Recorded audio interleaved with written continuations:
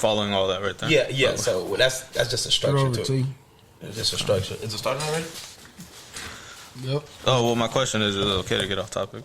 This is the most natural show you ever I'm had. just saying. I feel like you guys got me on a thing that is too much. Nah, I want you to do it. That's one thing I want you to do. Yeah, no, Yeah.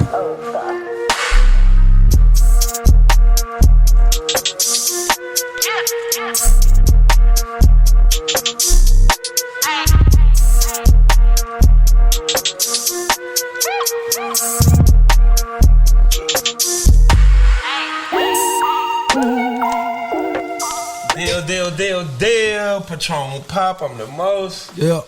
If he the talker, I'm the host. We on the block like we on the post. Jack. And it's another episode, so what that mean? Toes. Yes, sir. He on that line, you know he ain't drinking. Let's go. Talk to me. Deal. Welcome to another episode of the Everyday Intellect podcast. I go by the name Sudz. And it's a great episode. We got my man in the building. What's going on, man? What's going on? My man Miggy. Appreciate y'all. Founder of the Hello. You see it. T don't even got that no more. You know what happened to it. I told you what happened to it. T don't even got that no more. This a That classic. It's somewhere in Long Beach. This a In classic. the water somewhere. It's a classic, man. It is. It's coming back too. Oh It's yeah. coming back. Don't tell us that, man. Is it really coming back? Nah, it is. It's coming back. All right, It was supposed to be a surprise, but no. Hey, sneak peek. There's your sneak. Nah. But we're gonna talk about a lot today, my man. How you feeling today? I'm feeling good, bro. The weekend was good, bro. Got another work week out, bro. Just grinding, man. Just grinding, bro. That's been real good. How you been, my brother? I've been amazing. I've been blessed. The progression is going still. Yeah. We going day by day. My man Vibes, what's going on, man? Where you been at, man? Chilling, bro. Working, doing my thing. Yeah. Go ahead. For the most part, to start it off, just want to say I appreciate you guys for having me on here. It makes me very humbled, and as opposed to like everybody else that you guys had on here, I don't feel like I'm worthy. You get what I'm saying? Because everybody you guys had on here was just been amazing, except for one. But other than that, the list that you guys have set out is, I'm just grateful to be a part of that list. So yeah. But as far as working and stuff, I just been working, doing my thing, bro, and just trying to get the brand back cracking, bro. For the most part, I've been working a lot with Soraya. Ryder, she's been doing her thing. She's the T. She's the main. She's T on T. She's the. That's a boy. She's like the main focus as far as that goes right now, but she's doing well enough to just be on her own, so I can focus on my own thing as well. So. That's what we waiting on, bro. Yeah, for the most part. That's cool. But, now, we gotta get right on here, bro. Nah, definitely don't. That's gonna come soon. That's definitely gonna come soon. You heard it first, Ryder. Yes, sir. But I got a question for you, bro. When it comes to creativity into what you want to do, so let's just say. If you want to, just say you want to make a shirt, where does it first start? Is it something that pops up in your head? Does it? Because when I talk to you, bro, I feel like you're a perfectionist in everything you do. I feel like there's some projects I feel like, oh, this is ready, maybe. Just like, it's not ready. I'm gonna scrap it. Yeah, Because I remember you hit me the other day, what do I do with the stuff that I did or whatever, and I told you I was like, I deleted everything. You know that hurt my soul. Literally everything from I think it was 2016, 15-16 when I did the Vibes Day in Santa Monica, a little poster thing that we did for my birthday, and then we all went to LA or whatever. Everything from then to 2000, probably 18, 19 or whatever, that's gone. Was it an accident or? Nah, it was just. It just felt. I'm not saying it felt right, but it just felt like it was something I needed to do for the simple fact that I have to evolve at a certain time.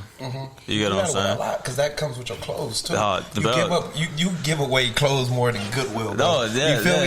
You hit the homies. I love it. Hey, you want this? You need this? I'm going through it. That's what I'm saying. I love it though. Like people, if for those who actually know me and stuff, I'm a pretty big on clothing and pieces and stuff like that, and I enjoy being able to provide to different people's closets and stuff for the simple fact that I enjoy seeing other people elevate as well. I'm not saying like I have like the craziest pieces in the world, but if somebody likes something that I have, like John, you could take it. You feel what I'm saying? And how is that feeling like when you make a piece of art, put it on some fabric, and you see someone with it on, like? Come on now, like, it's a feeling within itself. Like it might be different for you. Do you make music, right? And then you hear, and then just say you hear somebody else playing your music. Like does that make you feel like? I'm not saying obviously it's gonna make you feel good, but it makes you. It's just a dope feeling. It is a dope feeling. It makes me more motivated than anything because it makes me feel like, oh man, like people really enjoy this stuff. So you get what I'm saying? I have a question for both of y'all, just because I feel like it's in the same ballpark. So when you make music, bro, you're not expecting it to be hit millions. You're not expecting it to make that cap. Like, you know, you just, I mean, not saying you do, but I'm saying, where do you know you would be like, I did my job in it. And it's the same with you. Like, how do you know where, you know you're not going to sell 3,000 t-shirts. But I'm saying, the 10, the 12, the 15, the 20, the 50 you sold, how do you know where it's like, I did my job, oh, this is what I was here to do? You feel okay, like, but that's the thing, though. What did Kobe say? Job's not finished. Job's not finished. Jay said, I use that quote a lot. I use Jay's quote a lot when he did the Black album. He said, I came into this album like it was my last album. Because at that time, it was his last album. You get what I'm saying? So for Terrence, if I were Terrence, I'm not, you know, overall, like me being a friend, obviously I'm gonna enjoy his music regardless. But I would expect him to go at every track like I'm about to go 3 times platinum or whatever the case is. You get what I'm saying? Just like you were saying, like we know we're not going to. But that shouldn't take the thought of just like for me, it's just like, bro, I want to be in like the fashion shows and all that stuff. You get what I'm saying? So I want to design pieces to be like, yo, like I could see this person wearing that. But what gets me is that if I see another brand do something 2 years, 3 years later, and I was just like, I was on this. That's you feel what I'm saying? Like, but that's what also lets me know, like, yo, I can really do this. You feel what I'm saying? Don't get me wrong. We use the word confidence to block. Talk heavy, bro. Okay, but you get what I'm saying? Because you get what I'm saying?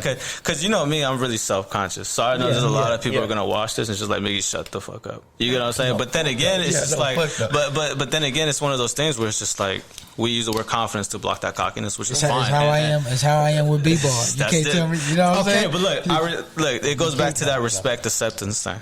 You get what I'm saying? I respect your confidence. You understand what I'm saying? Like you don't have to exactly. Okay, you don't have to accept it. You know what I'm saying? I know you don't accept it, but you get what I'm saying. The only reason why I say like I won't accept it is because it's not a factual thing. When you say you could go in the NBA and score 30, how can you say that you haven't done it yet? You get what I'm saying? So, but I respect the confidence because everybody should go into it like that. You get what I'm saying? Exactly. Or when you say like a WNBA player can't just give you the work, this guy's insane. This guy's insane. Oh my God! It's not gonna happen. No, it's not gonna happen. But that's okay. But that's what I'm saying. That's the confidence that I respect. You get what I'm saying? But in order for you to accept something, it has to be real. So in the last episode, when you guys were talking about the LGBT plus community, correct? Right. And you said you accept it, but you don't. But you say you didn't respect the. You get what I'm saying? I don't. No. I said I respect you as a person. Correct, but you didn't. Because accept when it. I was, but I don't accept what you're doing. Correct. Exactly. No. That is what I'm saying. Because I'm saying I was using acceptance and agreement in the same breath. You know what I'm saying? So maybe I should have changed the word accept. To agree. You said that towards the end of the conversation. You just exactly. You should have changed the word, and I get that. But I'm saying, in order for you to accept something, it has to be set in stone. It has to be real. You know what I'm saying? If somebody, that's not true. No, but listen though, if somebody were to say like, "Yo, like they're trans or whatever the case is," and for you to say you don't accept that, it's kind of just disregarding everything that you guys stand for as a whole and as an African American community. Not the simple fact, how is it not though? Because people you look want me? Look. Let me ask you this. Do you believe in God? I was hoping he asked this. Yes. I'm just a higher power, whatever it is. No, I'm saying you believe in God, right? Absolutely. And he said it's wrong, right?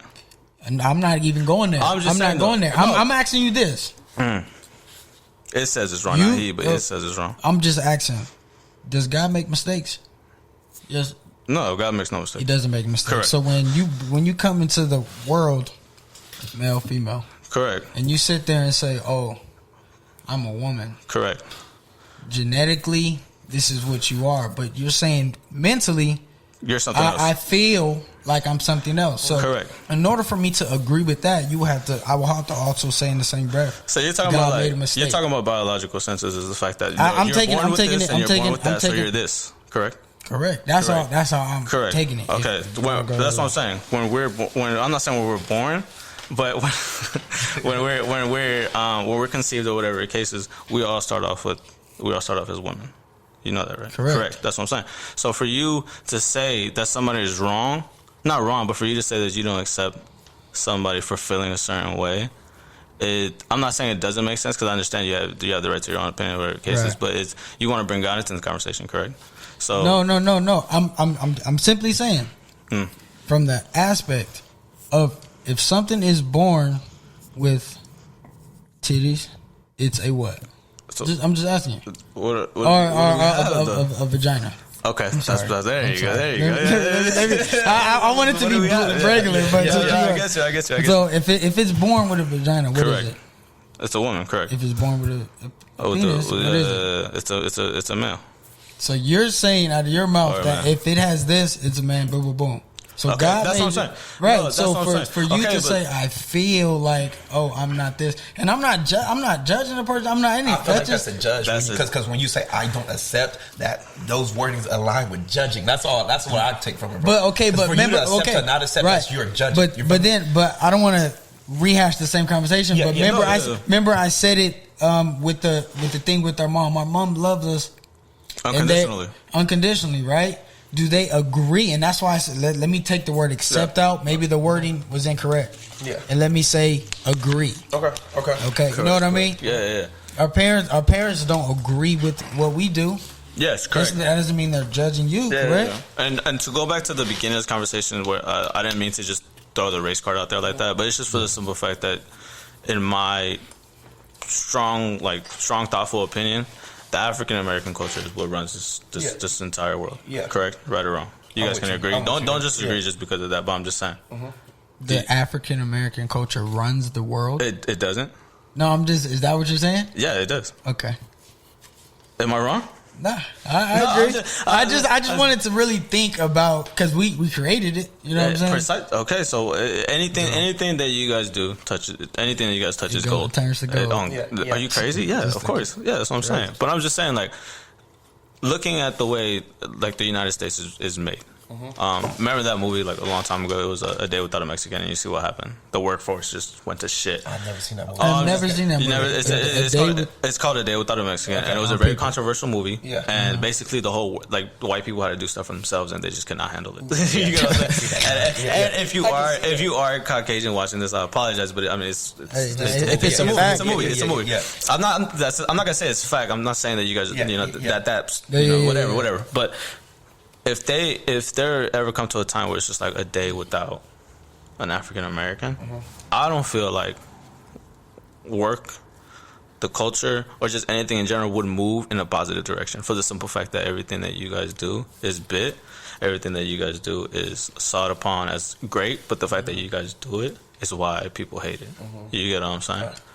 Because the same way about that's a fact, bro. I really feel about that. No, but he said I'm not Mexican. Yeah, I got a question. I got a question about that. Yes, so there's a difference between Hispanic and Latin, and I hate when people say. Bro, can I get my question out? I'll tell it. Because I just know, because I hate when people are just I'm Latino, yada yada. Latin derives from Latin countries alone. You get what I'm saying? Yeah. From just Latin-speaking countries. If you're Mexican and you say you're Latin, that's a disgrace to everything that you're. So you're I'm Mexican? Hispanic. No, I'm Salvadoran, so I'm Hispanic. Yeah, okay. So Mexican and Hispanic is different? No, Mexicans don't speak Latin. You speak Latin? It's Spanish. It's the difference. Yeah. It's Spanish and Latin. Latin is a dead language. Nobody speaks that now. Okay. The only people that speak are people that study it. You get what I'm saying? Whatever the case is. But I'm saying. So you're saying when they say Latinas and and then stuff like that. I understand what it is, but it's just saying Latin only derives from Latin-speaking countries, like Spain, Portuguese. So Brazil, is it Hispanic? It's Hispanic. That's it's the Hispanic. Broad of correct. Everything. Yes, Portugal, correct. It's Hispanic. Okay. No, like Portuguese and everything, like South America. Those is Latin. just because like they derive from Latin-speaking countries. People that are in Portuguese can speak like French and stuff like that because they derive from like Spain and all that other good stuff out there. It's Spaniards, you get what I'm saying? But and I know it's like, it's weird because it's like Spanish. Yeah, that's exactly what I was thinking. No, and I get it, but I'm just saying like it's just a geological difference to where it's just like Hispanics are just people that like come from Spanish-speaking countries, whereas in Latin people are from people that come from Latin-speaking countries. Got you. Or like from the the origin of let me answer your question, bro, because I just thought about it. You said when do you know when you're through? Oh, when you know, okay, the music aspect, right? At the music, as the art. Okay, I feel like it depends on where you see yourself with this art, and where do you want to go with it. Yeah, you know what I'm saying. So in that aspect, I wouldn't approach it the same way that he would approach the cloth art. You know what I'm saying? Because that's like I'm guessing that's or assuming that's a dream. You know what I'm saying? He loved doing this. With music, it was more just like fun for you. Fun. It was a hobby. Like, oh, this is tight. Yeah, I like how I can go in the car and play my track. Like, do you ever think about like doing it again, getting back in the studio? I do sometimes, but then I'll be like, okay. I just be busy doing other stuff. Okay. I still be making beats and stuff like that. That's pretty tight. Yeah, that's definitely dope. All right, I got a question for you, Mig. Been knowing you for a while, bro, and you know, even since you know. So the people that we be around, or that's always around you, I feel like it's a thing where people look up to you, bro. So I have a question: who do you look up to? Who is it? And like you. Like, it don't have to be somebody near there. Like, who do you see? Like, you're like, damn, that's dope. That's tight. No, that's what I'm saying. I don't mean to give you like the most cliche answer ever, but in full sincerity, like anybody that's around me is obviously the people I'm look up to for the simple fact that you guys push me to do better. I haven't. This is the first time I've seen and talked to Terrence in months. You get what I'm saying? But I've been watching for afar. You get what I'm saying? Don't get me wrong. I definitely don't agree with anything he says, but all in all, seeing him being able to pull this off, you know what I'm saying, and then give you the platform as well. It's one of those things where it's just like, yo, I don't know everything that's going on in his life, but he's doing this, and this is all I need to know that he's okay. You get what I'm saying? Same thing with you. We literally talk every day. You get what I'm saying? So seeing you doing what you're doing, whatever, it gives me that push as well. Because I always told you, like, as long as everybody around me is good, I'm gonna be okay. You know, no matter what I'm going through or whatever the case is. When you show me the message and you told Terrence like he's busy, yada yada, it's just like, yeah, it's true, but who isn't? You get what I'm saying? Like you see it, bro. I put in like 70 hours at the shop every week, plus another 20 at what's it called? You get what I'm saying? So it's one of those things where it's like I enjoy it for the simple fact that I enjoy seeing everybody else good, and that's what motivates me. But I look up to the people around me, which is obviously going to be you guys and stuff. But if I want to give you a clear cut answer, you know, just short answer, it's more than likely going to be my big brother for the simple fact that I didn't realize, and I'll probably show him this clip because I really want him to hear this. I definitely did not realize how cool he was till I got older. At that point in time when I was like young and like looking, like I was literally behind him every single time. Everything I know now is because of him. So for people to tell me like, yo, like again, I'm not trying to boast or anything, but for people to come up to me and be like, yo, like you're like so cool, you know a lot, yada yada. It's just like this is all handed down to me. You get what I'm saying? Have you guys ever seen the movie Empire with John Leguizamo? Never. I'm more than likely throughout this whole thing I'm gonna speak in references. That's just how I talk. But ref up, man. Okay, so there's Empire. Some people, I'm pretty sure people watching that watch this. John Leguizamo. There's a part and there's a scene where he's talking about his big brother and how he used to be in his room when his big brother used to get ready when he used to go out or whatever the case is, and he used to like clean his shoes, you know, clean off his chain, yada yada yada. Looking back at that, it's just like I used to do the same thing. When my brother used to go to when he was going to school, he having a boombox was like the big thing back in the day. Like having a stereo system and everything was like in the room was like a big thing on top of like the TV and all that stuff. He would have that. He would have a bunch of CDs, a lot of the little homies, like the ones that you would get in the little thing. Homies. He set all those up on the thing, and like watching him just get ready for school. At that time, I didn't know what I was experiencing.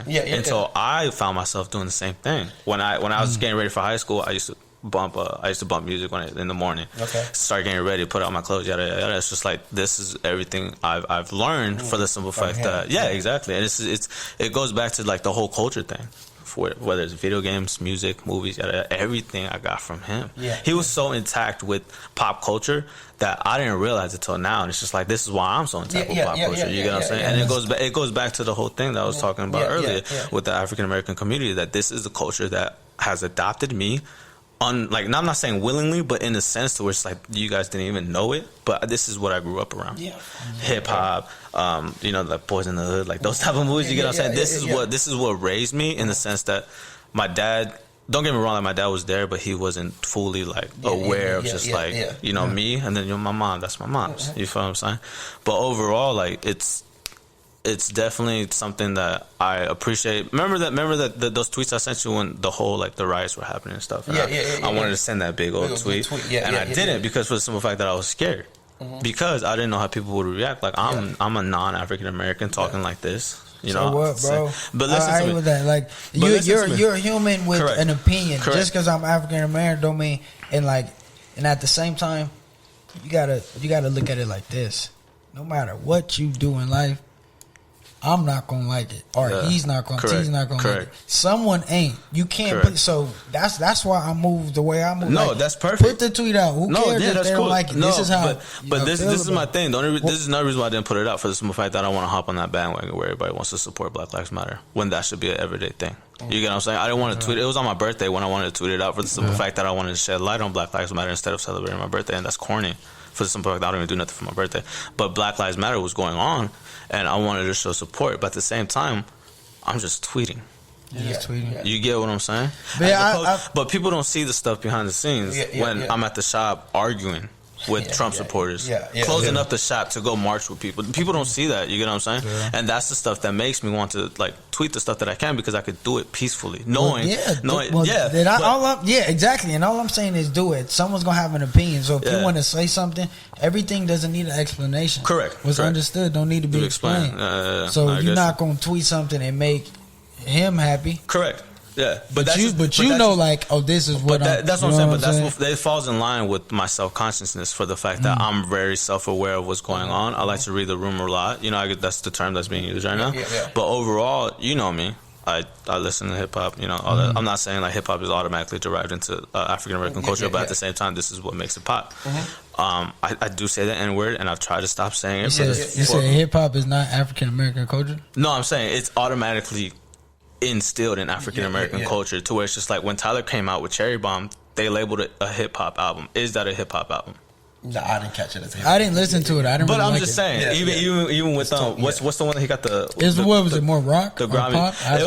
It was alternative. Yeah, alternative. But because he's African American, they automatically just put that hip hop. They did the same thing with Little X Nas, or what's his name? Lil Nas X, because he wanted to do a country album. Exactly. Yeah, the only person that I've seen that successfully has done it, and this might seem kind of weird, is Kanye. He released a gospel album, and he got a lot of awards for the gospel album. He didn't intend to do a hip-hop album. He wanted to do a gospel album, and it happened. They didn't label that as hip-hop? No. Okay, that's what I'm saying. They labeled it as a gospel album. So that's why I was like, okay, Life of Pablo was a hip-hop album, even though that was supposed to be his gospel album. It didn't work out that way, just because the people around him were just super weird, and they just keep doing this hip-hop stuff. But when Sunday Service came out, and he dropped that album, Jesus is King, that is a gospel album. You get what I'm saying? Even though it has about 5 hip-hop tracks on there. It had 5 hip-hop. You get what I'm saying? Yeah. We'll push it. It had Malice on there, but then you got I forget his name, the saxophone player, but I forget his name. But you have people like that, Kenny G. You have people like Kenny G and stuff on there, and you got somebody actually preaching on the entire album. They're gonna categorize it, but that's what Tyler was saying when he won the Grammy. He was just like, I don't want to be just considered a hip hop artist. He won Best Hip Hop Award for something. They try to put him in a box. That's what I'm saying. What was the last one? It wasn't Flower Boy. It was the one after that. I'm so upset. Igor. That's what I'm saying. Okay. He won Igor, and he was just like, I don't want this album, for the simple fact that this is not what I wanted the album to be. He didn't want it. It's not even a hip hop album. You get what I'm saying? You listen to Igor, right? No, I didn't. I'm not the biggest Tyler fan, but I will say this. If you need him for a feature, he be spazzing. No, but here's my thing though. I'm just saying, you don't have to be the biggest Tyler fan. That's fine. When the Grammy for the Hip Hop of the Year list came out, I listened to all those albums Freddie. Who else was Nas? I've been listening to the Nas album. That dude that won Rhythm and Flow. Something D. I forgot his name. Smoke. There you go. Or something like that. And then I listen to everybody else's stuff, and I'm trying to understand why they did what they did. And the Grammys try to appease to the people that are complaining that only like the high profile celebrities win, but they still did it wrong. Absolutely. And I want to ask you this about music. Who's because you mentioned D Smoke, so I just been thinking about this question, both of y'all. Who do you see? Who do you see an artist that you like, but they're just one album away? Like they don't have a classic, but they're just like they're just one album away from like man like from going like high. You just waiting. You like this artist, but he's one artist away. Like I can give you an example. Like I think probably like Dave East, right? I like Dave East, right? But he's you just you like the P trilogy? The P trilogy? Yeah, it's it was like P1, P1, P2, P3. Yeah. That's honestly all I've heard. I think that's the only reason I'm asking.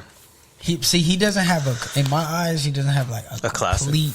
No, he doesn't have a classic, but he has a lot of good songs. Do you think Dave East? This is where I kind of go with Dave East. Do you think he does the same thing repetitive? You feel like he has the same kind of style of rap? Not saying it's not bad. It works for different people. I just feel like I like Dave East too. I just feel like he appeals to one thing, you know. Yeah. You ever feel like you get into an artist super early, and then you just end up not liking them? Because I feel like that's what happened with Davies. I got into him really, really early, and I was digging all his earlier stuff, and now I'm just like, what are you doing? I think it's more the fact that his last couple were probably like, you know what I mean? But he does like he never goes album-less. So if you listen to an album, he'll have like 2, depending on like 3 or sometimes. To answer your question, bro, I think Blast is one away, bro. I think he's moving up towards. He's too early, bro. He only dropped one, but I see improvement every time he do something, bro. You feel me? I just really see improvement. And I really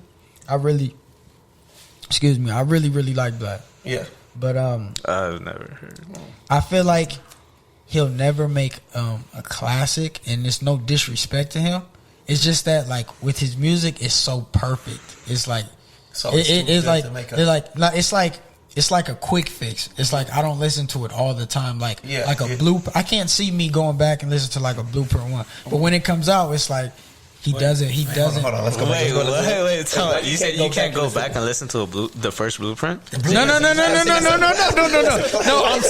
I'm saying that is a classic. Forgive me for I worded it. So I can't see me. You know how when you label like classics? Yeah. I think he makes really, really good music. Yeah. And it's like all kind of he bounces in his melodic, so it's like perfect. Yeah. But I can't see him making. I mean, he's early though. He's only one mixtape, album, whatever you want to call it in. But I really F with him. So okay. That's how it breaks though. With he gets one album and then he just because you know how like Ty Dolla $ign. I'm not comparing them because like Blast really kind of doesn't miss. Bro. I know T really likes Ty Dolla $ign, but I mean, don't get me wrong, I enjoy Ty Dolla $ign's music, but you can't really sit here and tell me he has a good album. He doesn't. Ty Dolla $ign don't have a good album. A good album. Beach was a Beach House. Beach House was cool. What's the one with horses in the stable? Horses in the stable. And then I wanna ride. What's that album, man?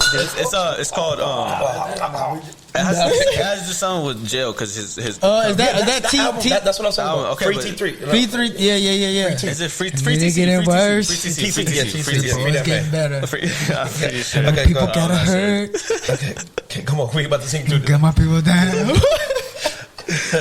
No, but listen to what I'm saying though. Like we've heard enough Ty Dolla $ign to where it's like I don't want to hear like the same thing with Post Malone. No offense to Post Malone. Like don't get me wrong, I enjoy Post Malone's music, but I don't want to hear a full album of Post Malone. Okay, you get what I'm saying? Give me like a Sunflower every year, and I'll be okay.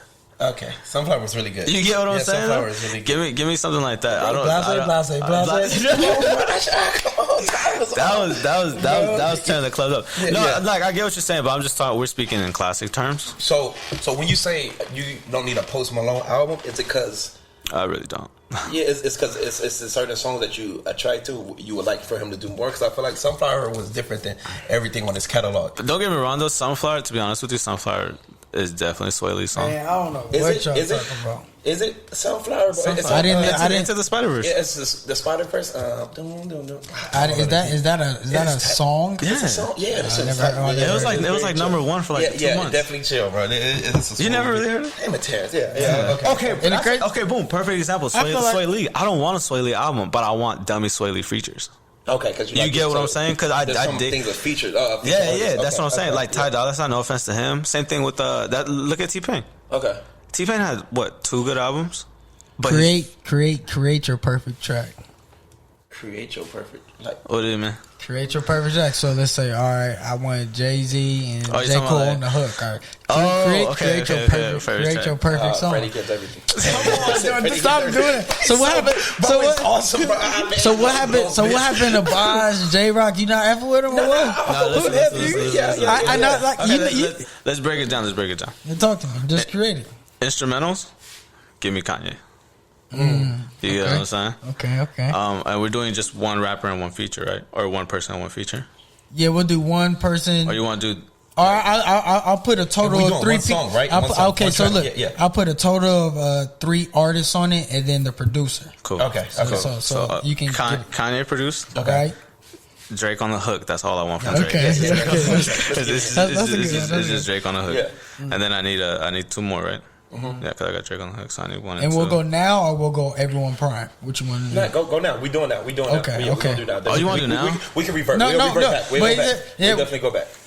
That's why I was saying, like, just you can say, all right, now if I went, let's say Lil Wayne, I'll say Drake on the hook, and then Carter 3 Lil Wayne. Carter 3 Lil Wayne. You know what I'm saying? So it's like, so exactly. That's so I just create. Continue.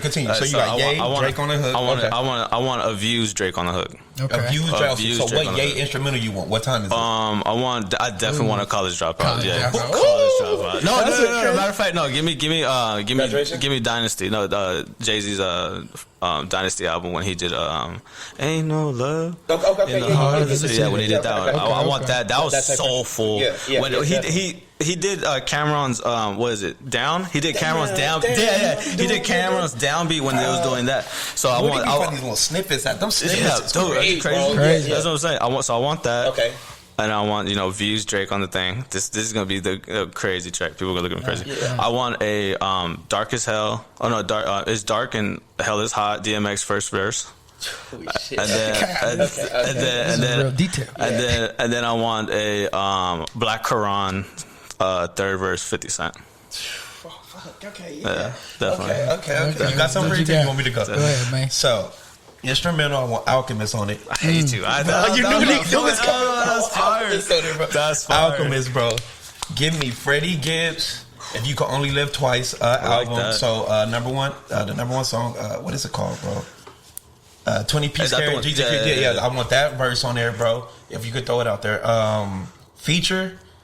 Damn, I need Stove God on there, bro. I just need it's something, bro. What I'm going through right now, you know it'd be crazy for yours right now if you get Westside on the hook.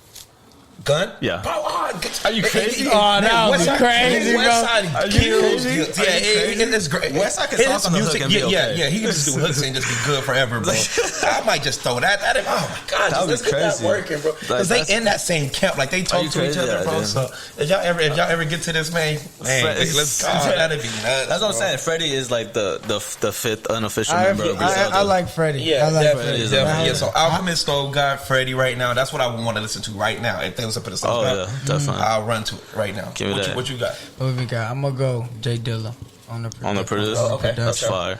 I'm gonna give me a mixtape. Give me a mixtape Cole. Oh, okay. What? Friday Night Lights or no. Warm Up Yours? The little snippets, like the 3-4 piece.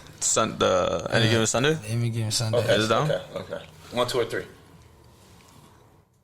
I think. Good. I think second was his best one. Is that the one with Muhammad Ali on the cover? No. Which one? When he's like, "Baby girl, on your window." That's a song. I can't. No, which one he got that? It's he was spazzing. I think that was Friday night. I think that was okay. He spazzed on Friday night. Yeah, Friday night. Okay. I think that's everybody's introduction to J. Cole is Friday Night Lights. I know some people are gonna be like, "Oh, the warm up or other cases," but I think Friday Night Lights is really because he did what's it called with Drake, and I think that's what it's. My first song I heard him was that Fine. What was that? Fine or Hot? What was that? What was that song? Yeah, I know what you're talking about. It was like I think my first thing. It was like his first mixtape or whatever. I think I heard when he was go. Yeah, that's what I was okay. I continue, bro. So I go mixtape Cole. Okay. I go. What's his name? So you got J Dilla Cole. J Dilla on the production. Cole. Give me. It's a hit within itself. Give me a Blueprint 1. J. You don't like Reasonable Doubt, Jay? Old Score versus New. I like it, but Blueprint 1 was his best Fire album. right now. It's his best That has album. girls. That's It's like really kind of a start. That's like a start to finish. yeah. Reasonable Doubt is a start to finish too, though. You don't. Reasonable Doubt is a start to finish. Nah. No. Nah. It's great. It's great. I think that's probably one I skipped because it's just. I didn't like that. He has a Biggie verse, but I didn't like that. You didn't like the song, bro? Brooklyn? Brooklyn's Finest. Are you crazy, bro? I did, bro. You didn't like Biggie verse? I think Biggie got Jay. I got maybe I got to listen to it again, but I didn't like. I mean, if you don't like, it's cool. Like the intro, he got the intro. That track alone. That track alone is what started the whole like you go I go, you go I go, you go I go. Because Jay never did that again until he did with Cameron. When he did New York. You get what I'm saying? And Cameron just washed Jay. I want to say that, but it's. I haven't heard it, bro. I gotta listen to it. I gotta listen to it. Okay, so we got Jay on the feature. Right. Now you need a feature. You need a hook. You need a hook. You need a nice hook, like a Curtis Mayfield. That'd be crazy. Curtis. J Dilla. Jay Dilla he got the smooth joints too. That's what I'm saying. You put a boy on there. What's the dude on the hook? You was talking to me about the jazz player. And just have J Dilla cut them beats into Terrence it. Martin. Was that his name? Terrence Martin. Shut up. Throwing Terrence Martin on the horn. Go ahead and ask him. They'll go back and forth. You can only if I like it, bro. I like it. I think that's why that Joy record was so crazy because of the Kanye Joy off of Watch the Throne. Kanye was that. Hey, Watch the Throne was a good. Do you think And this is my little what if. I think Kendrick and Cole are gonna make an album, but I feel like it's gonna be past their primes. You know what I'm saying? Like not past their primes. Would you still want it though? Absolutely. Yeah. So let's say you want a Jay-Z and Nas album right now? No. I don't like what they did on Mac and Carter. I don't like what they did on not Jay-Z and Nas, but 444 is great. I'm saying with that Jay-Z and Nas song. I'm saying it as like not out of their primes, but when Kanye and when they made Watch the Throne. Oh, they was cracking. No, I get what you're saying. You know what I'm saying? It was like on the. I thought it was like on the down. Like it was that Watch the Throne because Watch the Throne was tight, and then like what came after that? It was like who with Jay-Z or both. I was like Life of Pablo. Life of Pablo was good. It had a you gotta like Life of Pablo. I love that. The intro was amazing. I went to the thing with with Thayer. We went to the showing at the Ontario Mills at the AMC. They had a showing there. We went. I was super hyped for the album. That album was really well done. The direction he was going, like I said earlier, the direction he was going in. I just felt Kanye is just so like a creative, like everything. You know, he's still working on all of the lights. Like he's still mixing it till this day. All of the lights from. What is he doing to it? I'm just saying, like this is years later. This is stuff that you won't ever like notice except for him. Yeah, you know what I'm saying? Like when he did Ultralight Beam, and then he put all the Kardashians on the hook. Nobody noticed, but it was like the greatest thing ever because it sounds better now. It was like so. If I listen to All the Lights now, it sounds different. It sounds different than for the last time you heard it.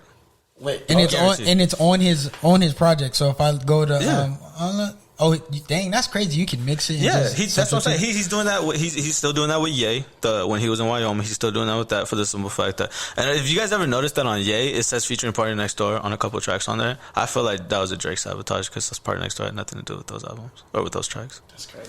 How do you feel about that, bro? How do you feel about what do you think that what really went on with that Drake and Kanye situation? I feel like they was so good. He dicked down his wife. I think Drake gave even if he did, I'm pretty sure that's something they talked about already. But how would you feel, bro? This is a perfect segue to the best conversation I'm about to have with you right now because Pusha watched Drake. He didn't watch Drake. No, okay, let's go. Look, I'll say this. Look, I'll say this. Let me say one thing. Let me say. Look, this is all I have to say. This is all I have to say about that. Pusha won the war, like the match, but Drake made the best song. I'll say that because what was it? Duppy. Was crazy, bro. And he dropped it. But I will say this. Drake didn't even. How did he go at Pusha? He didn't go at Pusha. He went at Kanye. Yeah, because that was the main source. Pusha said something about you, Drake. You run and fire shots at Kanye. It was deeper than what it was. I sense the thing, right? This was an ongoing feud since Lil Wayne. And the babe days, you know what I'm saying? Everybody knows this. Mr. Me Too was a diss at Lil Wayne. Okay. And that's when it started from. That's why Drake says, like, I told Weezy and Baby, I'm going to done him for you. So that's what it derives from. But what I want to get through to T is the fact that we watch so much battle rap that we know when somebody loses. I don't see. I that's his bias. When he like that, he just get wrong. Don't get me wrong. I get you, but for Drake to come out and say, I studied the art of battle rap, and for him to tell Pusha that he crossed the line. How many battle raps? How many battle raps do we watch? So that's the truth. People are just so disrespectful, but it's in the nature of the sport. For him to get upset that Pusha said that 40 looks like he's hunched over like he's 40. Like this guy's almost dead or whatever. Are like that takes everything away from the art of battle rap for you to say like this isn't battle rap because he's this my friend. But then again, like Drake is on a higher platform than Pusha. Oh, correct. Pusha don't have a lot to lose if you comparing both of him and Drake. You feel me? If you comparing both of them, but Drake, listen. So I'm saying, and plus when I feel like Pusha was going at Drake, bro, I feel like low key just like them shots was coming out of like, oh, what are you doing? So, and I feel like Drake focus wasn't on Pusha T. He said he was a Pusha T fan. But he said he was a Pusha T. And that's what makes it worse for him to say that he was so focused on the Ye shit because Ye was spilling whatever the beat said. If you think about the Duppy song, bro, the Duppy song was more about Ye just because he didn't really have issues with Push because where did it come from? But Pusha being Ye right hand man, you gonna take that back. Because you gotta remember it started on Infrared. Remember? No, it started on Two Birds with One Stone. Two birds. Right. Come on, Drake was on some shit right there. That was fire. Don't get me wrong. Well, not it is. A couple chops, you think you chop it. That's fire. Exactly. So look, that's the shot. Then his shot came. And then Doopy came, and then he finished it with wasn't good. You don't even listen to that. You don't listen to that. And I'm gonna say Wayne had the best verse out of those verses on that beat, bro. But he proved his point. He did what he had to do. That's only what the rhymes wasn't even that good to me, bro. He just gossip about the. I'm gonna let it ring on you like Virginia Williams, right? Oh, you mentioned wedding ring like that's a bad thing. Come on, bro. You mentioned wedding ring like that's a bad thing. Listen. Here's my thing. Here's my thing about it. You said that. I was saying that the whole thing where he was just like, that's not cool that you diss my friend because he has a problem. And then the very next day it was like the awareness for that problem, whatever. It was the day for the awareness or whatever. But then I think like 3 years ago, whenever he did it, my timeline's super off. He told Cudi, you used to be the man on the moon, now you're going through phases. For him to attack his mental, for me being an advocate of mental health, is one of those things where it's just like, how can you say this but then go back and then say this? You get what I'm saying? Like it's not okay. That's true. It's not okay for you to. Now that you're in a position that you put somebody in, now you're not okay with it. So I'm thinking, with that situation I'm pretty sure him and Cudi had a little beef. I just feel like Pusha probably went to his friend when you got to go at Drake. I feel like Drake wasn't going at nobody. I feel like Drake was going at them too. I think he mentioned his wife, so I guess it is fair game, bro. It's fair game, but I didn't like that. I didn't like that. I didn't like that. I didn't like that song. That song was good. We watch enough battle rap to know where it's just like literally anything is not off the line. No. You can say the craziest shit. Yeah, that's why we've seen it before. It's the same thing when Remy Ma and Nicki Minaj. Remy Ma demolished Nicki, and people want to say Nicki won, which is whatever. But Nicki didn't even say nothing. She just posted a bunch of awards on Instagram. You lose like that. The second Pusha dropped that song, what's the first thing Drake did? Went to Instagram and posted a thing, right? You lost right then and there. And for him to go, for him to I go, feel like Drake picks was the kid. Drake picks his partners. He knows what he does. He picks his what? He picks his opponents. He didn't want no smoke with Kendrick either. He No, stop. No, he didn't. No, he did. I'm so disappointed. I would never make a song with you ever again. He didn't dress out of Drake's mouth. I'm so sorry. I'm so sorry that I never would expect Kendrick to do something. Okay, like but that. to be honest Come with you, on, but man. don't get me wrong. But it's just beat, and the thing is, Kendrick wasn't even going at him. He just like, where Kendrick really. On Control, it started on Control. He didn't go out. It started way back. Remember that BET cypher when he was like, it's time to No, that was before. That was before Control. Yeah, I mean that was after Control, wasn't it? It was before. Really? Yeah, that BET Awards was before. I swear that was after. Yeah, this was young. Yeah, ha, jokes on you. Yeah. High five. But I swear that was because I remember he dropped Control. Then Drake made the announcement like. I mean, what? No, he was. I'm just saying, Control drop. Speaking of Control, you guys really think Kendrick had the best verse on there? No, but Jay Electronica had the best verse on there. Okay, Kendrick had it, but the creativity of Jay Electronica, it was good. Yeah, Jay Electronica. And then his album came out. Dorothy, whatever. His album sucked. But you said his album sucked. Yeah, it was Jay-Z's album. Get out of here. Sucked? What somebody kill you? Wait, sucked? No, you said it sucked. Yeah, I didn't like it. Just I got numbers in my phone. That would never ring when somebody again. kill you on the verse, bro, it becomes your album. Like if the standout verse is Jay-Z, it says bad about your album. Okay, bro. Listen. All right, so. I mean, no, they went back to back every song, and he's up for a Grammy just because he's. That's money. That's money right there. Jay-Z has Pool. It's that simple. The same thing with the D Smoke guy. Netflix has Pool.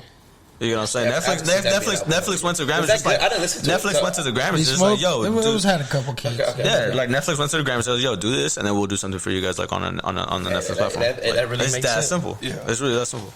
You know what I'm saying? But go back to the Pusha for the simple fact that, and then for Drake to go on to Rap Radar and say, oh no, he made Jay Prince do an interview and say like he had something to stop it. Yeah, hey, you never know what he got, bro. You never know what that man got cooking in there. I wanted to hear the verse. Like you say, he studied battle rap though, but then we also know at the end of the day, Drake has a heavy heart. I think we can say that. Yeah, you know, sometimes you know, yeah. So I can see where he's. Speaking of, but don't get me wrong. Don't get me wrong. Go ahead. What's the segue? No. I was. You said Loverboy. So I'm speaking of Loverboy. Y'all got high hopes for it. Oh yeah, definitely.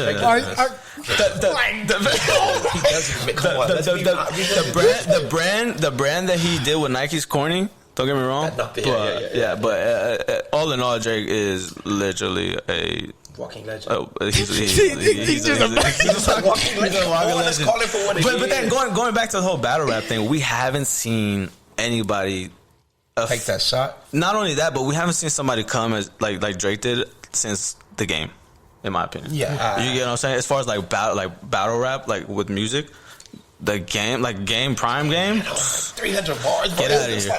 Get out of here! Before that, it was like 50 Cent. Yeah. But it was prime. It was prime. What game did was special, bro. Because going after 50 Cent, when 50 Cent was just demolishing niggas, and to still stand that battle, bro. That's what gave Game. Pick one artist. I would pick Game. I don't think Game has gone at everybody.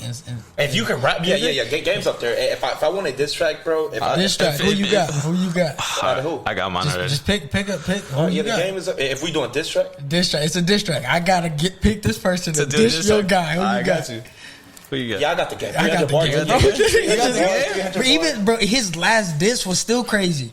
Take Fetty Wap and the Raider, and that was his last thing. He doesn't have a beef like that. He don't care. This is gonna make T extremely happy. But you know who I got? If I had to choose, like, yo, I need you to diss this person and kill him. Camera. Oh, that'd be. Are you crazy? Camera is nice. I like Camera. Are you crazy?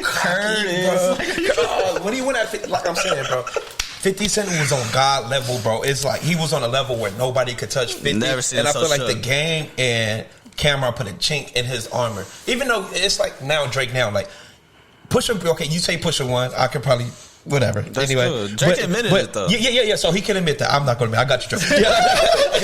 I'm not going to admit. So I'm saying like you can see where they put a chink in their armor. So I feel like it make you a better artist because it humbles you in a way. This is why I say Drake lost though.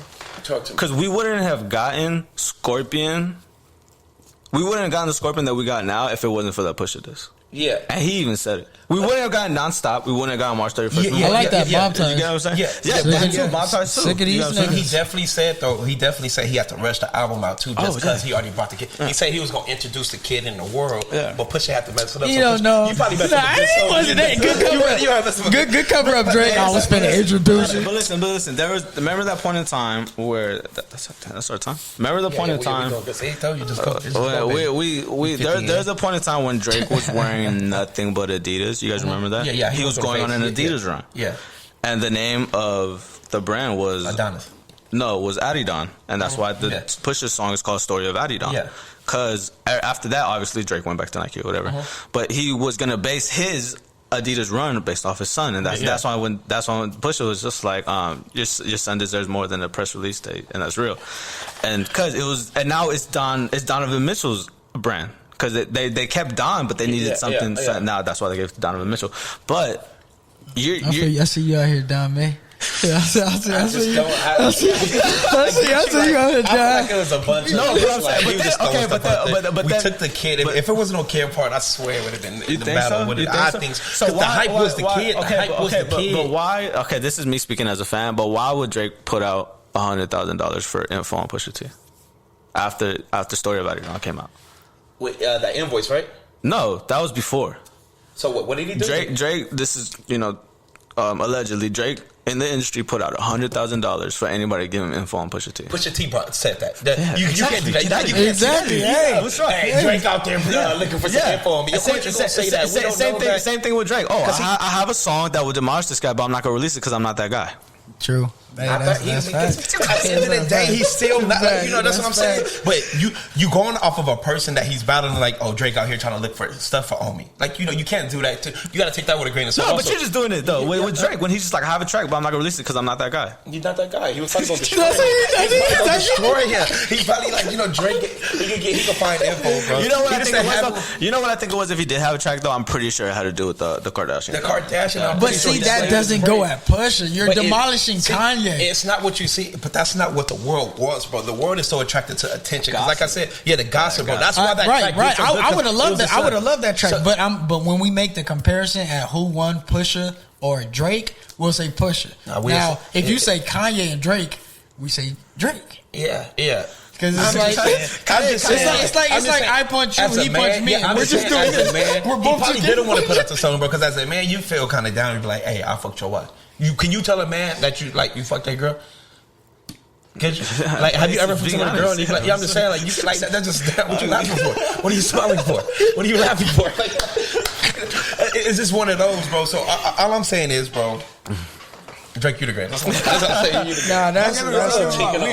talked about this before. That's disrespectful. That's disrespectful. I wouldn't say it. I wouldn't tell you unless it got to that. That's why. Why do you if you just go video, like oh my god, like just imagine. That's why Hit 'Em Up is so crazy because of that opening line. But you got, but you can't. But listen to me. But you can't. No, I'm just talking about like lines in general and songs in general. Hit 'Em Up don't get me wrong, but it's not even his song. Who? It's the Outlaw song. It's the Outlaws on the entire song. So if you want to compare, he set the tone.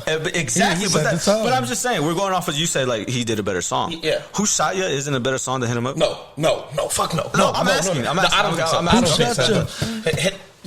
Nah, here you go. No, don't just do it. Be like, y'all like this. I think Hit 'Em Up was great, bro. Of course, he put Outlaw on it, but he does just let you know that's his young nigga. No, he said, I'm gonna let my you're not even on my level. I'm gonna let my young nigga. And that's cool. That's cool. But Who Shot Ya was never even a diss. It was a song that was made along like before the whole thing happened, and it happened to release when he got shot. Just miscommunication could have had them brothers. Exactly, it's miscommunication, and when niggas' tensions is high, they high, bro. So when you hear a song like that after you get shot, bro, like you like, even if he probably didn't do it, bro. No, that's what I'm saying. That's what I'm saying. That's why like when he did that, Hit 'Em Up. Same thing with like with Ether and The Takeover. Me personally, I like Takeover as a song way better than I do Ether. Yeah. Right, but Ether was more more disrespectful. So I get what you're saying with the Tupac thing because he had more rappers. He had more rappers on it, but on Takeover, bro, it just wasn't at Nas. Yeah, it was at Mobb Deep, and that's why it was so great though. Yeah. No, but that's what I'm saying. But even to this day, Takeover has But even lose. Hit your soul like Ether, bro. Oh, come on, bro. Nah, Ether was a great production. Even to this day, people still use bars from the Takeover over Ether. Because Takeover is just an instrument. Takeover was a better song. Ether was a better battle rap. Bars though, but what get mentioned more? Takeover, Ether. Oh, Ether. Yeah, that's what started. Right, and that's what we're saying. Takeover was a better song. Doopy was a better song, but Story of Adonis, Ether were better. Because of the punches. You know what I'm saying? Exactly. I agree with you with the nozzle. I agree with you with the nozzle, bro. Yeah, I feel you though, bro. I feel you. We almost had him. Oh man, it's time, man. Oh shit, oh man. Hey man. All right, so dot my I's, cross my T's. And I kind of want to. So, are you asking both of us? How we gonna do this one? I'm asking both of y'all. Both of us. Okay. Y'all both got to give me y'all Since input. my man is the guest, you gonna answer first. Always, we gotta put you on the spot. I got you. We're gonna see what is coming. We're gonna see where it goes, bro. I'm pretty sure you already know what the show is. If y'all haven't found out, dot my I's, cross your T's is something that you pay attention to, highly pay attention to, and we want to really appreciate Miggy, see what his mind go after we asking these questions off the top. Yeah. We know it's true. So let's go. Good. Let's talk about it. All right. First question I got for you. All you can wear is used underwear, or your toothbrushes are all used. Which one you take? So, all you can wear is used underwear or toothbrushes. All you can have is you. All of it is on. You only get to wear used underwear. So they got boo boo stains. Who underwear? Are they my underwear? No, they're used.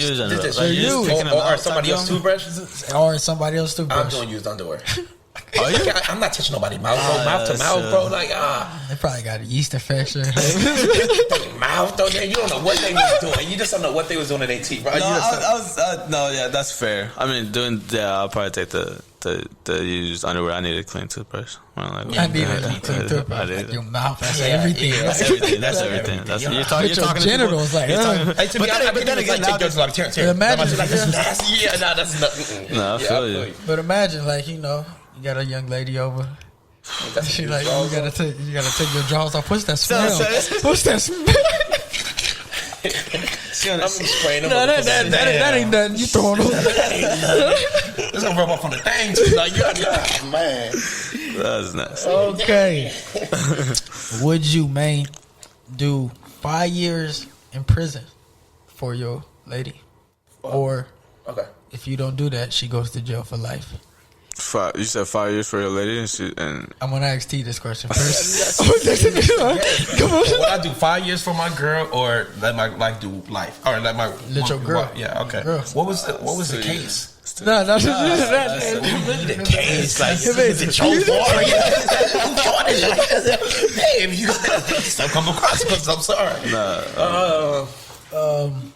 I'll do the 5 for mine. You do the 5? Yeah. You go at 5. She may be cheating on you. That's 5 years. So you just 5 years. If you go into it thinking like that, then it's gonna be way. Hey, this is just the reality. You doing 5 years in jail, you gonna think that like time. You gonna be calling her on the phone. Nah, they'll never do that. Yeah, they'll never do that. I call somebody. Hey, pops, man, I need a job. How you one of them folks, man? What would you do, Big? 5 or life? I'm doing 5. I'm too much of a. I can't. I'm a lover at heart for the simple fact that, like you were saying, like even if like she were to be like doing her thing, whatever, while I'm in there, at the end of the day, like I know I did a good. I did it good out of my heart. Whatever happens after that just happens. What you think, Terrence? You know what I'm saying? Yeah, I asked the question. Man. The person that. No, I do 5. Okay. I could, because at that point in time, it's easy to say that though. It's easy to say that. If somebody just come in here right here, and a couple police is like, I'm looking for Jay. She got like, but since you don't know where she at, you can just do 5 right now. Like right now, Terrence, you walk up and just go do the 5. That's tough. At the moment we're in, so I see you as this. You know what I'm saying? Yeah. And we're at the level we're at. We're all adults, so I feel like we're dating to do something. What if it wasn't even her that did it? They just got the wrong person and they just booked you. So on the 4th year and 11th month, year, 4th year, the 364th day. No, we was looking for X. Who wasn't looking for? She's moved on. Oh, hey, but I'm coming out chipped though. Okay, you wasted. Okay, yeah. I guess you. I feel you. But that's what I'm saying. That goes back to what I always like to say is like you never know. You never know until you're actually in that situation. So I want to bring this up for the simple fact that people just love clowning on it. But the Tekashi situation. Yeah, I'm telling. I don't care. I've been said I would tell. You know how crazy that is though. That's why I told you like pay attention to this Casanova situation that's going on. Right? They just denied him bail.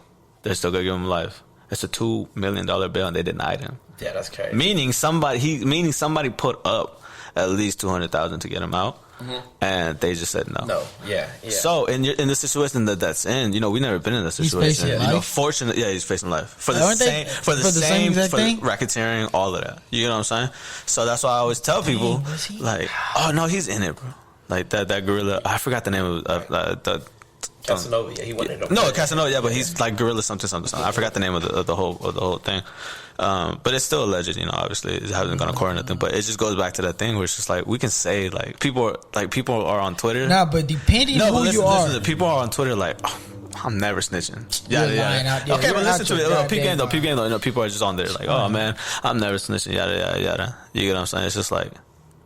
Get real. Yeah. You feel what I'm saying? Like you're telling. I don't like that. You know what I'm saying? But I'm not. I didn't see. What I took from people, I didn't understand what they thought Tekashi was. We see who Tekashi is, Bertrand. Yeah, we knew Tekashi wasn't. You crazy? And we hood, just like living by the code. You just knew that. You just tell. Now there's two forms. Now if we go into a situation and it's like, dang, us three went in, I got caught. Yeah. I'm not snitching. It's like, dang. Okay, yeah. So now, but if it's like something totally opposite of that, I'm nowhere a part of the situation. But that's exactly what happened. They picked up Casanova off of the racketeering thing, and he was like doing his thing, and they just picked him up just because he's affiliated and because he's the big name. But what if there's no proof though? There's dummy proof. Are you crazy? No, I'm just saying they got the tap lines. They got everything like for him to be involved. The feds. They don't charge you. They got everything for him to be involved. But I'm just saying like he was nowhere like part of the stuff that was actually getting done.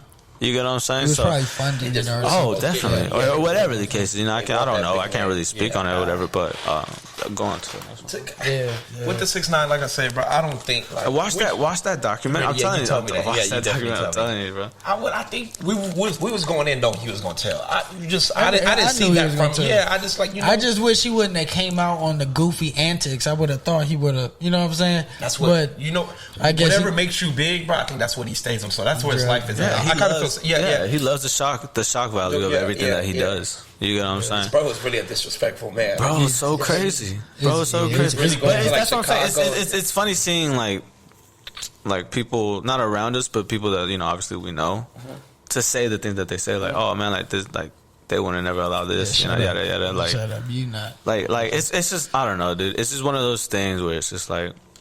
Keep it real, but I understand what you're saying. I feel what you're saying. I understand or whatever. You got people like Remy Ma who did a bid for not telling, and people just treat her like the queen because obviously, like she did abide by the street rules. Same thing with Bobby Smurder. He took an extra time for his boy could get a lighter sentence. So and now his boy's out. You get what I'm saying? Like different stuff like that. Like I get it. You get what I'm saying? But most of the people that are saying the things that are saying, I know personally. So it's kind of it's just like it's Twitter, bro. It's Twitter, bro. It's Twitter. Exactly. All right, next question. Die in 5 years with no regrets, or live a long life filled with many? I'll take 5. I'm ready to get out this one. 5 years, like 30 years. So that's 26, right? Yeah. 31.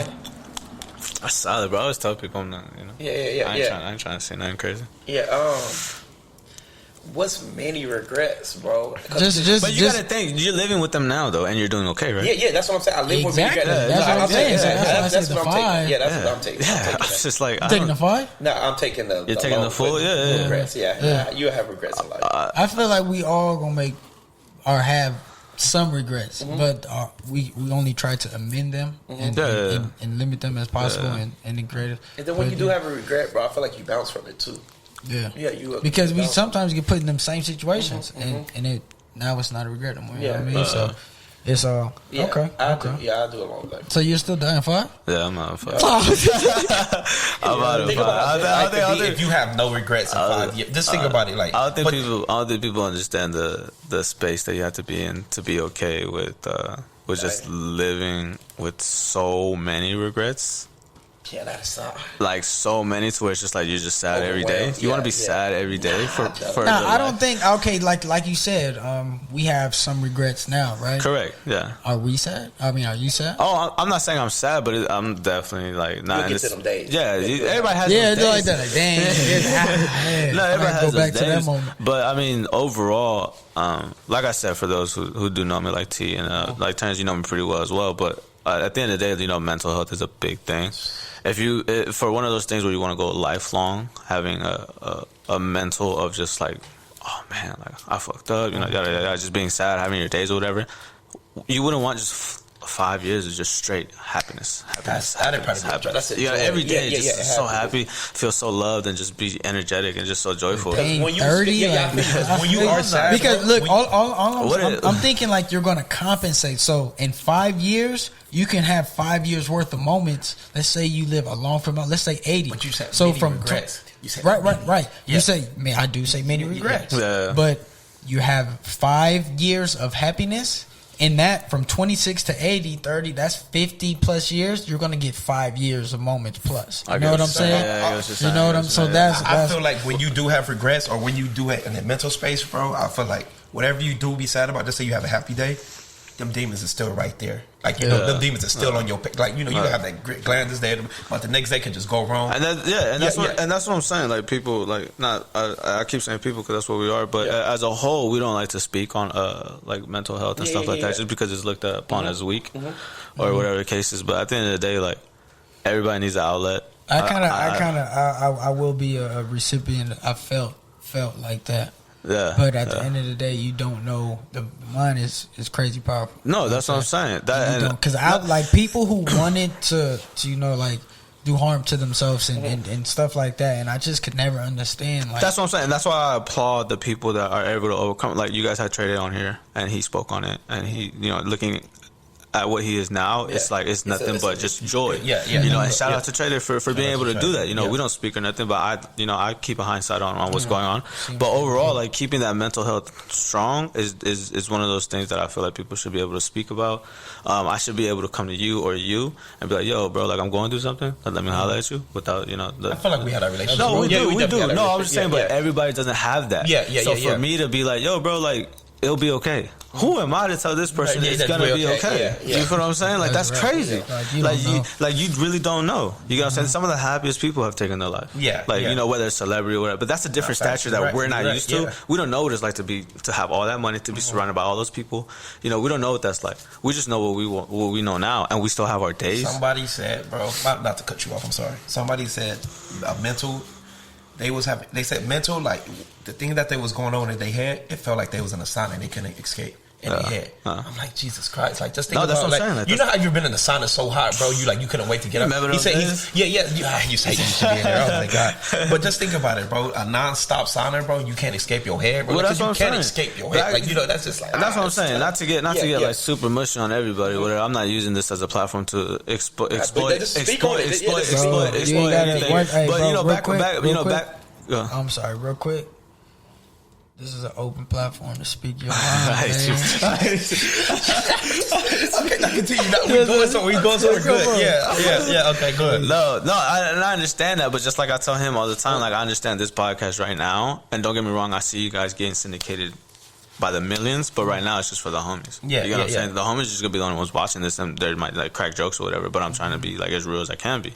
I feel it. Like T was part of this spurt that I went through back in 2016, where I felt that being gone set me free.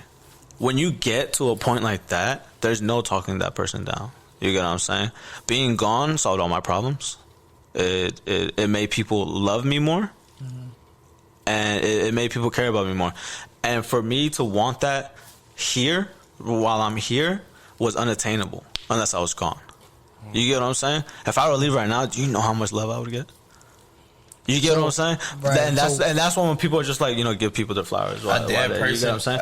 But I understand what you're trying to say, but are you doing it? A dead person's an Instagram best friend, bro. You know what I'm saying? That's a Do bar.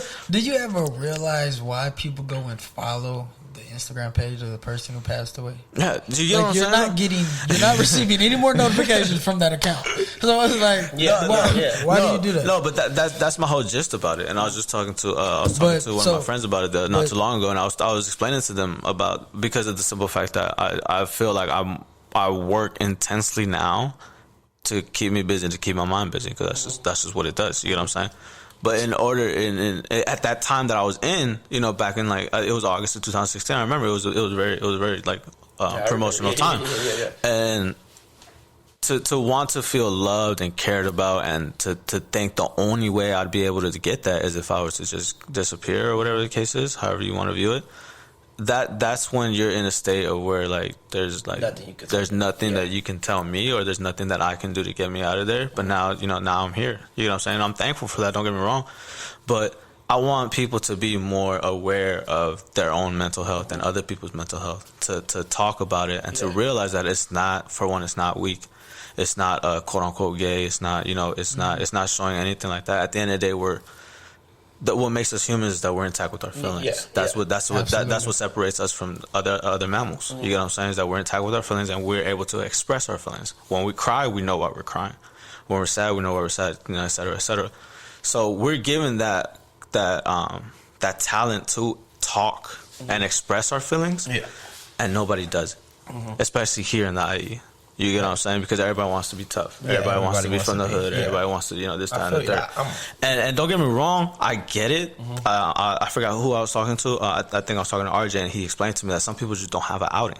And I get that. Some people are just born in it, and they can't, whatever the case is. But there's just two things that people are afraid of: change and accountability. Nobody likes change, and nobody likes to be accountable for anything. Okay. You get what I'm saying? Yeah. If you're at fault for something, you hate that. You're scared of that.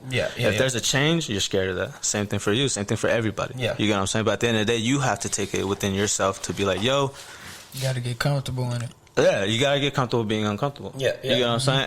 And that's what I want people to realize. It's just like, talk more, care about each other more, treat each other with more kindness, because at the end of the day, we are one with the universe, and the way we treat the universe is the way the universe will treat us. For you, bro.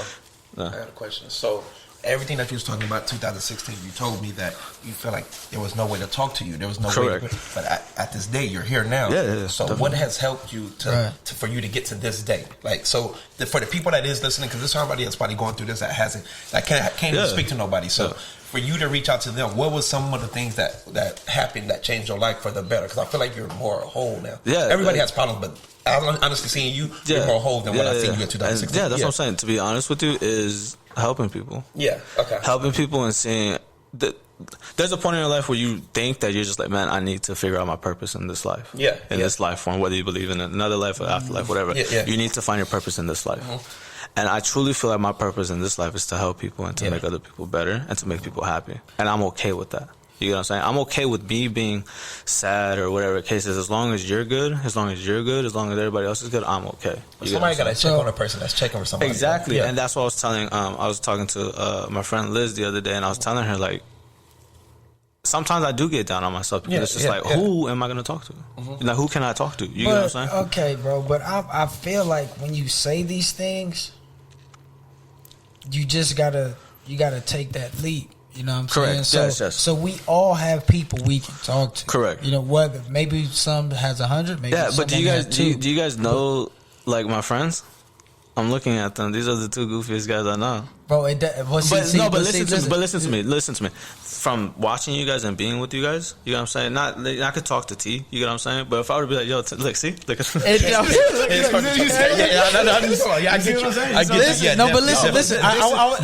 want to tell T, I told T this, and I say this wholeheartedly. I'm not laughing at you. I'm not smiling. Well, I am smiling. What are you smiling at? But I am smiling. It's just like, what's outside is not how it's inside. You know, I'm here. That's what we perspective. I'm trying to tell you. When I was in high school, I was in tears, and you started crying. I was sad.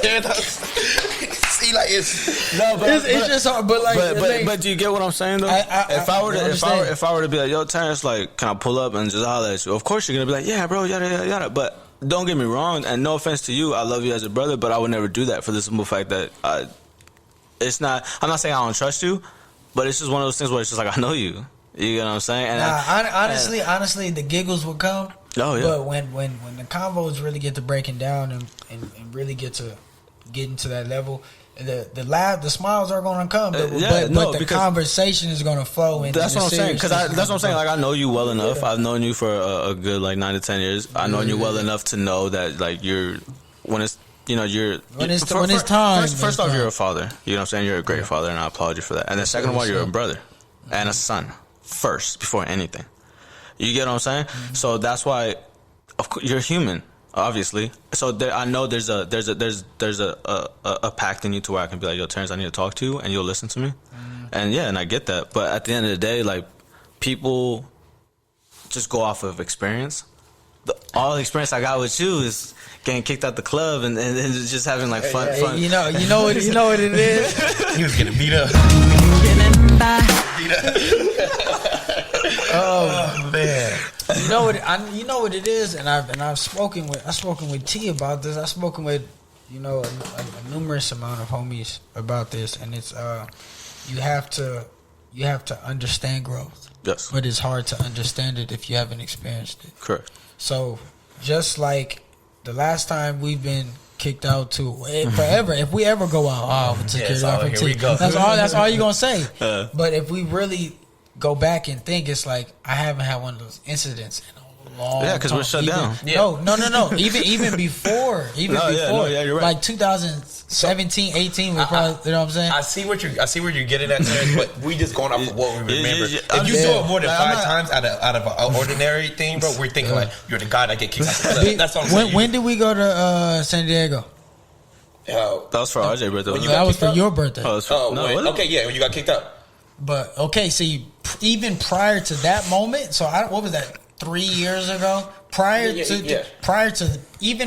that moment, that I wasn't at fault, and you were right there, so you can't say you can't. It's not that you're not at fault. It just for some reason the world gravitates to security guard in your face. Remember what I said earlier? People are afraid of two things: change and accountability. He's not taking accountability. I don't.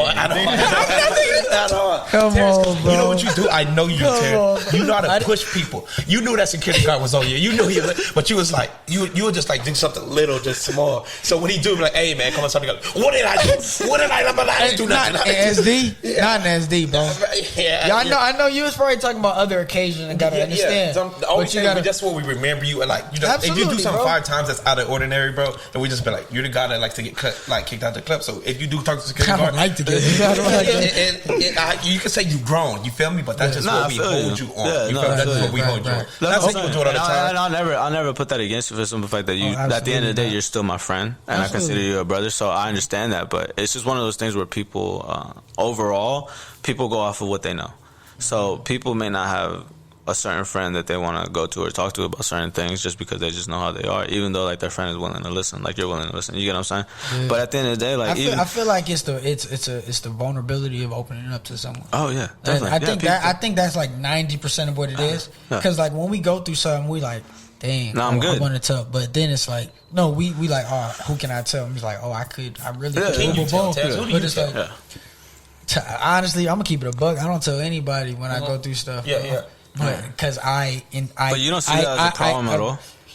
No, because I deal with it. But listen. You got to think about the way we deal with emotions is all gonna be different. So if the end result is the same, wait. If the end result is the same, it's all good, right? So when you go through something and your point for telling someone what you're going through, your whole point is for what? To let this out, probably get some feedback, whatever, and to make me feel better in the end, right? Right. So when I handle these problems internally, you know what I'm saying? I deal with it. Boom, it took a hit. and I'm gonna say it until the day on my tombstone. Can I say if something? they can take you out your character, you already lost, man. I know we're emotions and we feel, and I'm not saying I'm not going to feel things that happen or go through things, but I realize that, hey, this is life, and I'm going to go through those situations, or I'm going to feel like this probably 10 more times, 30, 40, 50 more times before I go out.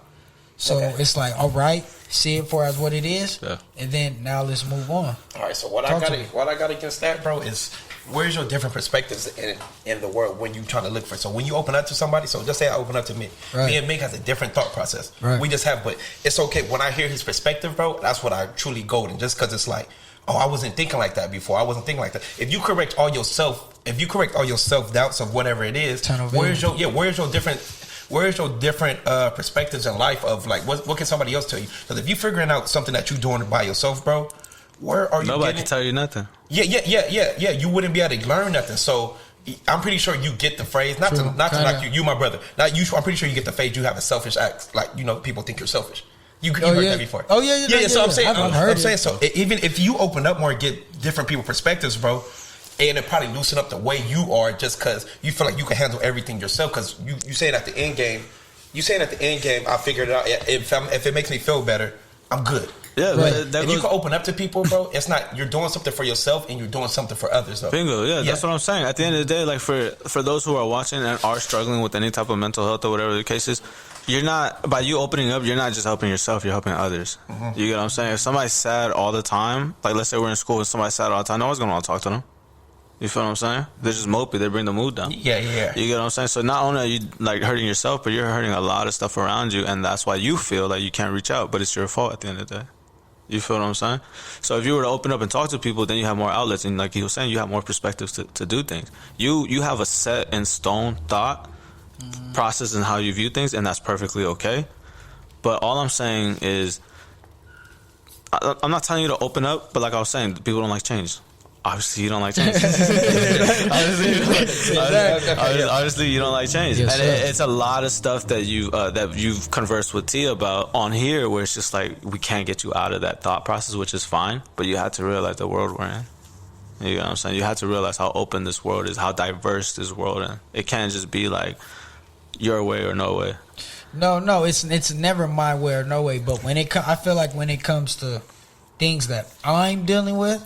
Correct. Like as a partner, now, like when you say these things, like if we have other people involved, absolutely it'll be different. But the origin of this convo was self. Yeah. So like if I go through something, it's probably not healthy, and you guys couldn't live with it, and you're like you think about it, and then if I holler at the homies, I'm free, I feel a little better. With me, it's all right. Dang, I deal with it. Dang. And maybe open or maybe talking to somebody who be like, I'm not saying nothing's wrong with it, because you feel good after those. Like we've all had conversations like, man, that was a good convo. You all have those combos, and they need to happen more. Really, it's just like when you go through that, bro. I feel like when you do have a conversation with a brother, bro, it's always something that sparks in your head. You're like, damn, that makes sense. That's probably what I needed to hear. But if you just conversation with yourself, you know what you're talking about already. You already know, like, I've been through this. Is cool. I'm gonna get through it. I already know how I am. It takes me a day to get over something. It takes me, like, I'm pretty sure you have a time period. Like, let me think 24 hours of it. But I feel like when you do that, you're just putting it back. I feel like it doesn't go nowhere. You feel me? But that's what I'm saying. You got to think of the fact that you have outlets. You know what I'm saying? You have people you can talk to. You have some people don't have that. Some people would kill to have the outlets that you have, or the family or the friends that you have. You get what I'm saying? So that's why I'm not calling you selfish, but that's what puts you in that selfish realm, for the simple fact that you have the stuff other people have and you don't appreciate it. You feel what I'm saying? I get exactly. So that's why I'm saying, like, it'll be. I'm not saying it's easier to reach out, but at the same time, like, if it was for you, like, if you need help, you need help. You get what I'm saying? I'm not saying you need help, but I'm just saying, just like talk, converse. That's why I enjoy conversing with people. That's why I like talking to people. You get what I'm saying? Because it's a lost art. You get what I'm saying? Nobody likes to talk no more. You feel what I'm saying? That's what I'm saying. That's why I always tell people, like, before. That's why I always ask people, how are you communicating before this? You get what I'm saying? It's simple stuff to where people just don't talk no more, and it's killing every single, like, social thing. It's killing our social habit, for the simple fact that you can't find people with personalities no more. you can't find people to have a good humor no more. You can't find people to have good combos no more, just for the simple fact that they just live off of this. You get what I'm saying? That's crazy. That's crazy. You get what I'm saying though? So like when you view somebody on like, let's say like Twitter or something, whatever the case is, there's a bunch of people on there that are just not them. And then when you meet, you know 95%. Yeah. So that's why, you're one of them. That's why I was. That's I why am. I was just funny. I like what you do. Let me pick it back off what you said, Miggy. I like that because, like you said, me and you, we text every day. Yeah, definitely. But it's not the same when we converse like this. Oh, me and Terrence, we text every day, but ours is like, all right, bet, cool. All right, bet, cool. Yeah. But when we talk like this is better for the soul. This is better for the. That's why when you guys have first told me like you guys were gonna do this, I was like, this is literally parking lot conversations. Yeah. And people do not appreciate those parking lot conversations as much as they should. For the simple fact that I don't know, this might be. I'm not to sound crazy, but this might be the last time like I see you and converse with you. You get what I'm saying, and you get what I'm saying. I don't like to talk about facts. We know the facts. We know death is inevitable.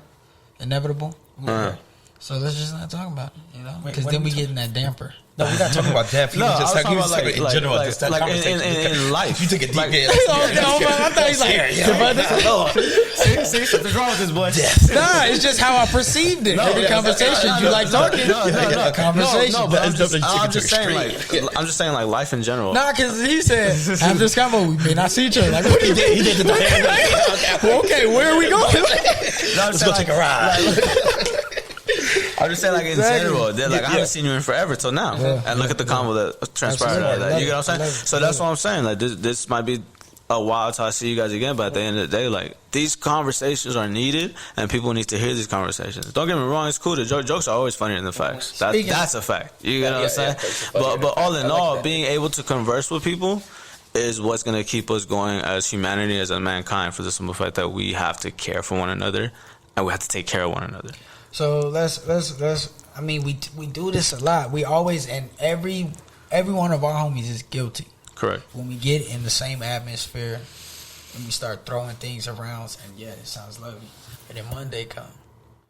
So and I've been trying to get the guys together. We just need to put a day in forth. I want to F you up in some poker, man. But that's the thing, though. That idea was so crazy because you remember Ocean's 11 in the beginning when what's his name? Brad Pitt was teaching everybody how to play poker. Yeah. It went to Ocean's 12 where in the end they all gathered for a poker game. Yeah. And I feel like that would be the greatest thing for us. You get what I'm saying? Just to get together. And anybody that wants to get invited as well. But I'm just saying in general, we need to do a lot more things that are just not always like beneficial for just me. You get what I'm saying? Like, people always want something out of somebody. Yeah. People never want to do something just to do it. With that being said, let's start small. Of course, we want to do the Airbnb. But listen. You're saying this now. You guys said this 6 podcasts ago, and nothing has transpired. You get what I'm saying? You know what it was, and that's why I just said we all do it. I'm part of the we. You know what I'm saying? We get in these moments. But I will take accountability. I reached out to every one of y'all. Did I not? You didn't respond, and you didn't respond. Oh, in the chat? I'm with you every day. See what I mean? So only one who responded was RJ. I told you about that. I told you about the situation why people don't respond to you. Because we give off what you give us. We give off of what you give us. Okay, bro. I understand. I understand that. Everybody like this? Like show something, but we doesn't say it. So that's why people don't respond. It'd be. I hit y'all, man. I did my part. All I can say is I did my part. But do you see what you're saying? I understand that, and don't get me wrong. Like, I understand that. Okay, let me say it. I tried to bring we together. No. I like that. No, express what you're trying to say without using I. Are you asking me to? Yeah. Oh, okay. Yeah. Tell me what you wanted to transpire out of that situation without using I, without making it seem like you did everything. Yeah. The fellas should get together. Right. That sounds way better. I want to pack my bags now. Like, I want to go now. It's like, No, but that's what I'm saying. Like when you say like, oh, I reached out to everybody, I did my part. That alone makes you don't want to do shit. Thank you. That alone. Okay. But what else? It's gone. What is one supposed to do? Right. I like that. I like this, Greg. Come on, man. hard. I like that. It's be more present. And I had that conversation with you, Tan. I feel like sometimes you're not as present as what you. Like I said, everybody's busy, bro. I'm letting y'all know this. I'm cooking something up to where we can all just be it. But right now I'm in the fruiting process. I'm planting my seeds. Everybody, like I say, everybody has times for something. Of course, but so. It doesn't take much to go text somebody or to give somebody that call. Yeah, whatever you are cooking up, I know what you planning and everything. You can do that on the phone. You have time to phone somebody to be like, "Man, how you do?" Like y'all can have that conversation on the phone. Whatever this is right here, you have to come. I talk to Miggy on a daily basis. Me and Miggy. Whenever I do have time, I go to the shop and we chop it up. But I'm saying we can do that to all our friends, where you could just be like the phone call. You know what it is? I'm thinking more of a group camaraderie, and that's the hard thing. Instead of a single, because it's hard. You start bringing up singles, it completes the group. Because like I was telling to you earlier, this is like super not topic, but like for the Godzilla movie that's about to come out. Movie? Yeah, the Godzilla movie. All right, we're gonna take a quick break before we talk about the Godzilla movie. Dinosaurs, Godzilla. Yeah, okay. Dinosaurs. No, I was just because we were talking about like I didn't like that at all, dude. He is a god. He's not even a dinosaur. That's just crazy. People think that like Khan's gonna win, but whatever. I don't know. Who's Khan? King Kong. He's. I mean, don't get me wrong. He's an adult now, but there's just too much to the lore that people don't know. Yeah. But overall, like we're talking about like getting together and stuff like that. And I was telling to you about the event that I want to do through the shop of renting out an auditorium and having a private screening for that movie, and having people come through or whatever. And I want to do one for the shop. It's gonna be a shop event for one, and I'm gonna sell tickets, yada yada yada, through the shop. But the second one is gonna be just family only, like us. You get what I'm saying? And it's the closest one I could find is in like Paramount, I think. Right now at the moment, it's like towards LA or whatever. And I'm thinking, I'm just like, I could do it, but it's just like, are people gonna come through? You get what I'm saying? Like it shouldn't ever be one of those things where it's just like, oh man, are people gonna come? Like if we really want that camaraderie to crack. I'm for sure gonna come through, and I think we could. But you get what I'm saying though. Like I hate that we go into the group chat like, oh, he's not coming. This guy's gonna like, yada yada. You get what I'm saying? Like we do that. You get what I'm saying? Like into the group chat that we have or whatever the case is. Gotta get that group chat cracking again.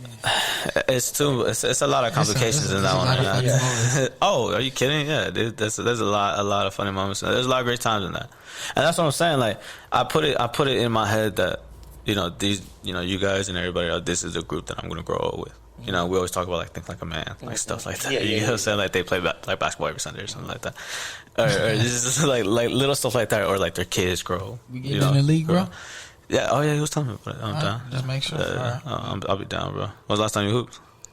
Last year. That last game at the gym in Corona, I believe. You did bad, didn't you? Nah, I did great. I had 36 and 6. That's not 36 and 6. No. That was a long time. Yeah, Jesus Christ. Man, we got 2 more questions. Cross my T's. That's what you was talking about. Cross my T's, dot my I's. Make sure you follow Wise.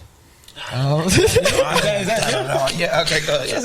Okay, go ahead. That's what that intellect and on everyday gets you. But be famous while alive and not remembered when you're dead, or not known when you're alive, but remembered in your absence.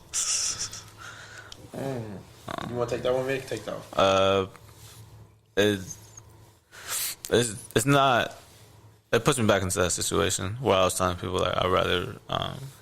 It's just like leaving a legacy type deal. You know what I'm saying? I'm pretty big on that, like leaving a legacy and making sure people remember me and everything that I've not everything I've done for my own self, like selfishness, but just for the fact that it's just like, oh man, like he did it, I can do it. You know what I'm saying? So if I were to be famous now, to be honest with you, I could care less about being famous right now. So I'll probably take be absent, being praised when I'm absent. Yeah, okay. Definitely. What you got for us? I think the same thing, bro. If you think about it, if the people I live for, bro, it's probably like if we used to say number one, the person I live for is probably Trent. If I could ever leave a legacy to my little brother or to my kids, I'm pretty sure it's get even stronger if when I do have kids.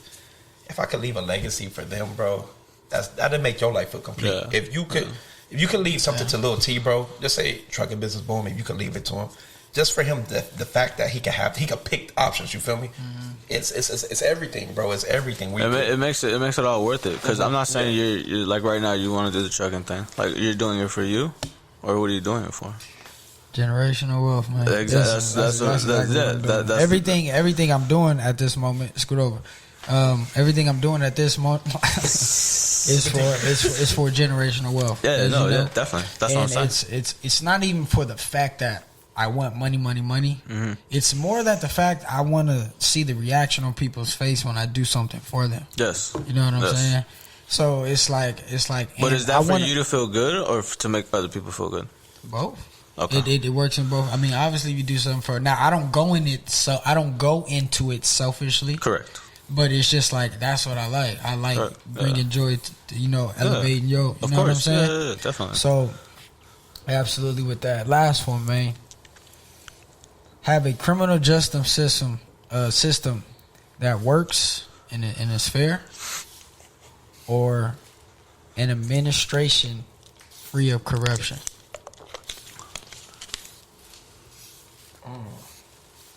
Repeat it one more time, bro. Have a criminal justice system that works and is fair. Mm-hmm. There's no racial profiling. There's nothing. Or an administration free of corruption. Government, federal. Yeah. Probably that's tough. For the simple fact that I'll probably do the criminal justice for the fact that I know that's a real thing. You get what I'm saying? I'm not saying that we don't know the government is corrupt, but but listen, I'm not saying we obviously it is, but we can't be like, yo, this is that. But there's for sure, it's for sure written that minorities get a higher sentence than the majority, which is Caucasian. Mm-hmm. It's an actual thing.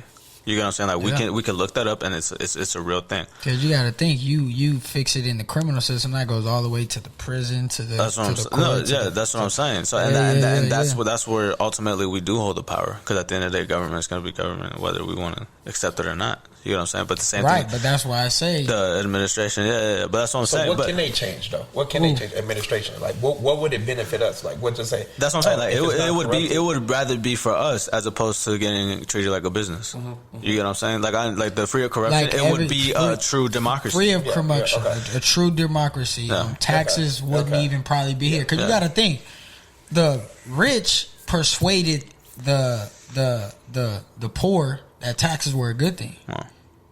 You said that's wrong? I said right. Oh, I'm no. Yeah, so you got to think about it. True democracy, they're not trying to rape you on your pockets. They doing what's right. All this billions of dollars is for the people. A lot of homeless people probably wouldn't be their veterans, so it all trickles down. And this might be crazy, but in the time that we're in, you don't think Marxism will work? Marxism? Yeah, sharing the wealth, everybody equal. Or do you think there has to be tiers? Well, there's both. Two sides to the coin. Whoever wants that. There's two sides to the coin. So, what I would prefer is tiers, and I would tell you why. Mm-hmm. Because I feel like it gives people the grind and the edge to strive for something. Okay. So I feel like if we would find tricks in the system, and it would help those who need it, but the people who wouldn't need it would benefit from the hard work. The lazy would benefit from the hard work of everybody. That's what I'm saying. The hard work. We're equal. We're getting the same thing. I don't have to do as much work as you because it's gonna be the same thing at the end. Exactly. Yeah, I get what you're saying. You know what I'm saying? But yeah, that's what I'm saying though, because now that's why when Kanye said this in the I think it's Zane Lowe, the Zane Lowe interview, where he said classism is the new racism. People are just like, what are you talking about? Mm-hmm. But we're witnessing it. Mm-hmm. You get what I'm saying? There's a poor, there's a middle, and there's a rich. And what's going on right now is just trying to derive the poor up out of here. I mean, the middle out of here. They don't want a middle class at all. They just want rich and poor, and that's it. You get what I'm saying? And obviously it's wrong, but at the end of the day, that's kind of what we're heading into, and it sucks because people like us, we're middle. Mm-hmm. You get what I'm saying? We may not feel like we're middle. Yeah, I know I'm middle. I'm poor. I don't call it like that. Yeah, I'm poor. Yeah. No, but it's just that's why I don't. For now. I'm not saying I don't feel like the government can ever not be corrupted. Obviously, if in a perfect world, if you just say, "Oh, government's not corrupted," boom, that's it. Then it'll just be free. But at the end of the day, like the criminal system is extremely flawed. We can see it too, and we can see it whether it comes with even with just in general, like being equal as a whole. I'm not saying it will benefit everybody, but if I do something and I get 10 years, so and so does something, he gets 2 years. At the end of the day, like nobody's gonna care for one, but at the same time, it's just like nobody's gonna do anything to fix it. So I would definitely want that fixed for the fact that there's a lot of people incarcerated right now that shouldn't be, and there's a lot of people doing a lot more time than they should be. And then we got stuff like that's going on right now. Like we got the shooters and stuff like that. So it's help the people one way or help the people the other way. What you got, T? I'm thinking I'm leaning on that too, bro. Just because the administration, bro. I can't pinpoint nothing, bro, that we can say that's corrupted. You know, I don't know anything like, you know, I can't pinpoint something that's corrupted. I mean, taxes is taxes. I feel you though, but what is the benefits are we getting because I've seen that y'all talk down like classism. What is the benefits of what we get from if everybody shared equal? That's it though. There would be no classes. And there would be no class. It would be everyone would feel equal. So you know how they have the rich look at the poor like. So I'm saying y'all gave us the bad. What is the good from it? Like what do you think? What do you think it'll help? Like what's the pro? What's the pro of everybody being equal? That exactly that. Yeah. People won't look at me crazy for living in Beverly Hills. You get what I'm saying? People or somebody from Beverly Hills coming to the hood. People won't care because we're all equal and we all share the same world. Everything will be the same. But isn't that what we want to? Though? We want equal. Yeah. What do we though? We want equal. Like honestly, we do. Speaking from the minority of who we are, like you know, if we see them, we see a white person, we probably think they probably have more than us. Correct. But then when we see, that's crazy because that's a mentality. Like when you look at a white person and say, "Oh, they have more than me," like off the rip, that's just like it's programmed. Even if we don't want to feel like that or actually feel like that, it's just like that's what I'm saying. Dang. That's generation. That's generational thinking, and that's fine. But the same thing, I was just put on to the word racism. I'm not saying I never knew what it was. Obviously, I know what it was, but I was just put on to the fact that I always question people saying that you can't be racist to white people. In my head, I'm thinking like racism. You're not allowing something because of a color. Yeah. But I did my research, I did my study, and racism was derived from white people. Used to put us down. So now I understand when people are just like, you can't be racist to a white person. At first I was just like, what are you talking about? That makes no sense. What are you talking about? Like, you can. If you tell this guy he can't come in because he's white, you're being racist. But the true definition of racism is it was created to put us down and keep the minority by the white majority. Is not a minority. Yeah, right. so that's why exactly, and the white are not minority. So now I understand that. You know what I'm saying? At first, I thought it was just like a redefined word that people want to use now because we have more. This generation has the strongest voices it's ever gonna have right now. You get what I'm saying? Yeah, the platforms and everything that we have now, all the sources that we have now is can reach literally anywhere. You see how many people we can get people fired. We can get people. That's what you came up with first. We can get people fired. I need my job. we can get people fired. We can get people promoted. We can get people jobs. Like we could do a lot of things just off the strength of like what are the sources that we have now. But when you ask me like what's the benefits of it, we look at gentrification as a bad thing, right? Gentrification when you like let's say like. I don't see it as a bad thing. See, you see what I'm saying though? If we were to go on Melrose and the Facts 10 years ago, it's just be like the Preems, yada yada. We go now, they got a grocery store in the middle of Melrose. Yeah. Like what? Are you in the middle of the Facts? Like, are you crazy? What is that about? You get what I'm saying? But then you start gentrifying neighborhoods around here, like the San Bernardinos. You got like one spot with a bunch of good houses, and then everything else is just shitty. Like shitty. You get what I'm saying? Don't be out before dark. I feel that wouldn't exist. I don't think if we were to just share. You get what I'm saying? Like that. So that's a good thing, right? Yeah, that's what I'm saying. That's what I'm trying to But see, I hear what you're saying, but now what about the people who take advantage? Sharing. So what do you mean? Chance. I don't. Okay. So you keep just looking. So I'm saying like at the end of the day, that'll help the more of the entire. If we have the equalism, bro, as in just everybody having the same, everybody's living good, everybody is good, because because they love to divide it so much, bro. And I just don't see like. But here's my thing, though. It would. There's a lot more cons than pros. Obviously, number one, it would kill capitalism. It would destroy money. You know what I'm saying? Money's in the shithole already. But I'm just saying in general. Yeah. Capitalism goes off of competition. You know, that's evident. So if we're all equal and just say like, yo, I can purchase this at this, you know, this, that, everything's just gonna go to shit. So I'd be equal as Jay-Z. That's what I'm saying. We're not doing the same amount of work. You know what I'm saying? You can rap, Jay. I can lay down. Like, it would kill. That's what I'm saying. It would kill everything. Jay-Z dropped. Let's say we're back in 1996. Jay-Z drops Reasonable Doubt. Fast forward 2001, Jay-Z drops Blueprint 1. You born 93, right? 93, you're 8 years old at this time. You have the same amount of money as Jay-Z. You get what I'm saying? Like the songs, Jay. You're probably neighbors with Jay. You're probably neighbors with Jay. Good music, Jay. Jay out there working, boy. I'm playing with toys.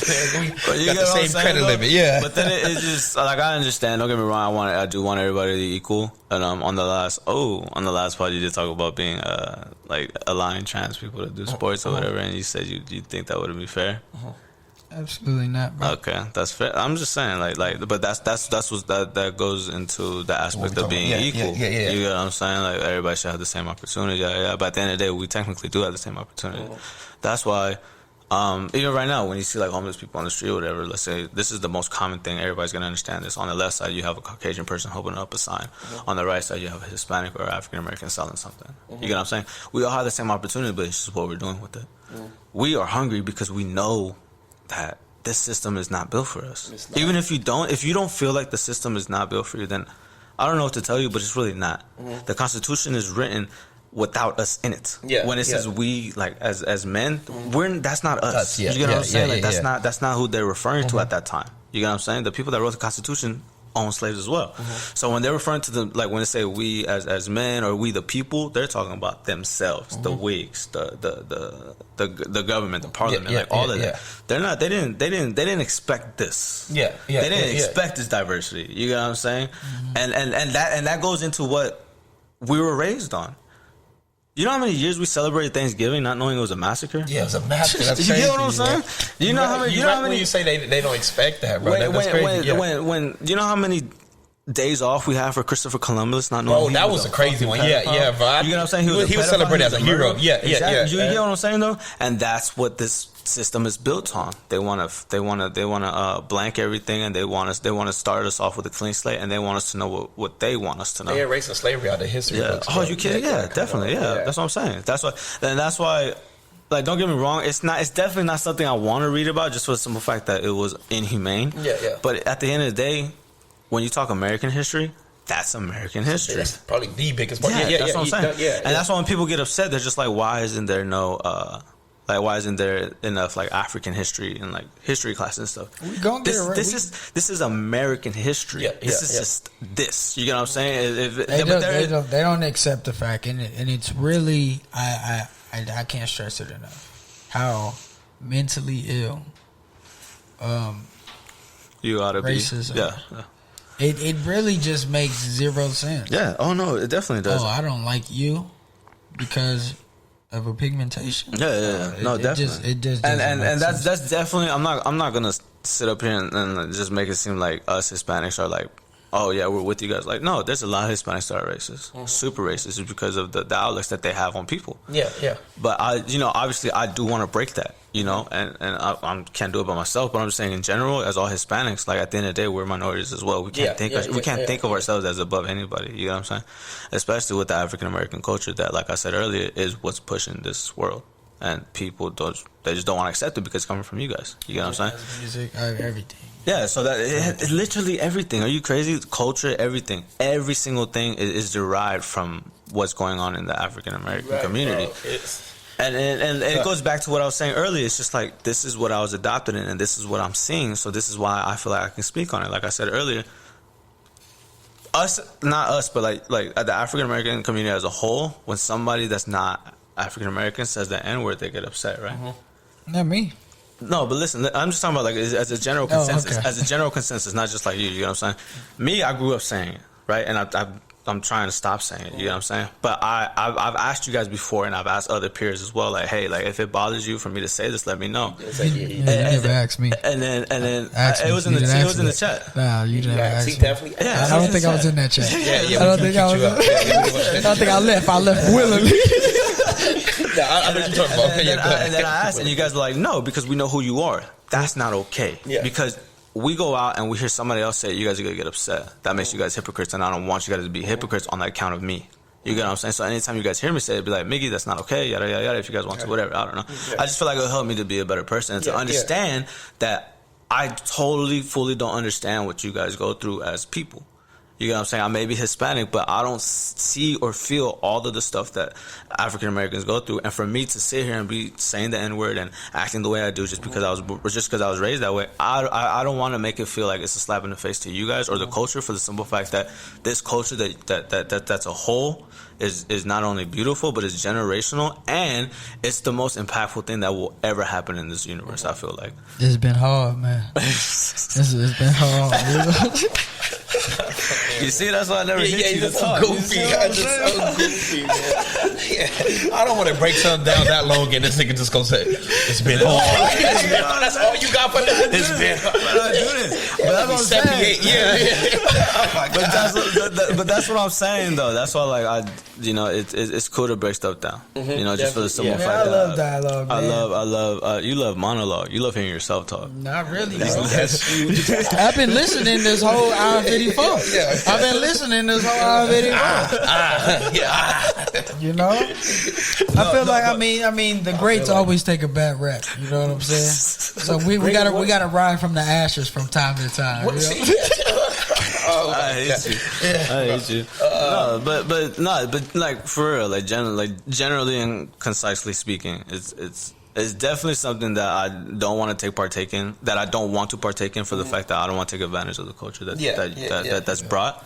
But at the end of the day, like, it's just too appreciated to where I'm not gonna change who I am because this is how I was raised. I was raised around mostly a lot of African Americans, and like I said, it was something that I was adopted into, like, willingly. Like I embrace it. You get what I'm saying? As opposed to other people that just, you know, they may look at me as like, yo, bro, like, you're not this, you're not that. So why are you doing this? Why are you acting like that? But at the same time, at the end of the day, you're a human being. Yeah, like you said in the beginning. No, that's what I'm saying. I feel you, but it's also, I just never want it to be like a mockery, because I understand that it's gotten to a point where it's just like people just bite off this culture so much that sometimes it's not even okay to be cool with it no more. You know what I'm saying? Like, I don't, like, sometimes it's like... But see, I feel like it's appreciation too. I mean, to bite off something means you like that taste. Mockeries, right? So if you like that taste, you're gonna go try to cook up that same biscuit. If I create, I get what you're saying. That just wasn't the same biscuit. Yeah, go continue, brother. Yeah. That's fact. If I hand you an egg roll. Let's stop doing food. Do something else. I'm hungry too. Yeah. But if I hand you something and you like it, and you try to emulate it, I feel like that's like, okay, it's not, you're not sunning them, but you're like, we're creating a generation. No, yeah, I you know guess what I'm saying? But sometimes it get carried away though, because you heard that Post Malone said what he said. I feel like he emulated a lot of hip hop. You know, you can see that he grew up around hip hop, but then again he said like, oh, I didn't listen to hip hop. I didn't, don't label me as a hip hop artist. I don't listen to hip hop. I'm like, you clearly see the hip hop in you. Then you try His first video, he had braids on. Yeah, like, you know the AI. Like, come on, bro. If you make a song like AI, it's hip hop regardless. Like, you know, it's just we probably don't want people to make it as a bad rap. So he says don't label him hip hop. Yeah, he said don't label him. But he wants to. But hip hop. So you're referring to hip hop as a African American culture, or it's something culture, right? It is. And having braids is. That's part of it. And the AI song was like, you know, majority of his music, bro, was coming from. Yeah, you feel me? No. And people just didn't like the way he went about it, bro. That's it. They didn't like the way, bro. Got a question for y'all. Favorite movie? Favorite sports movie? Love and Basketball, easy. Oh, really? Mine's is Glory Road. That's Glory Road is a good one. Coach Carter up there. That's what I was Relation. Let me sports. Love and Basketball. Friday Night Lights. Oh, damn. That's up there. I was going to say Glory Road, but you got Glory Road, so let me say something else. Friday Night Lights is really, really up there. Jesus? Oh, yeah, he got game. Crazy. He got game. Ooh. Yeah. Get out. It's based on Stephon Marbury. Come on, now. That's the boy. Was it? I didn't even know that. Yeah, it's loosely based on him, and Stephon just didn't want to play the role. He was so cocky. Stephon had New York, bro. Stephon had New York. Did you know Kobe was supposed to do it? Yeah. Kobe was crazy. Yeah. Who's a better high school player? Stephon or Sebastian Telfair? Sebastian Telfair. Sebastian Telfair was crazy, bro. It'd be hard pressed to find somebody better than Sebastian Telfair in high school, bro. That's my boy. But they said everything Sebastian was doing, Stephon was doing at that time. Sports. Yeah, there we go. You can put it in sports. You can definitely do that, bro. So they said, bro. That Usher conversation. That through the fire was nuts, bro. That through the fire documentary was nuts, bro. Dude, I had to buy it. I can't find it nowhere. I couldn't find it anywhere, so I just had to buy it. Where'd you buy it? iTunes. Yeah. I had the iStory, whatever it's called now. Great documentary if you ever want to. Yeah, I had to watch it. Did you watch that Tony Parker one? Nah, was it good? I haven't seen it. Tony Parker's such a great basketball player. He's a great basketball player. He's great, but it's just like I don't feel like nothing exciting happened besides him cheating on his wife. I mean, that's facts. Why is that exciting to us? Why is that exciting? Because look who you were married to. No, but I'm just somebody beautiful. Okay, yeah, I don't know. I'm just saying, like he's literally a Hall of Famer, and when you hear his name, you're just like, oh yeah, it's Tony Parker. Desperate Housewives. Come on, bro, that's a classic show. You never know what happened, bro. But yeah, I'm joking. But you know, one man's trash is another man's, and you already know what you find pleasing to the eye after so long. It's still. I mean, like if you ate tacos today, I love tacos. You're not gonna eat that food. You're not gonna stop eating these tacos a year down the line. They still taste good, but the salary gans don't. It sounds like experience. Sounds the dead more than like. What do you know about this? Like, I just remember that conversation we had. And you were saying like. Saying nothing. I don't even talk. No, okay. No, because there was like The Last Dance, like that, and that's just one season. You know what I'm saying? Like, and then Kobe's gonna have his, Magic Johnson's gonna have his, like stuff like that. I just wish he could have been here to talk his talk, bro. Oh man, it's not gonna be the same. No, I'm gonna definitely watch it. When I seen him on Last Dance, I shed a tear just because seeing him on there after he had passed, seeing Kobe on there after that. That's crazy. It killed me. Anybody but Kobe. Anybody with the bean. That's how I always said. That's how I felt. That's what I'm saying. Like you guys look at like athletes as heroes. Like obviously I do too. But the same thing when Chadwick Boseman passed. Mm-hmm. Like that's a hero. Like this is it's just it's gonna go back to like culture, like African American culture. But this is the first time that we on the big screen were able to see a hero of color. Mm-hmm. So growing up as a kid, you're 2-3 years old. You don't know him as Chadwick Boseman. Mm-hmm. You know him as Black Panther. So I wasn't really into the comic, but was Black Panther out like growing up? Or? Oh yeah, Black Panther's debut was in the 60s. Like he's been out. You get what I'm saying? And he was the smartest, the strongest. He was everything. He was everything in the movie. They kind of have to dumb it down because it's the movies. Mm-hmm. But he's literally like he's a king. You get what I'm saying? He's a king. Yeah. He's like one step down below a god. Cool. You know what I'm saying? So that's what. Who was considered a black superhero before Black Panther? Was there any? Nobody? I'm not saying nobody. Don't get me wrong. There is people like Marvel, Mr. Marvel or whatever, Blue Marvel, and like the Green Lantern, Iceman off of Fantastic Four. He wasn't. The Stretchy Man. What was it? He was the Stretchy Man. Are you talking about the Black Icy Man from Mr. Fantastic? There you go. You're talking about Frozen. Yeah, Frozen from Frozen. Now, who was on Fantastic Four? It was you talking about Michael B. Fantastic Four? He was skinny, right? No. Are you talking about Reed Richards was never. Wait, hold on, I'm tripping. Who had the Incredible? I'm thinking of. Sorry, I'm thinking about Incredible. Yeah. Yeah, that's Frozen. What's the closest to being a black superhero that we? We couldn't consider Spawn a superhero. He's black. He's an anti-hero. Yeah. Like don't get me wrong. Like he's out to do He does bad things, but he means good. That's the definition of an anti-hero. Same thing with Venom. Venom's an anti-hero. So he does a lot of bad things, but he means well. But overall, growing up, even like reading the books or like watching the cartoons and stuff like that, Black Panther was just like, that's exactly what he was. You know what I'm saying? And then that's why when people were tripping out like of all the spectacle that was going on when the movie came out and people were going in there and like in their stuff and with the what are those drums called? I don't want to be politically wrong, but like the everything in politics is wrong. Ooh, that's fire. I like that. Just a little hibachi sauce for the combo. Right. You killed it right there. You just killed it. Oh my god! Why couldn't you just walk off? Yeah, you had it. You had it. I had to drop the mic. We actually pick it up. Like you had a perfect AI walk off. Yeah. And you want to walk back? Like I don't know. You got a couple more years of you now. Now you got a couple more years.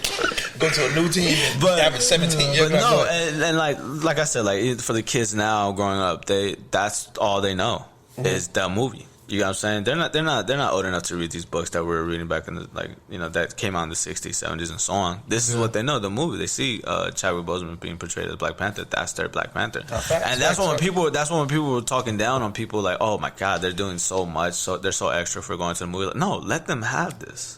You know what I'm saying? This is all that they may have. You know what I'm saying? You never seen another hero of color portray like that. You get what I'm saying? Besides, like what, Hancock? You know what I'm saying? But overall, in general, sometimes there's no avenues or outlets to the heroes that we have now, and that's why we appreciate them now, and that's why when Chadwick passed, I was obviously upset just because All right. Do you watch football? No, sports.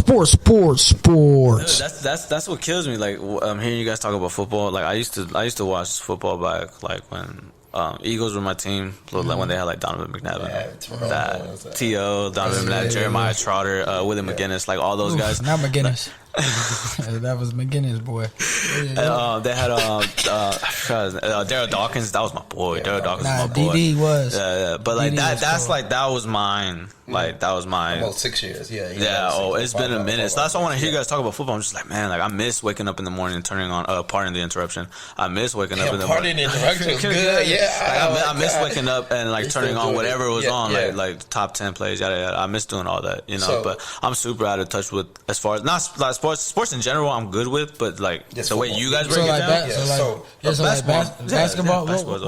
Okay, wait. Before you go, I know you're talking about football, like 05, 06, and all them players probably retired. Yeah. Oh my God! Probably except for one. So he's still there, nigga. He's still going long and strong. I'm just making sure. That's the time, everybody else probably. Listen.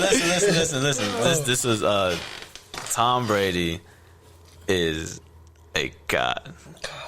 Like, I'm just. I see what you're saying. It's being extra, but Tom Brady literally is that is a different man. So I want to ask a question. Talk to me. Okay, go ahead. If Patrick Mahomes wins, right? Let's see. If he wins, does he have the chance of being the GOAT? It takes so much, but not that one. What's wrong with you? It takes so much. I'm just saying, does he have the chance? Oh yeah. If he loses, does he have the chance? No. Because he lost to only one because he lost to Brady, bro, and he needs that moment. Because everybody can say, because what if he went 7? They'll be like, well, you lost to Tom Brady when it happened. Tough, though. But is that fair? It's kind of just what the cards is placing. You feel if Tom was smart, I would retire. But doesn't he have 2 years? Nah, and then the famous quote, he said, why would you retire if you got all the answers? He got the cheat code to it, bro. He's seen every defense that probably. But that's what I'm saying. That's why with Bron. Don't get me wrong. Personally, obviously, he is the greatest player of this generation. Personally, greatest player of all time, I don't think so. I'm always going to pick Jordan. And Kobe was my GOAT. I didn't get to watch Jordan. But when you bring up Bron, it's just like, you can't take nothing. You can't take away nothing. But then when people are just like, oh, he has 4, right? He has 4. Yeah, 4 and 6. But it's just like, oh, but he went to the yada so many times and lost this many times. So it's just like, it doesn't, like... People try to discredit off of that. It's just like same thing with that. Like, how is it fair for Patrick to go and if he loses and he goes on to win like 8 more, he's just like, oh, but you lost this one, so you're not the GOAT. And he's only been in the league for what, 3-4 years? 3 years. Like, You know come on, bro. Yeah. Tom Brady was in the league for everything that you have. I swear, Brady was doing this, bro. He was doing. He was an MVP. He was a Super Bowl MVP second year in the league. MVP second year. Second year in the league. He wasn't that. But that's why I don't know. We gotta appreciate this greatness. But we don't appreciate greatness. We gotta appreciate Patrick Mahomes' greatness. Great player. But I'm saying it was a different type of league back then. It was more run heavy. So they wasn't asking Tom Brady to sling the ball 30 times, 30, 40 times. He couldn't do what Holmes doing. Y'all want a young Brady sling? I think that's why I appreciate Tom Brady more because of his story. His story is phenomenal, and he never lets anybody forget it. I think that's what's so cool about it. This is what I want to happen. I want Tom Brady to get another one before he leaves. But I want Patrick Mahomes to get this one. Why this one? Because then if he like if Tom Brady wins this one, and then let's say loses next year, and Mahomes goes, they can say, oh, and they meet up again. They can say, oh, he was 1 year off. He wasn't 43. He was 44. Oh, he beat him the first time when he was more fresh. They can use all these speculations. Yeah. If he beats him the first time, and then Brady, his last year, his retirement year, gets one, congratulations. Mahomes still has the opportunity to, you know what I'm saying? Yeah, we say opportunity, but do you know how hard it is to get to fucking 10 Super Bowls alone? 10 Super Bowls. So you know how hard it is? Crazy. Bro, Dan Marino went to the Super Bowl his first year in the NFL, bro, and they was counting on he was going to do it again. Next 15 years, never made it to the Super Bowl. Mm-hmm. Jim Kelly went to the Super Bowl 4 times, bro, in a row, lost all 4. Like, it's just so hard. It's just for him to get to 10 alone is just amazing, bro. Mm-hmm. Just for him to us talking about him at 43 years old. But not only that, this is. But you also say it's a different league, and they do favor the quarterback. So as long as you have the IQ, and if you're, like I said, he's arguably the greatest, or a lot of people are going to say he is the greatest. He can sit in the pocket and, I can read this. So you're talking about Tom, right? Right now, if we said like a 43-year-old basketball player or a 50 or a 60-year-old boxer, 55. I think Holyfield did it like at 50, but we also got to account that too when we talk about age. I mean, no. It's like you can put like, oh, it's a different league where you can't touch the quarterback, but it's still nothing but amazing just because we haven't seen it yet. We haven't seen nobody at 43 make it to the Super Bowl that beat 3 road teams, that beat Aaron Rodgers, Drew Brees, all at the same time. Can we give the defense a credit? Shout out to the defense. Shout out to them too. They were 70%. They was good last year. They had a 85%. great defense last year too. They were 7-9. But that's what that's important. No quarterback. Hello. That's what everything though. Even that's like the biggest basketball term ever. Defense wins game, offense gets glory. You know what I'm saying? You can never take. You're never. If the quarterback win, they give him the quarterback. Yeah, are you kidding? That's why they give. Even in baseball, they give the winner loss to the pitcher. Dang, how you feel about? Think about it. Okay, one more time, bro. Think about it. The Patriots game when they played against Seattle, bro. Malcolm Butler literally picked the ball like right at the end of the game.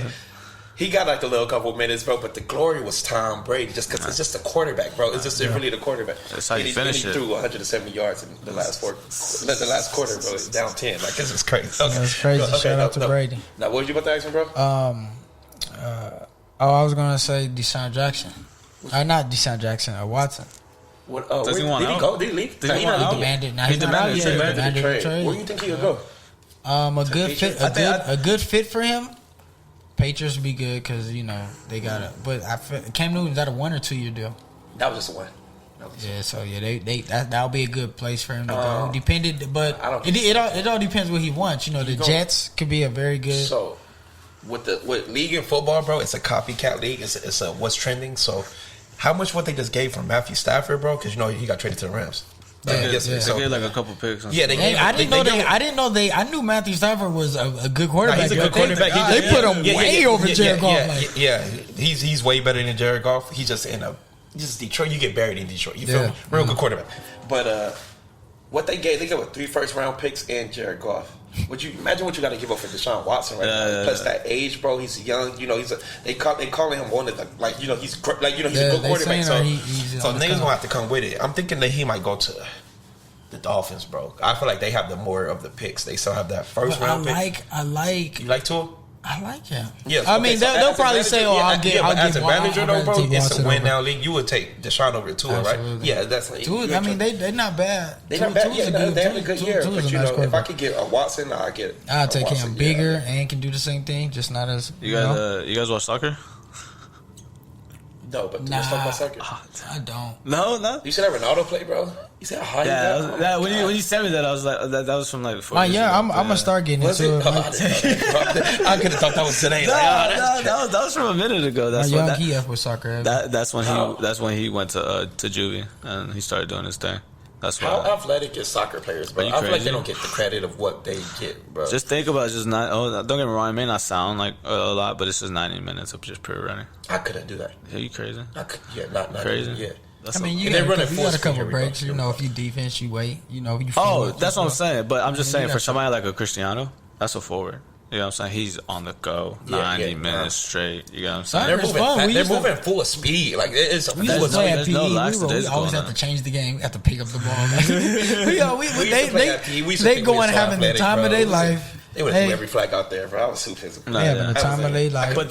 But soccer in general it's not tough to get into, but it's just way too many leagues. You know, you can't just be like, oh, I'm gonna watch this and that. So don't get me wrong, like ours is the Americans gonna be obviously the MLS, but nobody wants the MLS. That's where everybody goes. So what do they watch? What's the main one? Probably like everything that's overseas, like the Premier League, the Serie A, you know, stuff like that. Okay. Like where you got like the Messis and the Ronaldos and all that stuff, and the Wayne Rooney's and stuff like that. But yeah, that's what you would normally want to watch. But if you want to watch MLS, there's nothing wrong with it. But I'm just saying, like, if you put up an MLS team against like a European team, like they're just gonna get ran. Question, bro. That's when Zlatan came over to LA Galaxy. He was just like, I'm just here to have fun and get money, and that's what he's doing. If I told you I'd never watched a soccer game in my life, or I never watched a player, and I want to be like, if I'm like, who's a great soccer player? Who would you say? No, ask this question: who's better, Ronaldo? Oh, Messi, you're crazy. Okay. Mbappe. Okay. He signed to Nike. He messes with LeBron heavy. I'm just saying, like, for you, as somebody that's like style and likes to watch a great player, he's like, how can I say this? He's not Damian Lillard. That's kind of like I love Damian. Nah. I mean, yeah, in a sense, but he's kind of the Odell of MSG right now. Who you got for me, man? Who you got for me? You know my style, like a little flash. Who you got? For you say you like Slash and like I don't know. I'm really in love with Mbappe's game just because he's super humble. Yeah. He's only 19. He's like that's just crazy. He was in the World Cup when he was 18. Mm-hmm. The biggest platform. You get what I'm saying? For soccer in general. Bro. He's 18 going to work. They won. You get what I'm saying? Going to work at 18. You know, I started looking like the in-depth of soccer crowds. Bro, it's just like that's why hopefully that when they do if this does settle down in the World Cup, and because the next World Cup's gonna be in 3 places: North America, us, Mexico, and then Canada, I believe. And I think our stadium's gonna be in LA, hopefully. Yeah, because they're setting up for the Olympics in LA anyway, so hopefully they're. Not a question. How do you feel about your boy in the Brooklyn Nets? What you think? My boy, he can't do no wrong. Can't do no wrong. My boy Harden? Yes. Are they going to the chip? Nah, hell no. They're not going to the chip. What? Nah. Who gonna stop him? Oh, did you like go make it out the East? Yeah. Oh, yeah. They'll make it. Come on. Do you think they'll win it? That's a scary LA team. Yeah, that's scary. That's a scary. It's scary. I understand. Who came to your head when I said LA? Oh, the Lakers, of course. Okay. Nobody thinks of the Clippers in LA. They need to get out of there. They need to move. We're going to Inglewood. We're going to the The reason I say that is because Brooklyn literally traded their entire bench. They literally don't have nobody. They signed Iman Shumpert. But why you say it? I don't know. So happy to have him too. That's what kills me. They need to bring James Harden off the bench, man. You said that. You said it. Not off the bench start, but you got a phone call. I was about to. Okay. I'm not sure if it was you, but somebody said that like just have him a 6-man. But no, not so. He starts, but he comes out probably like the 8. Oh, you starting him on point though, right? Who? Harden. He's the better point guard. He's the better passer. He's a better point guard. Okay. But I say start him around the 8th, 7th minute mark. Bring him out, and then now he's attacking now he's fresh back in with the bench and a bunch of he can go crazy. But you gotta, I get you, but you gotta understand, Harden was doing like 38 to 42 minutes in the Rockets, and he was killing the entire game. So imagine if he comes with even fresher it's kind of hard on to a bench. I'm just saying. I get what you're saying. I manage the minutes. Make sure it's of course it's always gonna be one star on James the court. Harden got the second string on him. Like he's gonna go. Of course, it's gonna be a star. You know all three of them not gonna be sitting down at the same time. You feel me? It's gonna be one star. It's gonna be one or two stars. Then they just gonna manage it. But then that's what I'm saying. That goes to the question like, who has to take less shots? Who's the go-to? Whatever. I think KD should just stay stagnant. I don't feel like he should take less. KD's KD. You know, there's nothing. You can I really feel like if one of them has to take a back seat, it gotta be Kyrie. Gotta be Kyrie. It's hard to tell him that too. That's what I'm saying. It's hard to tell somebody that. He is killing right now. I love Kyrie's game, man. He looks like today, right? That was tough. Yeah, okay, but that's Bradley Beal come to LA, man. We want you. You want Bradley? Absolutely. And the Lakers. What are you giving up? I'm giving up all my draft picks for whatever. I'm giving up Kyle Kuzma. Giving up Kyle Kuzma. Giving up. What's the hate on Kyle?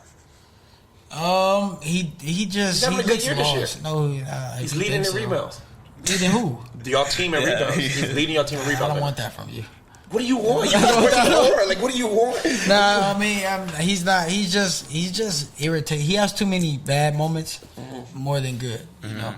You know, if you gonna make growth, he growing, brother. I mean, his trajectory is terrible. You know how we looked at Ben Simmons and we said it was stagnant. You talking about? We seen Kyle's jacking up a lot of shots in the beginning, bro. He was making some, but then when he got to that LeBron James system, it kind of just slowed down. Because now he gotta watch the shots he take. You feel me?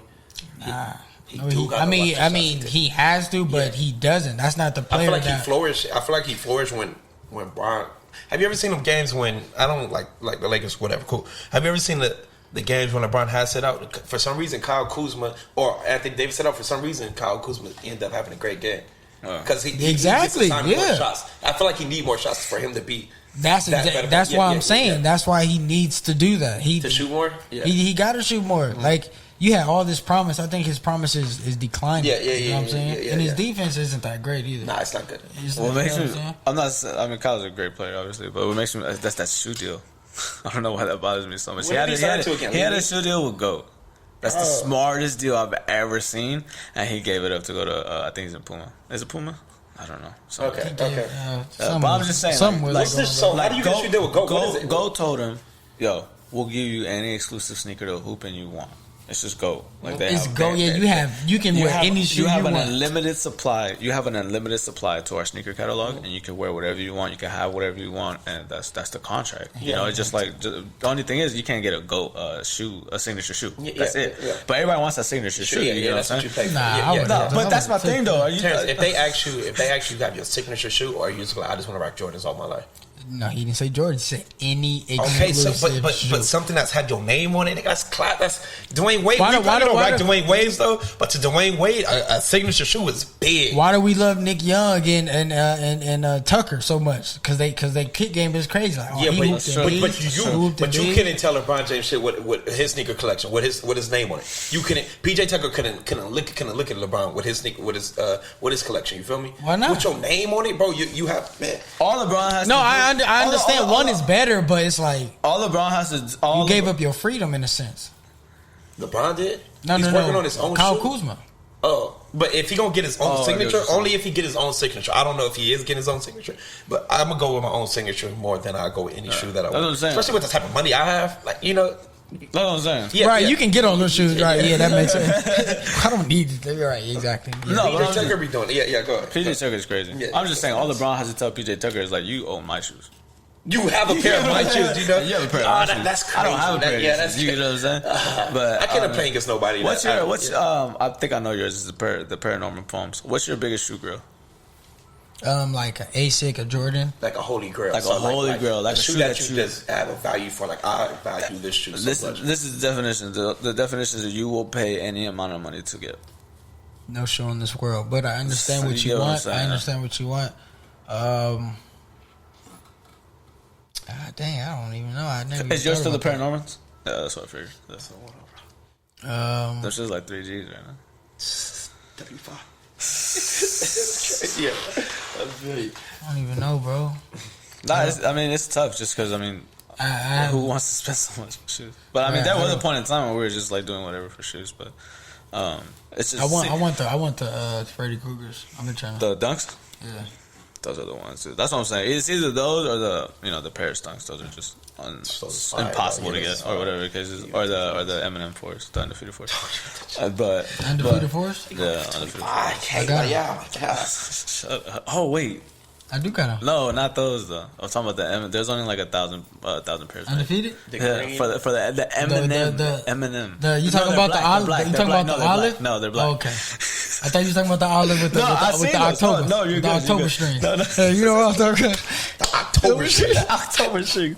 No, not those. I'm talking about they're all black. They're all black, and then those are like super unattainable.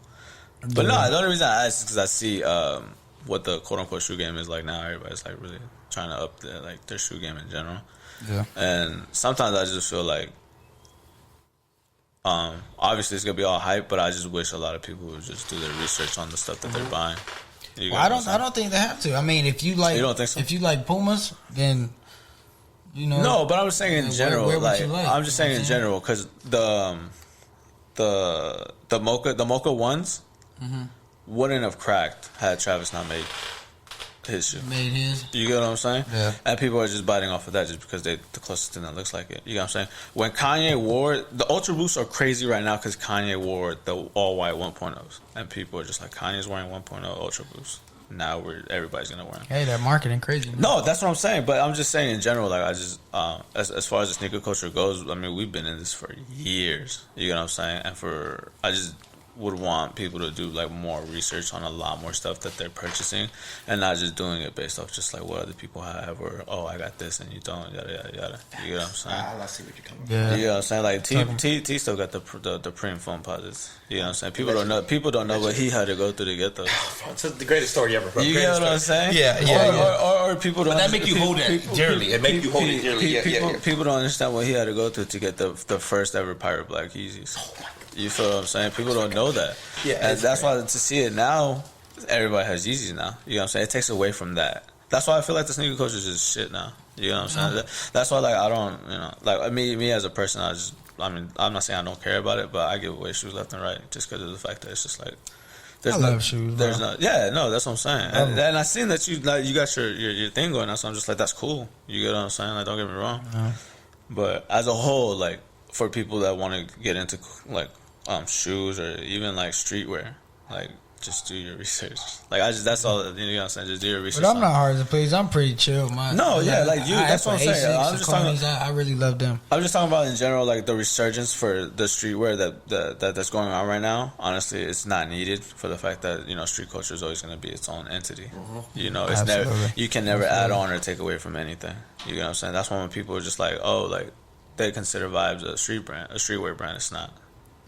Before we head out, talk to us about the Vibes real quick, man. Come on, where we at with it? Because right. Decent, man. EI Vibe collab. What's up, man? Everyday Intellect. I was like, No. But overall, Vibes as a collective, for me, I feel like you trying to rush me out. No. We going. I'll be tired about Vibes as a collective derived.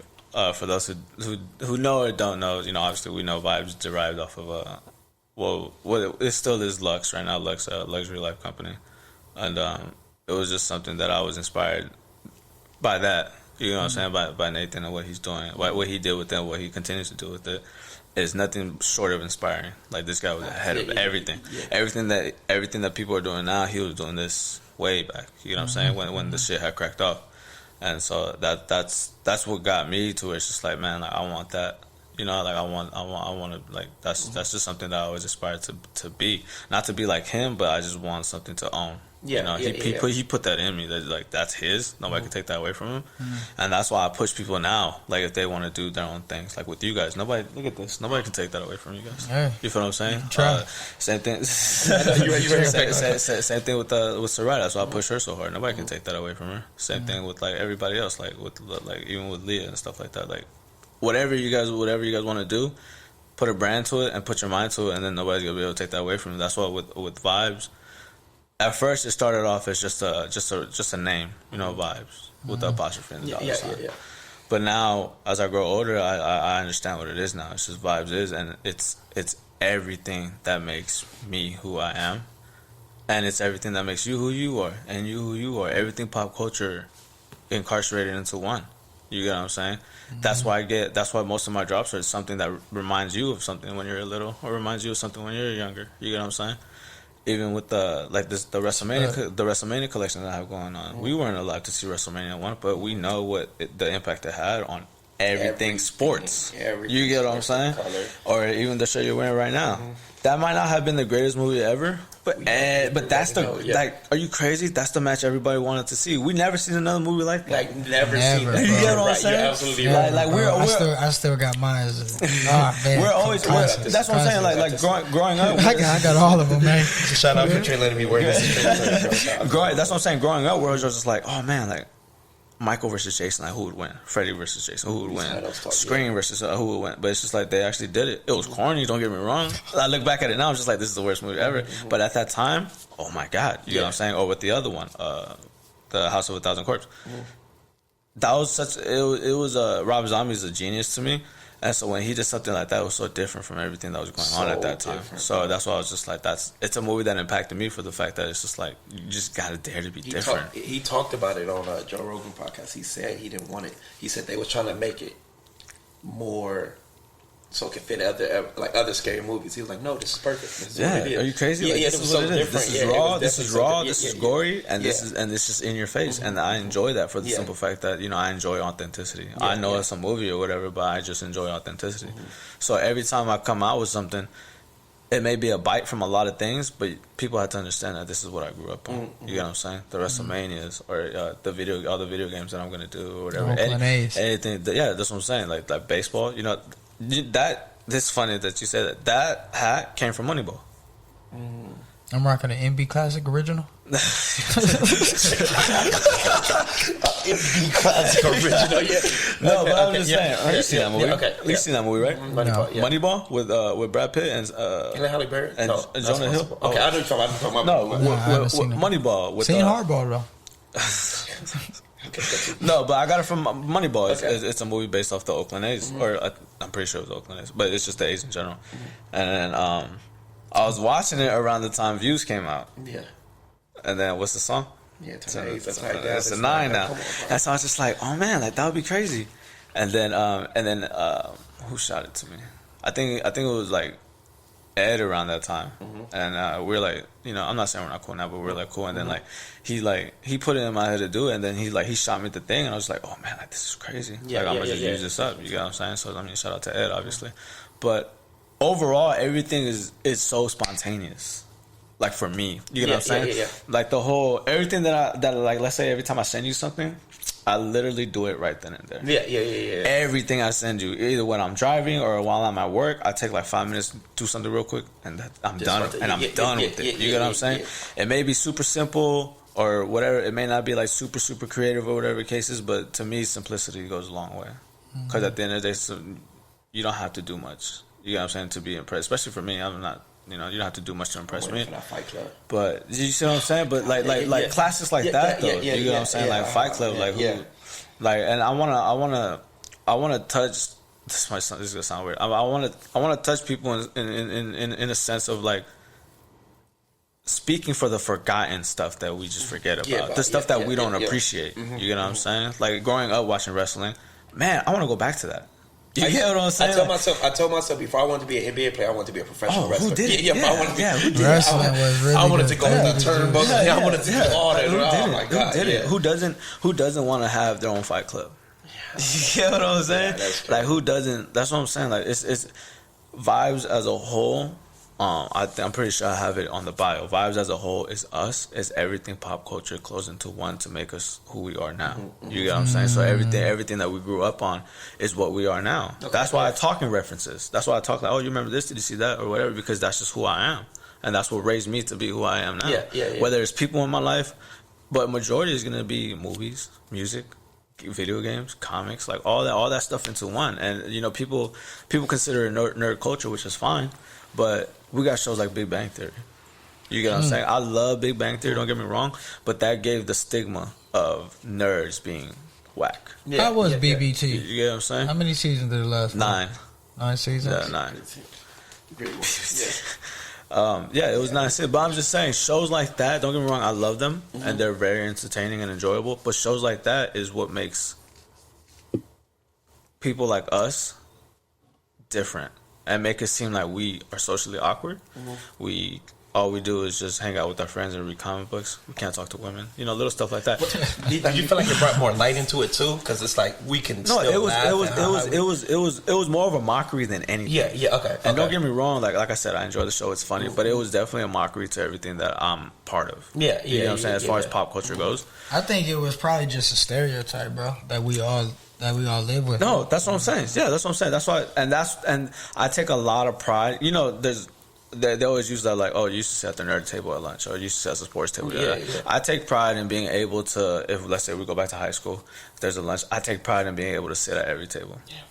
You get what I'm saying though? Like I want everybody to feel like that, and I want everybody to know that. Like I could go to this table, talk about music. I could go to this other table with the emo kids and talk about some crazy obscene stuff. I could go to the other table, talk about sports. You know, I want everybody to be social, to be culturally weld in what they actually know and don't know. Yeah, so that'll bring people closer. Yeah. What is the end goal for you? Lives? For you? Oh, just in general. For you, what is there? Because you said something. I spoke with Trey Day and Cut about this, and you mentioned finding your purpose. Yeah. So, how do you know you found your purpose? You know what I'm saying? Like what? Like do you know? And you said you know your purpose.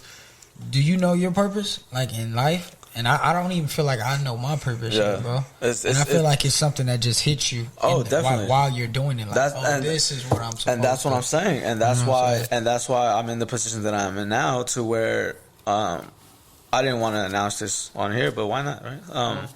I'm not gonna charge anything for my stuff. Really? Yeah. I'm still gonna give you something though. But listen to what I'm trying to say though. I'm not saying my stuff is worthless. I'm not saying that, but I'm saying sharing is priceless. Yeah, no, facts. Okay. So I hear what you're saying. Yeah. So how are you going to? Let me see. How do I say this? How are you going to make it last forever? No keep sweat. Fire. With no profit, you know what I'm saying? And I'm not saying you know what I mean? Yeah, you know what I mean though? Okay, but that's the thing though. I'm not, and that you kind of know my answer already, but and it may be cliche, but I'm not doing it for the profit. Yeah. Right. You get what I'm saying? Doing it for the joy. This is not only for the art, but I mean not only for the joy, but it's art. To me, it's art. You get what I'm saying? Art should never have a price on anything. Art. But you get what I'm saying? I get exactly what it's, because that's how I felt about music. It's like I would never. It's the love of giving. Like, you know, when you see somebody's face one out, like you probably, when you give us the shirts, you could probably see on our face where we're like, we enjoy to have this. But that's what I'm saying. Not not only that, but it's just like seeing the obviously the support, but seeing like now social media is honestly the biggest engineer that we can use right now, or the biggest engine that we can use right now. So seeing you guys tag and just wear the stuff and tag me and stuff like that. Like I'm not saying I do it for that, but for you guys to do that, I just know like I'm cool. You know what I'm saying? Like you guys are taking time out the day, yada yada yada, to do that, to appreciate me. Like I said, I'm not doing it for selfish reasons, but I mean, I appreciate you guys for appreciating me. Yeah, you get what I'm saying? And not saying I don't appreciate you guys at all without appreciating me, but at the end of the day, like being able to do that and being able to share the art and and being able to express myself the way I want to, and you guys encouraging and supporting it. That's what it's all about. Because at the end of the day, vibes. I'm not saying I don't want to profit off of it. If it ends up being something crazy, cool. But I already told Ryder, I was like, at the end of the day, like I could give this to anybody and I'll be okay. You get what I'm saying? Like at the end of the day, I'm not doing this to be rich. I'm not doing this to be famous. It's more of the love. It's more of the love that I want to share with people. Remember, C-Cut talked about it. He said he wanted to cut for free. So he wanted to end up finding a way to cut for free. That's whack. That's what I'm not saying that's whack, but I'm not trying to make it seem like I'm trying to be. That's fire though. Nah, I appreciate C-Cut for doing that. But this is definitely something that I've been like. At the end of the day, I probably charge for those because that's all for her. Yeah, you know what I'm saying. At the end of the day, when I make my stuff, I'm gonna make a post. I'm gonna be like, "Yo, you could get it here," and that's it. Like show up here, ask for it, it's yours. Because that's what I'm gonna end up doing, and I don't want to, I don't want to tell nobody until then. But I mean, obviously, this is come on now. Like, I love it. I love you. I love your work, and I love the creators and the artists we have that's brewing in our section. Yeah, that's what I'm saying. Like our section, with Ed doing his thing, with everybody. And that's what I'm saying. Like even with people like Ed, like Ed and I stay in contact almost all the time now, which I'm super grateful for, despite whatever. And he's like one of the top creative people I've ever met. You get what I'm saying? He speak highly of you too. And then shout out to Ed. Yeah, you get what I'm saying? Like that's what I'm saying. Like he's somebody that I do admire, that I do take a lot of heat from for the fact that I enjoy his work. Same thing with Nathan. If it wasn't for Nathan, I wouldn't be here. You get what I'm saying? If it wasn't for what he created, I definitely wouldn't be here. Despite whatever happened, it happened. You think we can ever get a collab? Oh, I would love to. Are you crazy? I would love to. I would love to. But people, someone told me that was the best collab. That was their best piece of work. I think so. Police with the they said about where it could go now, though, where their minds is at now. 5 years will go from that, bro. But that's what I'm saying. Because I look at like a Nathan or Ed, and I'm just like, I'm students of them. You know what I'm saying? And for people to praise me, it's one of those things where it's just like, oh man, you have no idea how much stuff I have to learn. You know what I'm saying? The stuff I'm putting out now is anybody can do. You know what I'm saying? But at the end of the day, I'm taking like derivations of everything that I've learned and all the people that came before me. Because like I said, Lux has been here forever. You know what I'm saying? Lux started literally every single thing that we see going on now. And that's why I appreciate it so much. And that's why it's always going to be love towards that. So that's why seeing everything that's going on right now with everybody around us and everybody around me is beautiful. But I just need everybody to really take heed and to really like buckle up and really take this shit serious if they want to go somewhere with it. You get what I'm saying? Whether it's you want to make profit off of it or whatever. Me, I have plans. You get what I'm saying? I got the whole school, I got the shop, I got stuff that I want to do. So that was my next question. If you can give us this information, I would love to have it documented. What is the end game? You know what I'm saying? Yeah. What is your vision of you sitting back and saying, I love him, I'm good. I'm good. This is my life I built. This is my business. Whatever it is that I built. What is the end goal? Honestly, this is what I want to say. Everybody that's around, and this I'm gonna start with everybody. Everybody that's around me, whatever it is that they're doing, I want to see it successful in any way that I can help. I'm gonna help. Me as a person, for those who don't know, obviously you guys know, I do work at a shop, of pop culture, of culture and art, and the end game for me is to own multiples of those. To own multiple Adidas stores, just for the simple fact that I'm plugged in with them as well, and also own my own accounting firm because that's what I'm going to school for, and that's gonna be my main source of income. Is obviously gonna be the accounting. But overall, I'm doing all of those just so I can provide this art. You get what I'm saying? Just so I can provide this freedom of expression. If I had all the money in the world, it would literally go to everybody around me and what I love to do. I don't care about the money. I've always said this: take everything, just leave me the love, and I'll be okay. You get what I'm saying? So that's why when I'm doing what I'm doing, and I'm gonna release the stuff that I'm gonna release, no charge, just come get it. You get what I'm saying? It's gonna be very limited, and that's what's gonna make people appreciate it more. You get what I'm saying? Nobody in the world is gonna have that no more. No, I literally don't know who else. I don't even have that no more. They ain't gonna have this. You get what I'm saying though? You get what I'm saying though? Classic. The universe. I did a good favor. It's gonna be 2030 like this.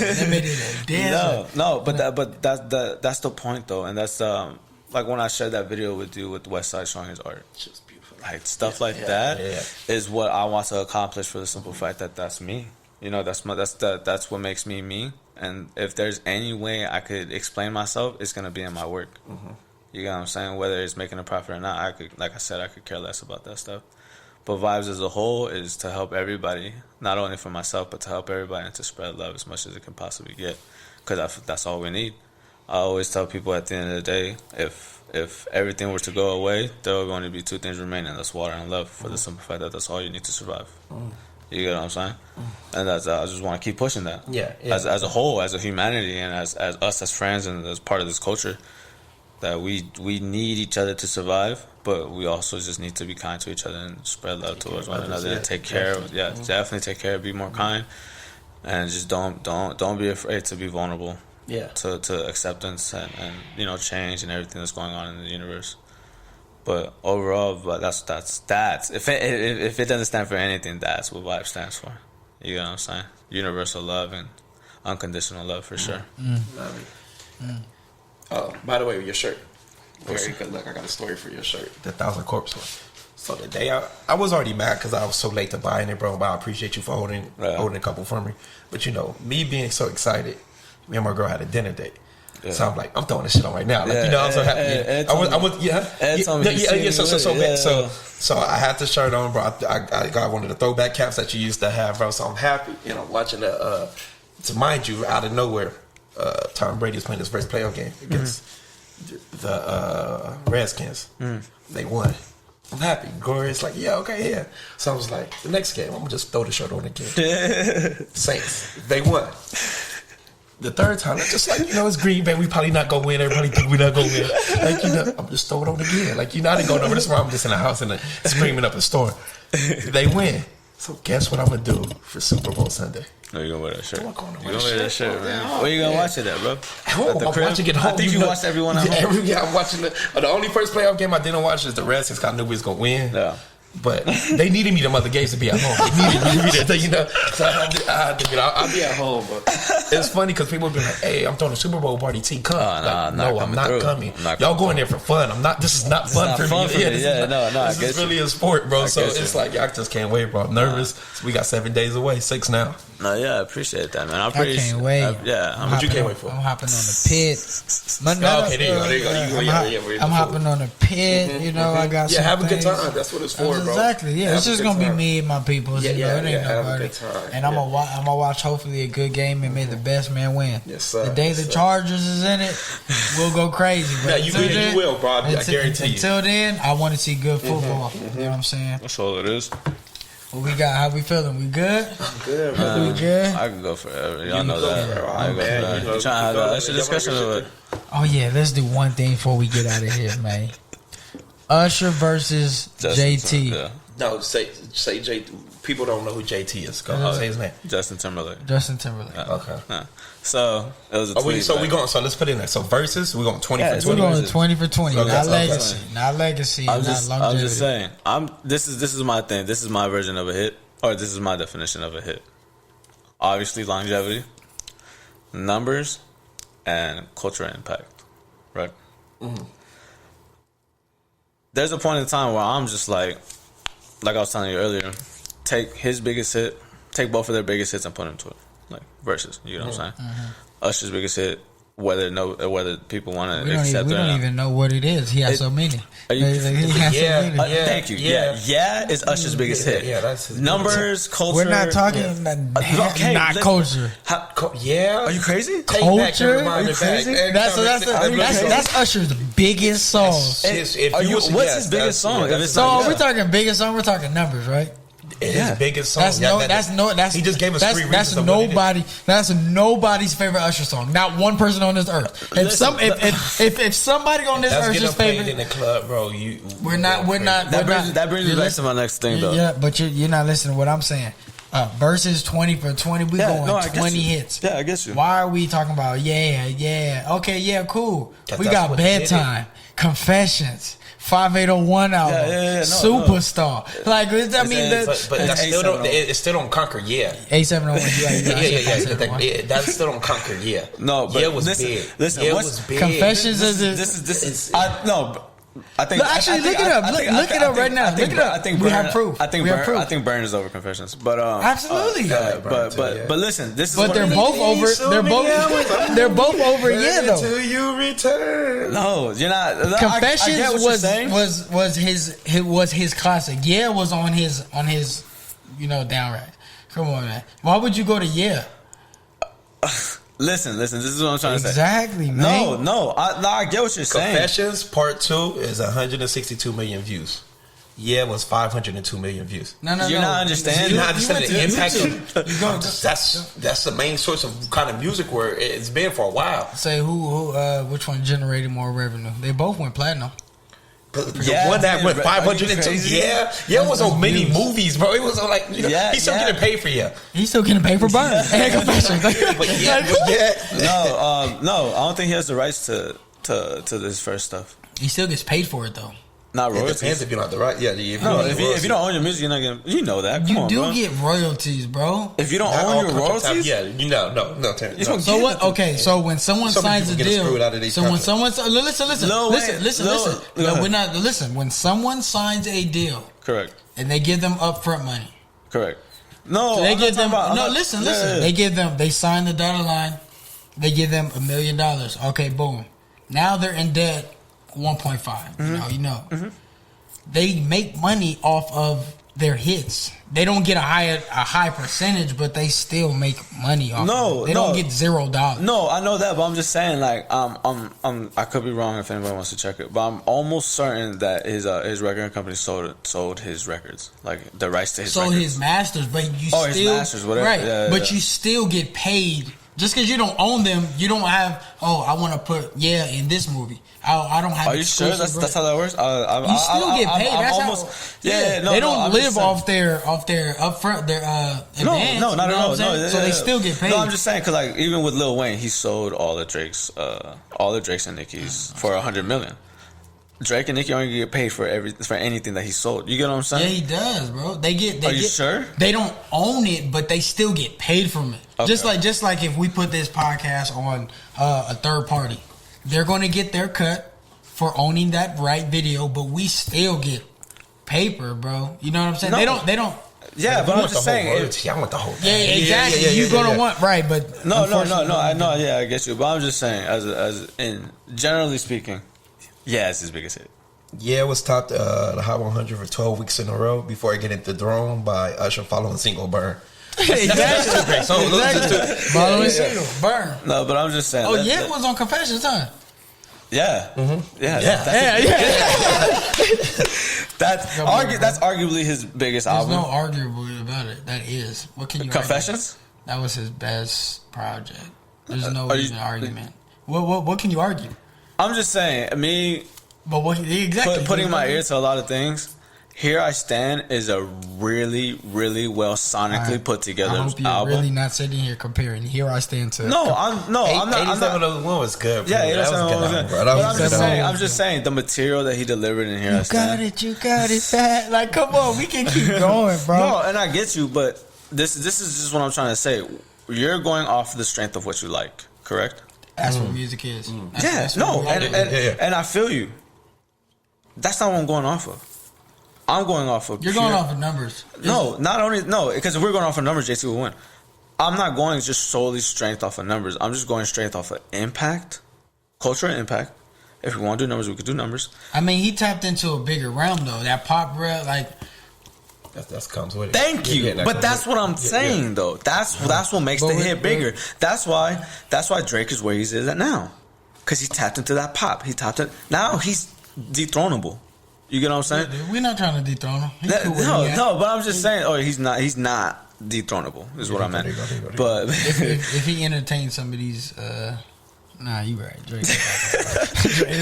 No, but I'm just saying. Interpolate got a video 1.3 billion views. I never seen a B on it. Are you crazy? Yeah, are you crazy? But that's all I'm trying to say is big. Because here's my thing: versus. Think about what you got on there.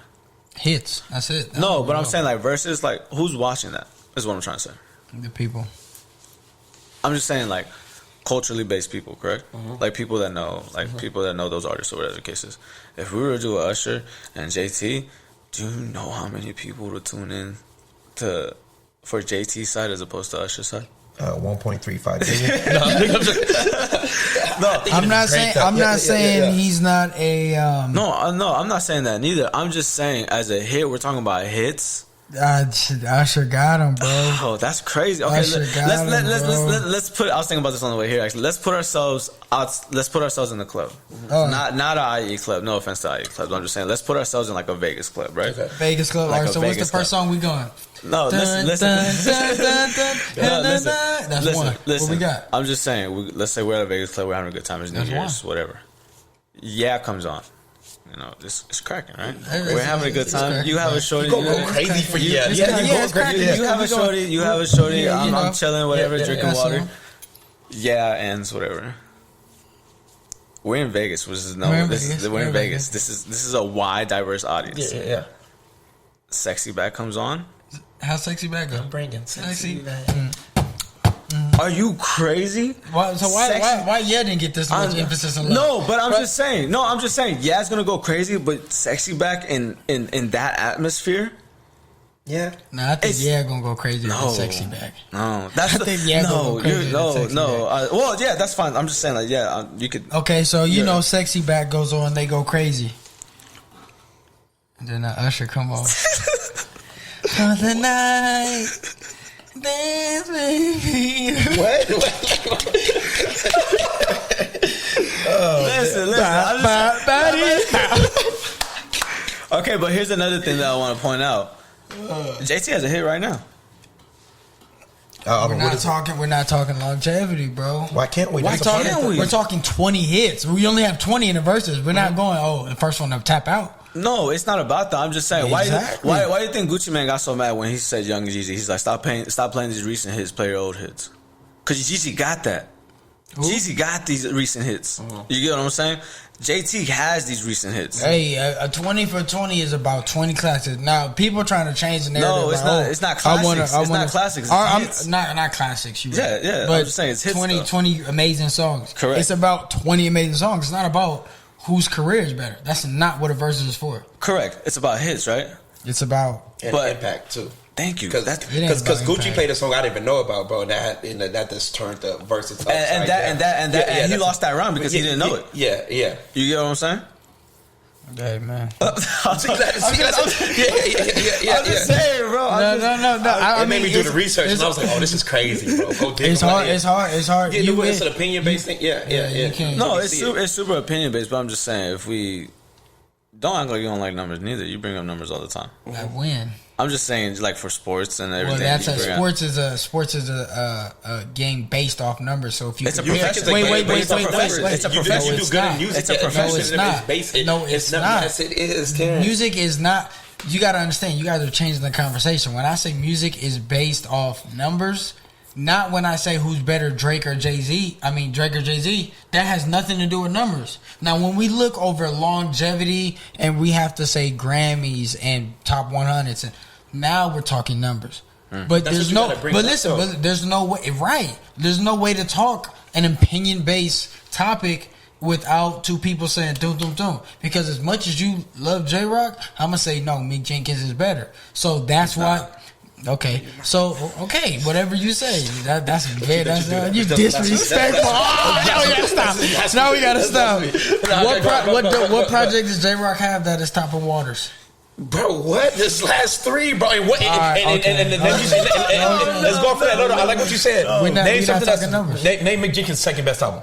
Does he have a second best album? Yeah, of course. No, he has one album. I said Waters is good, and that was it, bro. He has the healing component. Was a great project. It was okay. It was a great project. It was no, I feel you for one. 90059, bro. That wasn't even his best project. What was his best project? Blue. Was it Blue Cover? I want to say. The recent one. He only has three albums, right? Redemption. He has his debut 900. He has his debut and then Redemption. I'll go Redemption. I like a lot of songs of 905. Fly on the Wall. You know, we went to the signing. So that's a slide. No. Like I said, but that's what I'm saying. It's always opinion based. Yeah. As for sports, numbers separate the two. If you sit here and say James Harden is better than KD, I'm gonna be like, you can make that argument. Right now, you can make that argument. James Harden's not in the MVP conversations. KD is. James Harden not an MVP. He was in the last four. I'm talking about right now. He's not even in the top 5 MVP. James Harden want to turn it up, I guarantee he'll be MVP. So now, if he wants to, I'm talking about right now. You're talking about if he wants to. Okay, let's go back from the last 3 years, bro. James Harden was he was injured last year. So if we go the year back, he was in the MVP conversation. They both were. And James Harden won. KD was out last year. Last year he was out, and then the year before that. And James Harden won. Yeah, and then he got he snipped kind of this year. If you want to talk about last year, if you want to talk about it, if you think Giannis, come on, but James Harden numbers was nuts though, bro. You feel crazy? Yeah, I'm not saying. You can make that argument. I guess if you know sports, I don't think you can make that argument. No, so I guess I don't know sports then, brother. Yeah, I guess I don't. I think I'm very sports related. I think if you question my sports mind, it'd be nuts. Yeah, not really. Not if you're saying you're taking James Harden over Kevin Durant. Argument. I'm talking to you though. Yes, you can make the argument. Well, okay, argue. Let's let's not argue, but make the argument of James Harden, bro. Like you say, he was in the last 5 years, bro. He was in MVP talk in the last 5 years. Okay, but he was in the MVP talk, and he won 2 of them. He won 2, and he was a finalist. He was a top 3. How was he better than KD? If we talking about right now, his numbers was produced better than KD's. Right now? No, he's not. KD is averaging 30 right now. Because let's go through the last 3 years. Let's go through the last 3 years. James Harden's damn near averaging a triple-double. Damn near, almost. But I'm saying, you saying. So are we talking about? So we got to bring 5 years into the game. He just got to a new team. That's what I'm saying. I'm saying you just can't go. We can't. So are we going for 13 games, bro? Because their record is not good in 13 games. They'd be the AFC in 13 games. We're talking about two people, not the record. We're not talking about the team. We're talking about the team. So if we're going through it, bro, let's go through the last 5 years. That's why I'm going back.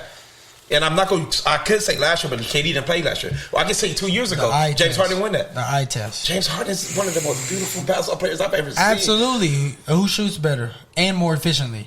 Both Kevin KD. Who has better defense? KD. I mean, it's like whose potential, whose ceiling is higher? KD, like it's KD across the board. No, man. Only thing James Harden does better is dribble. I don't like comparing athletes, so but I'm saying you can. James Harden is arguably top 5 in the league. Who's the 4 before? Actually, that's not even an argument. Who's the 4 before? No, I said top 5, so he could be 1, 2, 3, 4, 5. No, when you say top 5, you limit it at 5. I limit that 5. Yeah, you limit him to 5.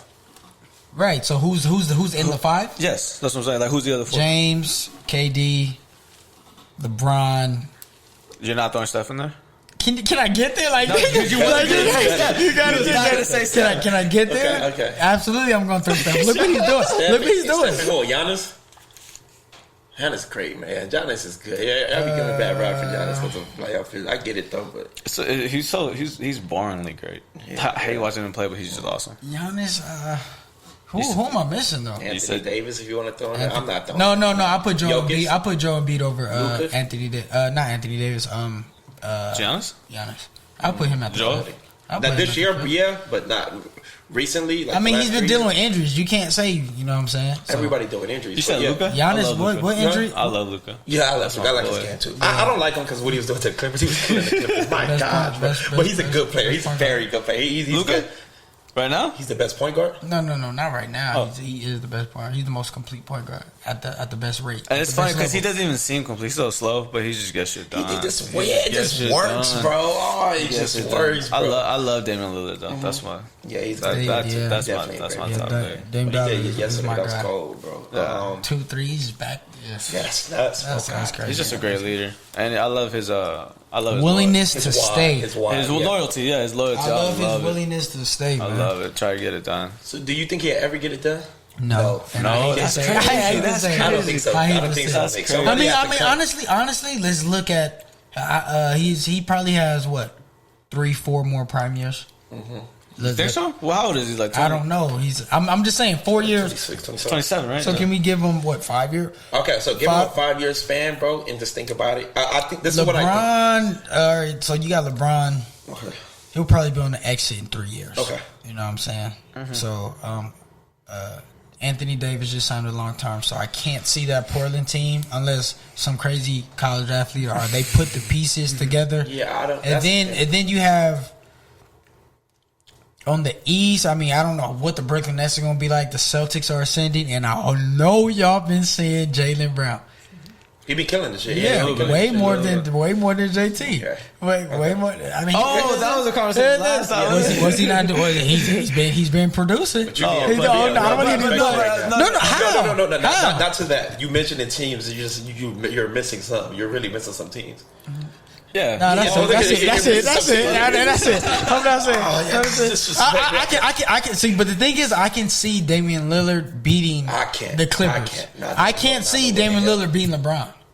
I can't see. You know what I'm saying? LeBron and not the Lakers. Because it's really LeBron. It's a winning basketball player, man. It's LeBron. Yeah. It's LeBron. Okay, but you got Nets coming out the East. Absolutely. You got Nets coming out the East. It's gonna be tough. I love Jimmy too much to say that. Oh, they've been struggling. They've been struggling. They gonna get it right. Yeah, they gonna get it right. I feel like when it comes to playoff time, bro, they gonna be starting. I feel like they gonna be in tone. It's all about matchups. So where people land is gonna play a big piece. Against Brooklyn, man. Right. It's very hard to match up against Brooklyn. What's going to beat him is team basketball, bro. It's going to beat him. That's what's going to beat him. Exactly. And LeBron ought to have to make a team, but So you got the Heat. You got the Celtics. You can't really count them out. They always there. You got 76ers. They looking good this year. They're looking real good. Tobias Harris been balling. He hit a game winner, didn't he? So let's go to the West. Yeah, that was nice. That was crazy. That was on us. All right, let's go to the West. That's some BS. Let's go to the West. We got the Lakers. We got the Clippers. We got to start with the Clippers first. We don't have y'all little bro. We're number one in the West. Be number one. Be number one. Have all the season. Hey, have all the regular season accolades. Exactly. That's what we gonna do. You know what I mean? So I mean they're playing cool. I mean they got a chip on their shoulder, but as they should. We got a chip on our finger. As they should. Move to the finger. As they should. They should have the chip on their shoulder, but there's a bad man on the other side of the street, and he goes by the name of LeBron James. I love LeBron, bro. I love LeBron. One of my favorite players. He knows the game. He's not the most skilled. I root for LeBron every day of the week. Just when he don't play against me. Like I love LeBron, but just do bad. No, yeah, LeBron do bad against Paul George and the boys. Paul George, bro, is highly underappreciated and super hated. I feel like no, he's not super hated. I think the performance he was giving out in the playoffs just made social media headlines, and then they torched him. But they so quiet when they. Why does social media do that? Because they love negativity. You know why? Yeah, he's shooting 1 for 20. But I'm saying, now he's shooting 15 for 20, 30 piece. I don't. Okay, you don't tweet about that though. I remember you was on it like playoff PP. Like you know what you was doing. Yeah, I was. Yeah, so give him his credit now. He's like, I haven't been watching the game. Okay, we gonna tune in tomorrow. They played today, bro. He's shooting 50. He's shooting. And I've been saying he's been in the headlines. I've never. I'm just saying, show what you was. Why is it so important? Why is it so important? In general life, you got to show love to people that. I feel like a lot of people always like to bring people down when they're down. When everybody else to kick, it's cool to kick, so I'm gonna kick too. But when it's love to be shot, it's like I see it, but I don't want to show the love. Why is that? That's just in general. That's in general and everything. That's a good question. That's $1 million question that nobody got the answer to. I feel like you got some type of answer. You got something. That's all it is, bro. Like because he was down, he was going bad, and I'm seeing it. I'm like, damn, bro, it looks ugly. But as soon as he start doing good, it's like Twitter be sleep, bro. Whenever the Clippers win, bro. No, it's because but nobody is talking about the Clippers. Nobody's really even talking about basketball kind of like that, right? No, it's not even until they do bad. It's just the performance that playoff P was having. It was like it was terrible. Mm-hmm. So it was so terrible, and it was just those were the only really football wasn't around. Soccer's not as big. But there was a couple good games in them creeks of the playoffs. I swear I watched every game. There was some good games in there. Probably, but the negative outweigh. Look, you got to say it's like a stock roll. It's like if you lose 100, you better make 10 times that. It's that. If you play bad, you better have 10 straight good games. You know what I'm saying? It's the one. It's the 1 to 10 rule. You want a tenth your value. You know what I'm saying? If you lose, make that 10-1 count.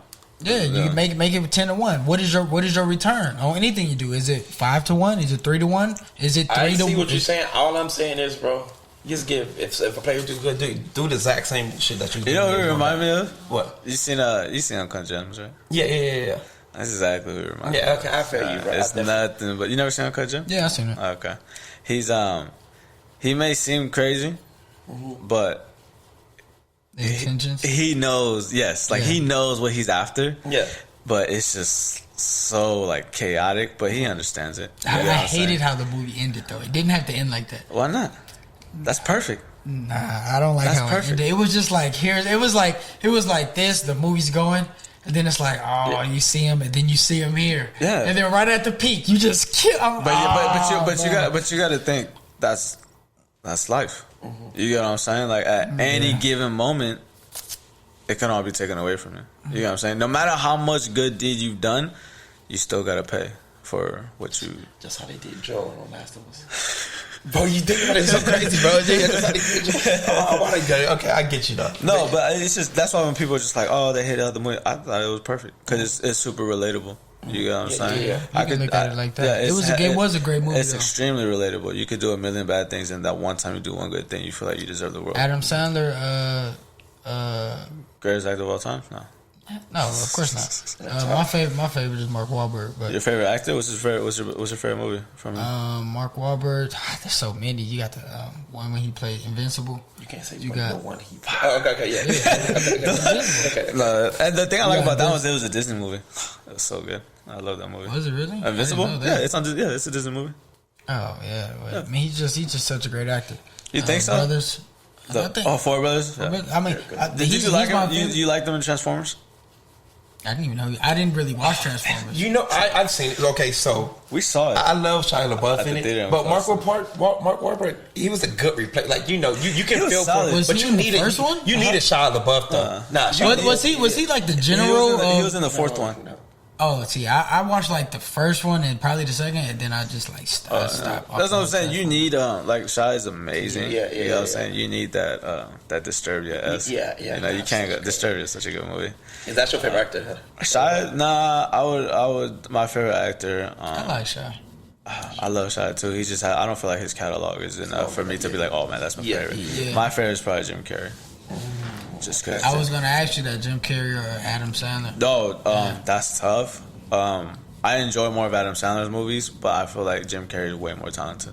What movies did you feel like? He's more his box is bigger. Animated. Yeah. But that was his problem. That was Jim Carrey's problem. He did a movie. I always forget the comedian's name, but he did a biopic on somebody, and he had to get in a certain mode, a certain role. Really good. Yeah. He had to get in a certain role, and he never snapped out of that role, and that's why he is the way he is now. He never snapped out of it. He's still playing that guy. What's in? Oh, for real? Yeah, you get what I'm saying. That's why he is the way. That's why he did The Mask. That's why he did Liar Liar. That's why he did all those movies so he could be animated because he's still that guy. Yeah. Same thing with Heath Ledger. He had to get into the Joker, and that's why unfortunately he did another serious movie. I really liked that movie. Which one? I watched it really late. Dark Knight. Joker. You're talking about Joaquin. Oh, did you like it? Joker when he just his own movie itself. He kills the people in the news reporter. Yeah, that's Joaquin Phoenix. Yeah. But he walked. The thing that was cool about Joaquin is like he's a big nerd already. So I met him at the con when I went to Comic Con,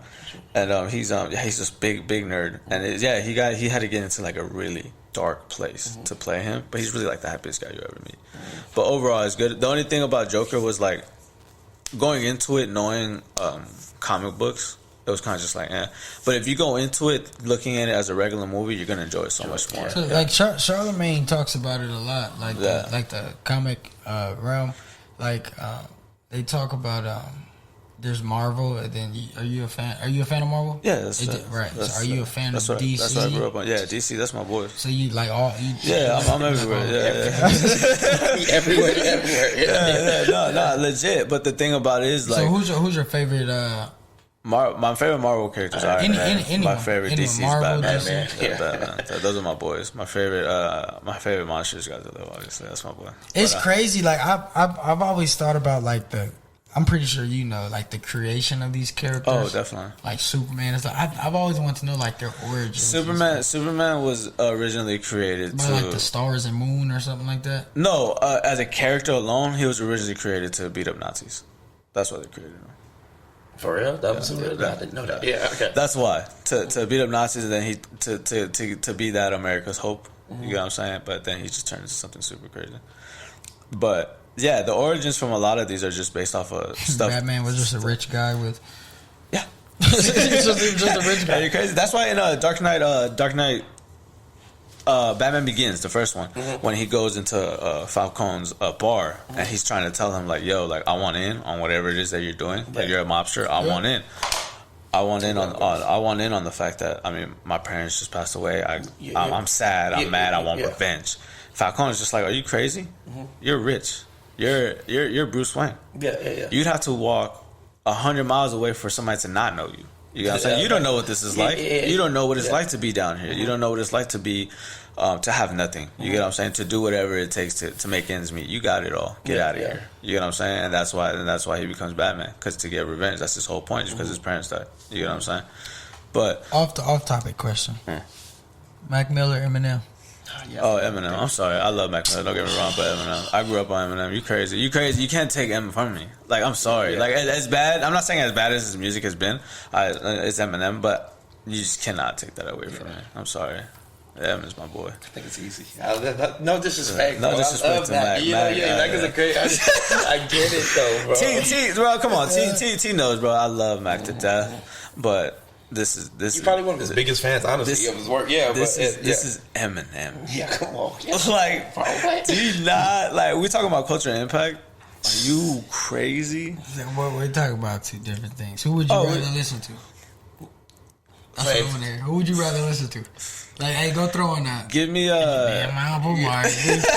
that Mac cheesy, easy Mac with the cheesy rap. Mac with the cheesy. Give me. I'm taking encore Eminem over. Yeah, you're crazy. Are you crazy? Are you crazy? Superman? Are you crazy? He's your Superman. No, I'm just saying. Mac Miller, that kryptonite. Mac Miller, that kryptonite. I hate you. No, I'm just saying. If I were to pick, these are my favorite. These are my favorite like eras, right? Encore Eminem is my favorite. This is when I was like 10, 12 years old probably, or somewhere around there. Like that was just crazy to see. And watching movies with no clothes on, Mac Miller. I think that's what it's called. Watching movies naked with the sound off. Yeah. That's my favorite Mac Miller. If we were compared it to, that's tough. But just Eminem is that's Eminem. I'll give you my top 5. I'll give you my top 5. Over Good Morning. Oh, Good AM. Yeah. No, that's tough. Come on. No, I get you, but then you hit me with that, and I'll hit you with the Eminem show over Good AM. But I feel like Mac Miller is so much more of an artist. You know what I mean? Definitely. That's what artistically speaking, yes, Mac Miller is a student. He does his research and he's willing to go into different things. But if I feel like you know what you're gonna get from Eminem, bars and you know, it went from bars to more bars, but the level of crazy. Yeah, Mac Miller, you got super jazz influence, super rhythmic influence. All right, exactly. So I get what you're saying. Eminem is just straight bars, but you got and that's why I like Mac, because he can give you those and he can give you. But bars. You got to understand, at the point in time where Eminem was in his prime, a Mac Miller in that time would not have survived. Because the type of music. You got to think about. That's what I'm saying. That's what I'm saying. But see, we can't compare. So that's why when you ask me that, it's kind of hard because at the same time, if you put Eminem in this era, is he as big? I don't think so. Eminem is the only artist to have gone platinum in 5 different eras. In 5 different decades. You know how crazy that is? It's amazing. But if you put M in this era, starting with the Marshall Mathers and all that, it went double platinum. So what are you saying? I think it went like titanium. It went something crazy. But I'm saying even this last one, it went platinum. You get what I'm saying? So, but that's just that's from the core fans. So I get what you're saying, as opposed to like you're not gonna get a Mac Miller fan to listen to Eminem. Yeah, I would listen to Eminem. I was on Eminem. I'm talking about now. You would listen to him now? Eminem? Yeah. I would, but I have to be in a mode. I can't just say, "Hey, I'm gonna get in my car and put on some M." Like, you know what I mean? So I can get in my car and say, "I'm putting on some." It is tough. But look, this is why I'm saying this. This is because I believe it was episode. If I want to say 1 or 2, when you guys gave your top 5, right? Oh, and I got another one too. But Eminem, Kanye, Kendrick, 50, and DMX. That's my top 5. I like it. It's not arguable. You get what I'm saying, though? But that's the era I was raised on. The Get Rich or Die Trying, the Grand Champs, the Is Dark and Hell is Hot, you know, and then there was X, Good Kid, Mad Cities. That's top 4 place. List Kendrick's albums. Oh, Kendrick's? List because I can from 1 to 4. From 1 to 4. From 1 to 4. Pimp a Butterfly. 1. Good Kid. 2. Oh no. Let me put Section 80 in 2. Good Kid 3 and Damn 4. Okay. Nobody likes Pimp a Butterfly, and I don't understand why. No, I love to be Butterfly, but damn at 4. I don't think I can do that. Nah. I'll put Section 80. I put Section 80 at 4. Because tough. Damn it, I really. That's tough. No, don't get me wrong. No, that's what I'm saying. Good Kid, Mad City is. But see, and this is why I put him over Drake, because he arguably has the greatest catalog ever. He's Michael Jordan. He's 4 for 4. Drake's not 6, 7 for 7. Hold on. He's not. I hate when we mention that. When did Drake lose? What album did he lose at? Define lose. Whatever. So whatever he's saying. So well, what makes him not go for 6 for 6? Okay, so what makes so then again, what makes him not go for 6 for 6? In my opinion, we're talking music. In my opinion, What a Time to Be Alive was a terrible album. What a Time to Be Alive wasn't a. That's not even his. Yeah, I'm just saying. Okay. So you gave me your top 4 Drake albums. Views. 1. Nothing Was the Same. Take 2, Care. 3. And then More Life. 4. Yeah. I put myself in a different mode. That's why I put myself in where I was when those came out. Yeah, definitely. Yeah. Views was a crazy. Are you crazy? Yeah, Views was you put on Controller and then to One Dance. Oh my god, bro! That was the party days. That was the I love them days. You get what I'm saying though? And then after that you got Grammys. And then after that you got Too Good for You with Rihanna. It was good, but Views, bro, I don't know. When I woke up, and you know what kills me? When I woke up and turned on that, if you're reading this, it's too late. The Legend? It was Love just, Legend. when you turn that song on, Star 6 7. I was just saying. Jungle. He ain't missed. Jungle. I love Jungle. No, but somebody else's car. That ain't the color. Come on. It's crazy. To be honest, I don't think Drake could lose in a versus. Thank you, he can't. In a versus? Because when you think about the catalog, 20. Yeah. Take Care probably got like 10. And then if you read this too late. First I said 60, he got 100. It would be hard. No, honestly. Here we go. Someone who I can see going up, and you have to be a musical savant. It's Madonna. Nobody will ever say, I promise you. Madonna. Chris Brown catalog is crazy. Oh, yeah. Chris Brown catalog is crazy. And he can compete. If Drake can go 100, Chris Brown can probably go 100 too. Yeah. We'll probably just after the round be like, I like that Drake song. Yeah, definitely. You know No, but I'm Chris just saying, right now, I mean, he has more hits than the Beatles. I mean, the Beatles. Well, you know how crazy that is. You know what I'm saying? That's the tier that he's at. The Beatles, the Madonnas, the Michael Jacksons, the Elvises. Like, that's a different tier that nobody can touch right now. God level, bro. That's in a sense. That's what I'm saying. That's why people giving him flack for Scorpion, saying it wasn't such a good album. Don't get me wrong. Like it wasn't mediocre. It was okay, but I just feel like I know what I'm about to get from Drake. Look, Drake. He won't surprise nobody. Oh, JT surprises me all the time. What? If you were see, Jay-Z. All he did on 4 for 4 was what? Drop gem. So if you played like in 1997, it would have cracked still. Listen. What? You wouldn't crack? No, I'm saying if Jay-Z would have dropped 4 instead of Reasonable Doubt, it would have done the same. What? No, it wouldn't. Who are you to give me these gems? Yeah, right. Exactly. Yeah. You want me to buy art? How dare you?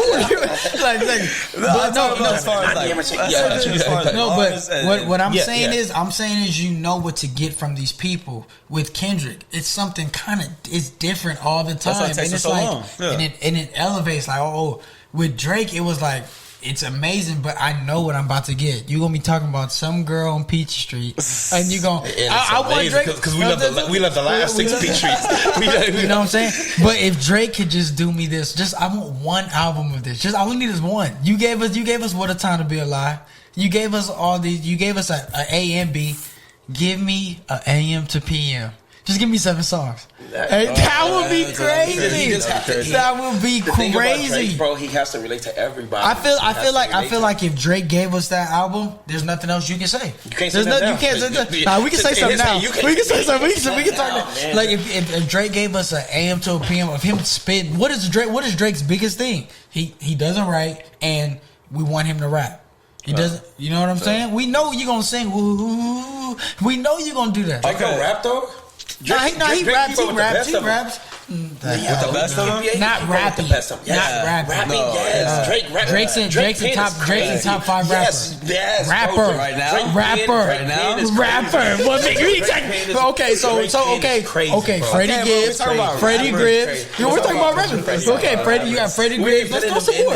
No, let's throw 5. Let's throw 5. I get what you're saying. His pen is in there, bro. In the top 5? Yeah, in the top 5. Throw your top 5. Drake. You know what I mean? He's not in your top 5. He's not. Top 5. He's not. My ear's too extensive though. I got the Bennies. I got the. That's not. But when we talk about rap, your ear, it doesn't matter about your ear. Yeah, it does. No, it doesn't. How does it? Yeah, wait. We're talking about rap. There's only like an elite group of rappers in the game. There's not a lot. There's a ton of artists, and there's a ton of music makers. Yeah. There's not a lot of top tier rappers. Top 5 right now. Let me give you top 5 right now. Go ahead. Conway's number 1. He will literally eat anybody alive. There's no one's arguing. Kanye number 1. Yeah. 1. Absol's 2. Daylight's 3. 3. But Benny's 4. No, so you can't do that because you're going up. You're going straight pen. Yeah, you're going up straight pen. All right, go ahead. No, I'm just saying they haven't put nothing out in so long. But okay. No, 3. That's 3. Daylight writes for Drake. What are you talking about? See, so you can't say Drake is like, you know what I'm saying? No, but I'm just saying but everybody has a writer. That's 3. No, but I'm just saying like not J. Cole. They don't. That's why J. Cole's where he's at. Number 3. What do you mean? He's number 3. He ain't fucking with Drake, bro. He's not fucking with Kendrick neither. Yeah, he's not fucking with Kendrick neither. He's not. But yeah, okay, so that's what I'm saying. That's exactly that's a beautiful place to be. It's good. But if he wanted to be the type, he'd never be the top. He'd never be Drake. Drake will never be Kendrick. He don't. I guarantee. Drake will never be Kendrick. If you was to ask right now who's having a more successful career, who has a more successful career? Come on, be honest. Who's more respected?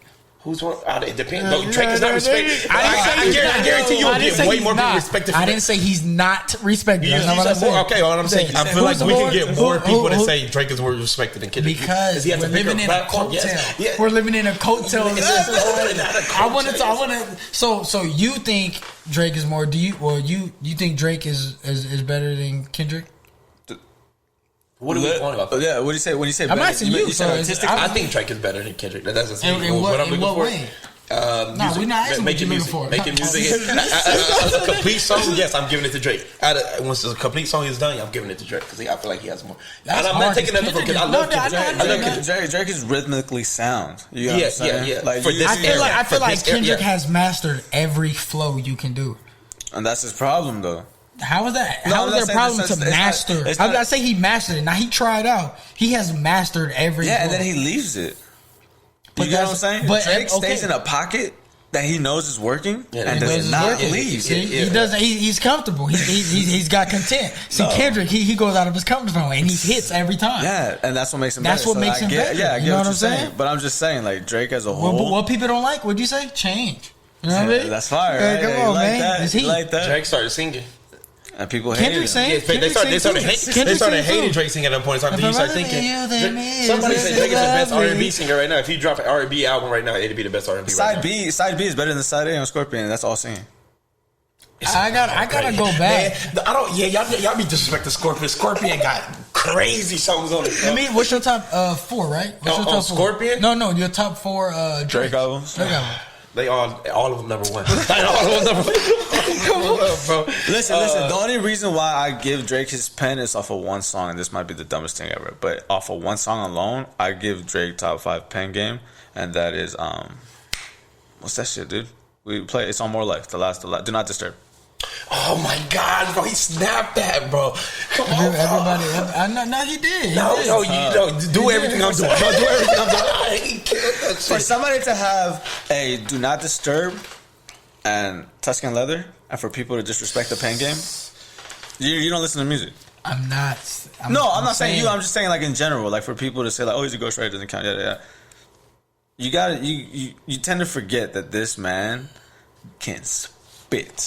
You know what I'm saying? I don't say he can't, but it's like when you're having all these other people throw this at you and this at you. It takes the load off. When you say ghostwrite, I don't think his best hits was somebody ghostwriting. Think about Quentin Miller. Think about the type of rapper Quentin Miller is. You can kind of plug and play what songs on, huh? I said I feel for that, man. Okay, so you can kind of plug and play what songs you feel like that they was inside the studio recording with each other, helping each other. It was nothing pen worthy. Quentin Miller's pen is not a top dog pen. You feel me? He has more of a bounce to it, like a rhythmically bounce. Like it's like 7/3. It's a smooth feeling, but it's not. But it's not pen level. I think it's the way you deliver it. You know what I'm saying? Like, because Dom got a pen. But it's just the way. It's not up there with no Drake. I don't like what you're doing. I'm saying what you're saying. I'm not comparing. We can't take that account. All I'm saying, we can't take that accountable of Quentin Miller. Quentin Miller is more of a beat. I think we have to also account the levels that they're at. Like, if Quentin Miller was at Drake's level, oh gosh, like anybody was at Drake level. What Drake worked for that. That's that pen, bro. Imagine if he found that BlackBerry that they stole. Well, you don't remember them days. You don't remember them. Yeah, who was writing? Drake is a student of the game. We know that he's a student. So I'm saying, like, it'd be hard for us to say Drake don't write his music. What song do you think? We know he don't write his music. Like, what do you mean it's hard? Okay, but you know how we're talking about. Did you hear the explanation? So what? My bad, Miggy. So when you say he don't write his music, bro, all what they do is probably what you and Nate do. In the studio, do y'all? Not really. I've never gave Nate, and Nate has never. So, but it's not that. It's like y'all creating something together. So it's like even J Rock and Ab-Soul and them. They say they do it in the studio with each other. Entire song. What do you mean? What song did Quentin Miller? If you help anyway in the studio, bro, you will put your name on that type of track. That's what Kanye does. Right? Yeah, that's just it's showing love. But when you rap an entire song. And then you play it for me, and then I rap the exact same song with my tweak of flow, but in the same realm of your flow, and then put it out. He was creating together. That he wasn't. Quentin Miller wasn't like, here, I got a list of songs here. We'll pick which one you want. That's not how ghostwriting works. But I'm saying that's not what. I don't think he was getting ghostwriting. I'm thinking even Drake said they was in the lab creating with each other, just creating with each other. And I probably made a song like, here, you rap this. These are the songs I want you to rap. Like, it's not that. And that's the thing, because Drake was trying to catch a different flow. You can't lie that if you're reading This Is Too Late is different from what was the album before that he came out with? It was Nothing Was the Same. It was Nothing Was the Same, right? So he was trying to catch a different flow, and he was just like, that may be number one. That is number one. Nothing Was the Same. I got Nothing Was the Same. If You're Reading, Take Care. And then my fourth, I can throw views in there because that Keep the Family Close is ridiculous. It's ridiculous. But I'm just saying he was trying to catch a different flow, and so he was like, "Yo, Quentin, like, how would you rap this?" So that's where you get the Madonnas. It's a different type of beat, like that beat, like that sounds more of a Quentin. But you can't tell me 6 p.m. in New York is Quentin. I didn't say it was. I said the AM to PM. You can't say used to. You can't say Star 67. You can't say No Telling. You can probably say No Telling. You can't say Energy and Legend, bro. No Telling was a great. No, it's a great song. But I'm saying you can see that. You can see that. I'm not saying it's not great. You're not listening. I'm saying you can see the Quentin influence. But 6 p.m. in New York, you cannot see that Quentin influence. Drake been doing no PMs or AMs. Yeah. Those are all Drake. And I just named like 7 songs. All I'm saying is, if Drake, you don't even gotta give me a big. Just give me 7 AM to PM. Now we're going away from what we're talking about. You were saying he was ghostwriting. I'm saying it was a creative. It was a creative collaboration. That's all it was. Kanye was. All the big artists do it. I promise you. Kendrick J. Cole does not do that. Kendrick does not do that. So don't say all the big artists. Look at the credits. The majority. Look at the credits. Right. For you making the beat. For you doing this. It's not for what you. It's not for writing. You're the biggest Kendrick fan. Who's writing for Kendrick? In every J. Cole album, every song says written by Jermaine Cole. Every single song. I'm just saying. Right. Like, so that, I mean, you know. No, I'm asking you. I mean, I'm not. Oh man, I don't know. I don't look in details like that. He put out a project. It's always. It's always. I'm just saying. It's always on the song. It's different because K Dot credits Top Dog a lot. A lot. J-Rock is his big brother. Like, on the what is it? Oh. Top Dog is a manager and producer. They grew up together. I'm gonna credit you too.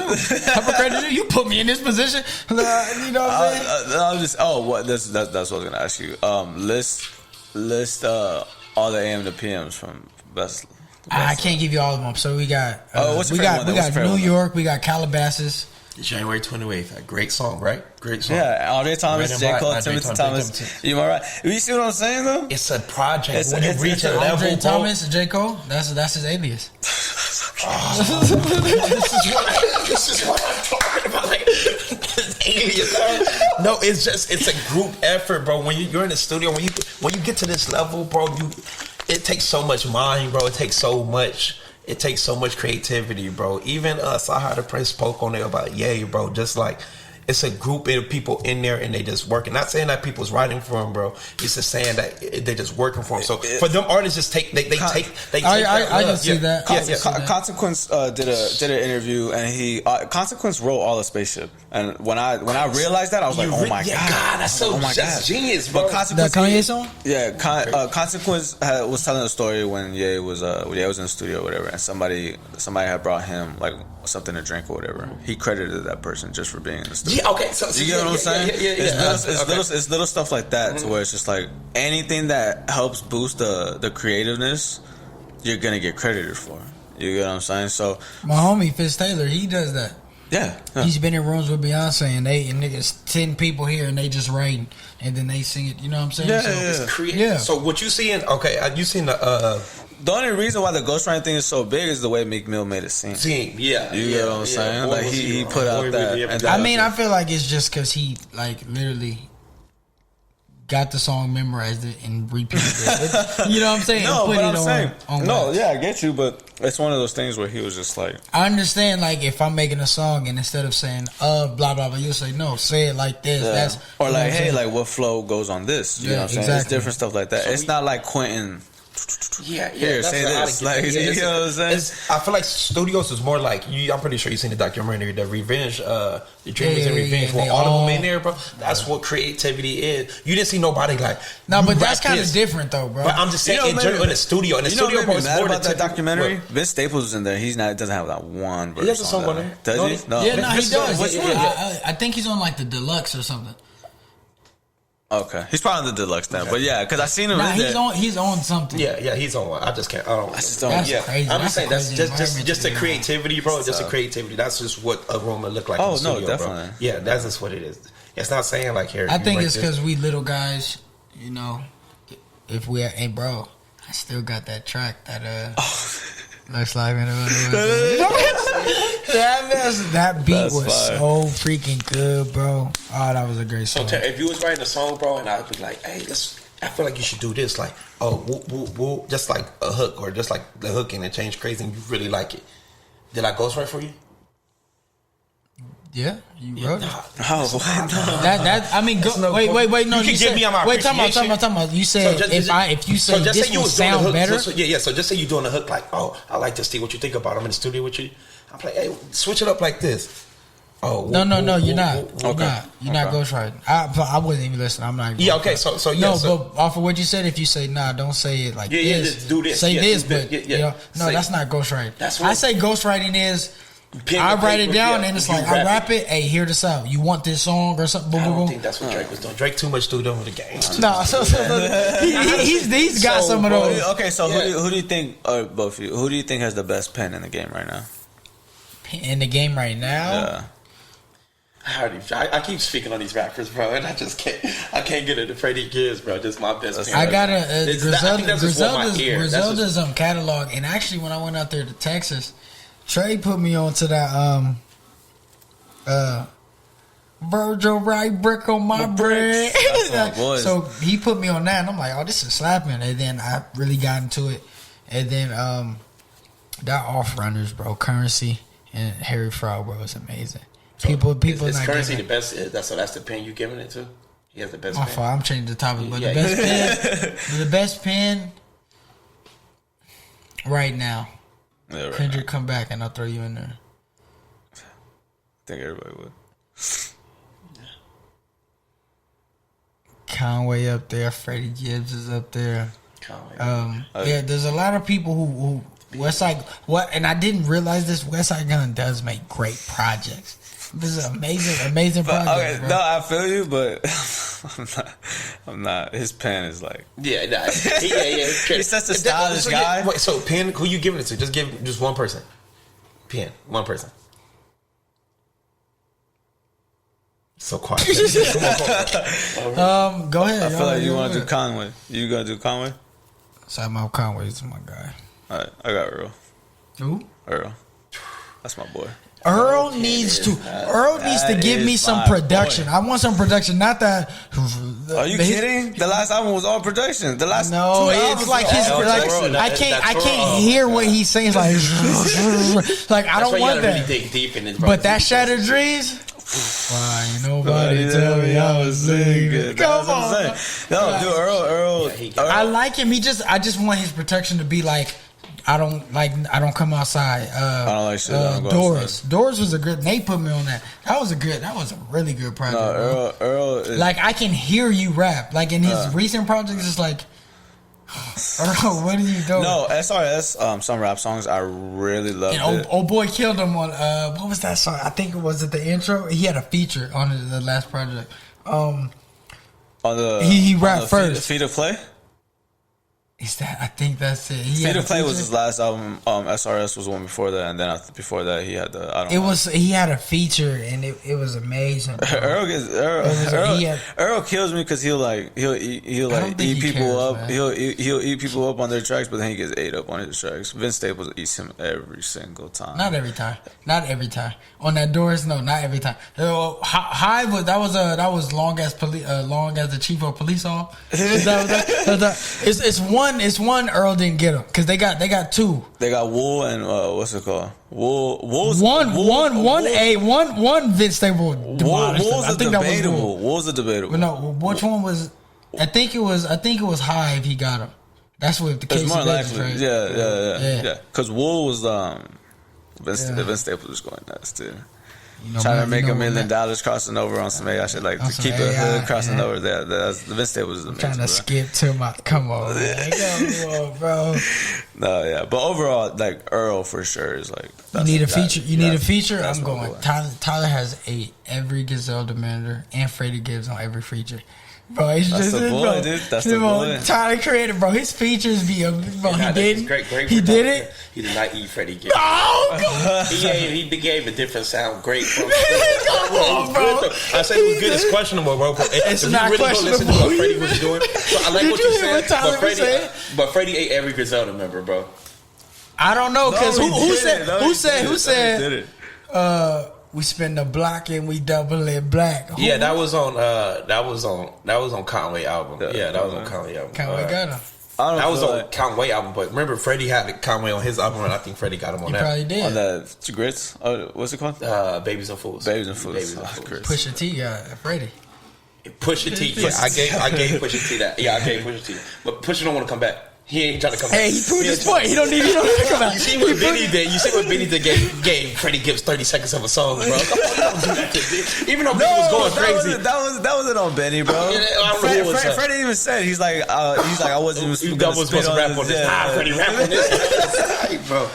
No, that Benny. Ugly white girl whipping like it's Miss Universe. That's fire. That's a lot of That's whipping. really nuts. Yeah. Did you? I control my girls OnlyFans. I got computer work. Nah, he was spitting. He was really spitting. You get fucked early, get sent home like the Clippers. That was my best part.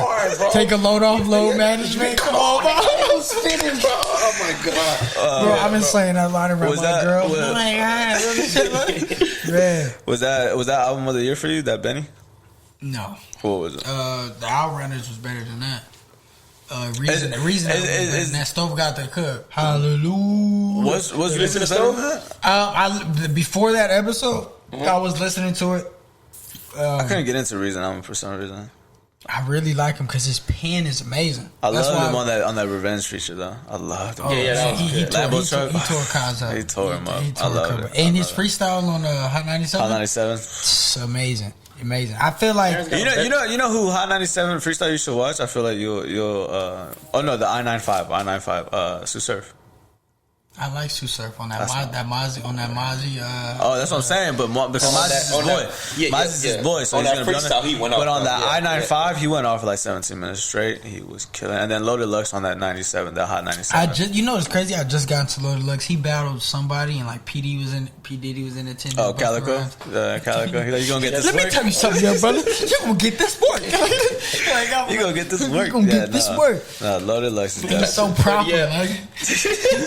That shit He's so proper. Bro. No, if you need a freestyle LA Leakers, Freddie gives you. Freddie gives LA Leakers. With a sign on the thing. With a sign, yeah. You guys think arguably the best freestyle ever is The Basement with Cameron? I gotta listen to it again. When he start counting out the money. Bro. Niggas all wanted to be that person, bro. Like niggas rapping like.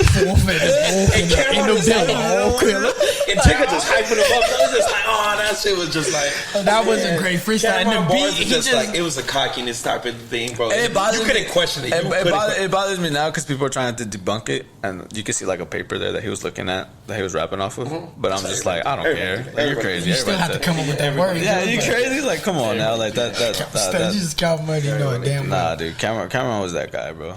He is that guy, man. We going for 342. I love it. We going for 342. I already made it up in my head. I love it. So let me think of something. Let me throw something out there. One person album you looking for if they drop you listening to right now? Who is that one person? Looking for like just straight like. I need this person to drop. And let's take out Kendrick, Cole. Okay, yeah, Drake. I'm taking. Let's take out the Freddie Gibbs, but yeah, I'm doing it. So if we was to minus Freddie, I just still got. But they put so I feel like that section puts out so much music. Freddie don't. He's taking too long. He put something out last year. Especially, that's not enough. It's too long. Especially for him being in that Griselda. So look, he put listen. He put out. What did he put out first? He got the thing on the cover. Alfredo. He put out Alfredo. What was it, like early 2020? Stuff for a Grammy. Then he got the thing with Currency. Then that was 3 years ago. That Currency was. That Currency was old. Yeah, that Currency was old. 3 years ago. Okay. And then he was on like all the features. No, Bandana was second. So it went. Bandana. That's what Alfredo, Bandana. Then it goes. Like that's 2 projects. How much? Like how so great. Like how much? They be cooking. Yeah. So like someone I'm looking forward to. 2 people, and this goes back to my question, Boz, bro. I feel like he's one. I feel like he's one album away. Like I can't take nothing away from that. What was that? Like it was like a mixtape kind of. Yeah, like them 6 songs. Yeah. The little EP. No. His best project. Clouds Never Get Old. What project? Too High to Ride. Too High to Ride. That was his best project. Yeah. Wait, what's the one after that? Milky Way. Milky Way. That's my favorite. I really like Too that. High to Ride was nuts, bro. Yeah, Too High to Ride was nuts. But I want to see Boz make a feature, and then I want to see Smino recover because I didn't like his last. I haven't gave Smino a listen. You talk about it. You talk about it a lot. Bro, you talk Smino's about real one? jazz and that's the one. Yeah, that's the one. Bro. Is it like Mick Jenkins jazz? Last Winter was really great about Boz. I'm just saying, Last Winter was really great about Boz. Last Winter was good, but that's his worst project. It was his first project. It was his worst. I mean, I got Too High to Ride, I got Milky Way, then I got that third joint. But Smino, he's so like his flow is just so crazy. What would you want me to listen to, Smino? Give me a song. Like if you was to ask Smino, listen to that. What album is that? It's the Red. Listen to that Black Swan. Okay. Listen to that Black Swan. And then that's not even. No, that is his project. That Black Swan. Listen to that Black Swan. And J.I.D. I need that Hitler 8 West Side. The last installation to the Hitler Wears Hermes series. West Side. He's doing another one. He's doing the last one. That's great. I need that. I love West Side. He's so. It's crazy because you guys had asked me earlier, like, who do you look up to, whatever. I watch this guy so much. That's just like he likes all the stuff that you like. It's you know, it's you get what I'm saying though? Yeah. He's into wrestling. Why, Shaw? Why? He put that that snippet on there, I was like, oh, dude, you were the greatest. Everything about everything about that with Undertaker versus Goldberg, everything that everything that Westside does is just so cool. All right, name another one out there. So what? Name another one out there. My favorite is Undertaker versus Goldberg. No. Just you said Westside Gun. And Westside Gun. Earl or Vince. I wouldn't be mad at Earl. Vince. I didn't like that. Vince too damn goofy. That starfish or whatever. I didn't like that. The Big Fish Theory. I didn't like it, bro. I like that love song with Chris Brown. It's super. But what he was like, I understood what he was trying to do with it because people were just like, "Why are you doing techno shit?" It's just like that's how hip hop was made. Curtis Blow was just nothing but like dance music and stuff. So he was trying to go back to that. But then he did a FM radio. I think that's what the album was called. And he had that Earl snippet on there. Oh my god, great! That Earl snippet is so good. But it's only like a minute long. I was like, oh my god. Those some type of rappers you just can't even find like what they're doing. What they're doing. You know? He drop music when he's ready. You know that's what it is. I mean, he gave us two projects last year. Like, hold off on Freddie. Like he gave us two. Like he gave us two. Like, come on, man. Who's someone you ain't heard? He's just such a hot Who's someone right you ain't now, heard? I just want you to like right, but Stove God, bro, because he dropped that Reasonable Drought. You're not even in the camera. Yeah, I don't know. Like, we're not seeing you. That's we just okay. hear Well, y'all you. hear my voice though. Y'all just hear my voice, but Stove. If you put Stove in there, he dropped some last year too. That's not enough. Who's someone you've been waiting on? Like those you just got some. That's it. You just got something from these guys. Like, I guess I'm impatient. Those are those two. Need more. That's what I'm saying. That's why like I still get excited every time like anybody from Griselda drops something. Like they could just literally drop something. But Westside was talking about he had an interview he did the interview with Joe Budden and he was saying that that Benny and Conway got real Hollywood. So that's why it's like so Benny dropped that album was it Burden of Proof? I think that's what's called. Conway got Hollywood too. That's what he said. Yeah. He's just like he just doesn't. I'm not saying he doesn't want to do music, but he's just enjoying this, which is fine. Which is fine. But you see Westside, it's a hustler. You know what I'm saying? So Westside is dropping something Westside dropped 4 projects last year. That's crazy. Like they even said it took them 2 days to finish a project. Yeah, I'm like, damn, that's all it take y'all to finish these type of hits, bro. You got Sidemouth Conway just rapping bars, bro. Like, just like, bro, I seen that video. Came back Zion sides, bro. That shit, bro. Oh my god. Oh, he was when he was on Drink Champs. Nori called Nas, and he's like, "Oh, Conway shit." And Nas was like, "Yo, like you're a bad man." And Conway was just like super blessed about it. But Kanye is such a bad dude, bro. He just has bars, and it's just like, how do you get all this off with like half your mouth? Like, it's dope that it's dope that the higher up people like that type of rap. Because when Hit Boy did Benny the Butch album, Benny the Butch album, that One Way Flight, they was looking for one more feature, and what's his name? What's the producer name? I'm sorry, I'm blanking out. Who? That did that Benny the Butch album, last album. Hit Boy. Yeah, Hit Boy. Yeah, so Hit Boy. Yeah, I know. I didn't think it was him. I was like, who is he talking about? So Hit Boy was asking around, like he was just like kept saying the song is not complete.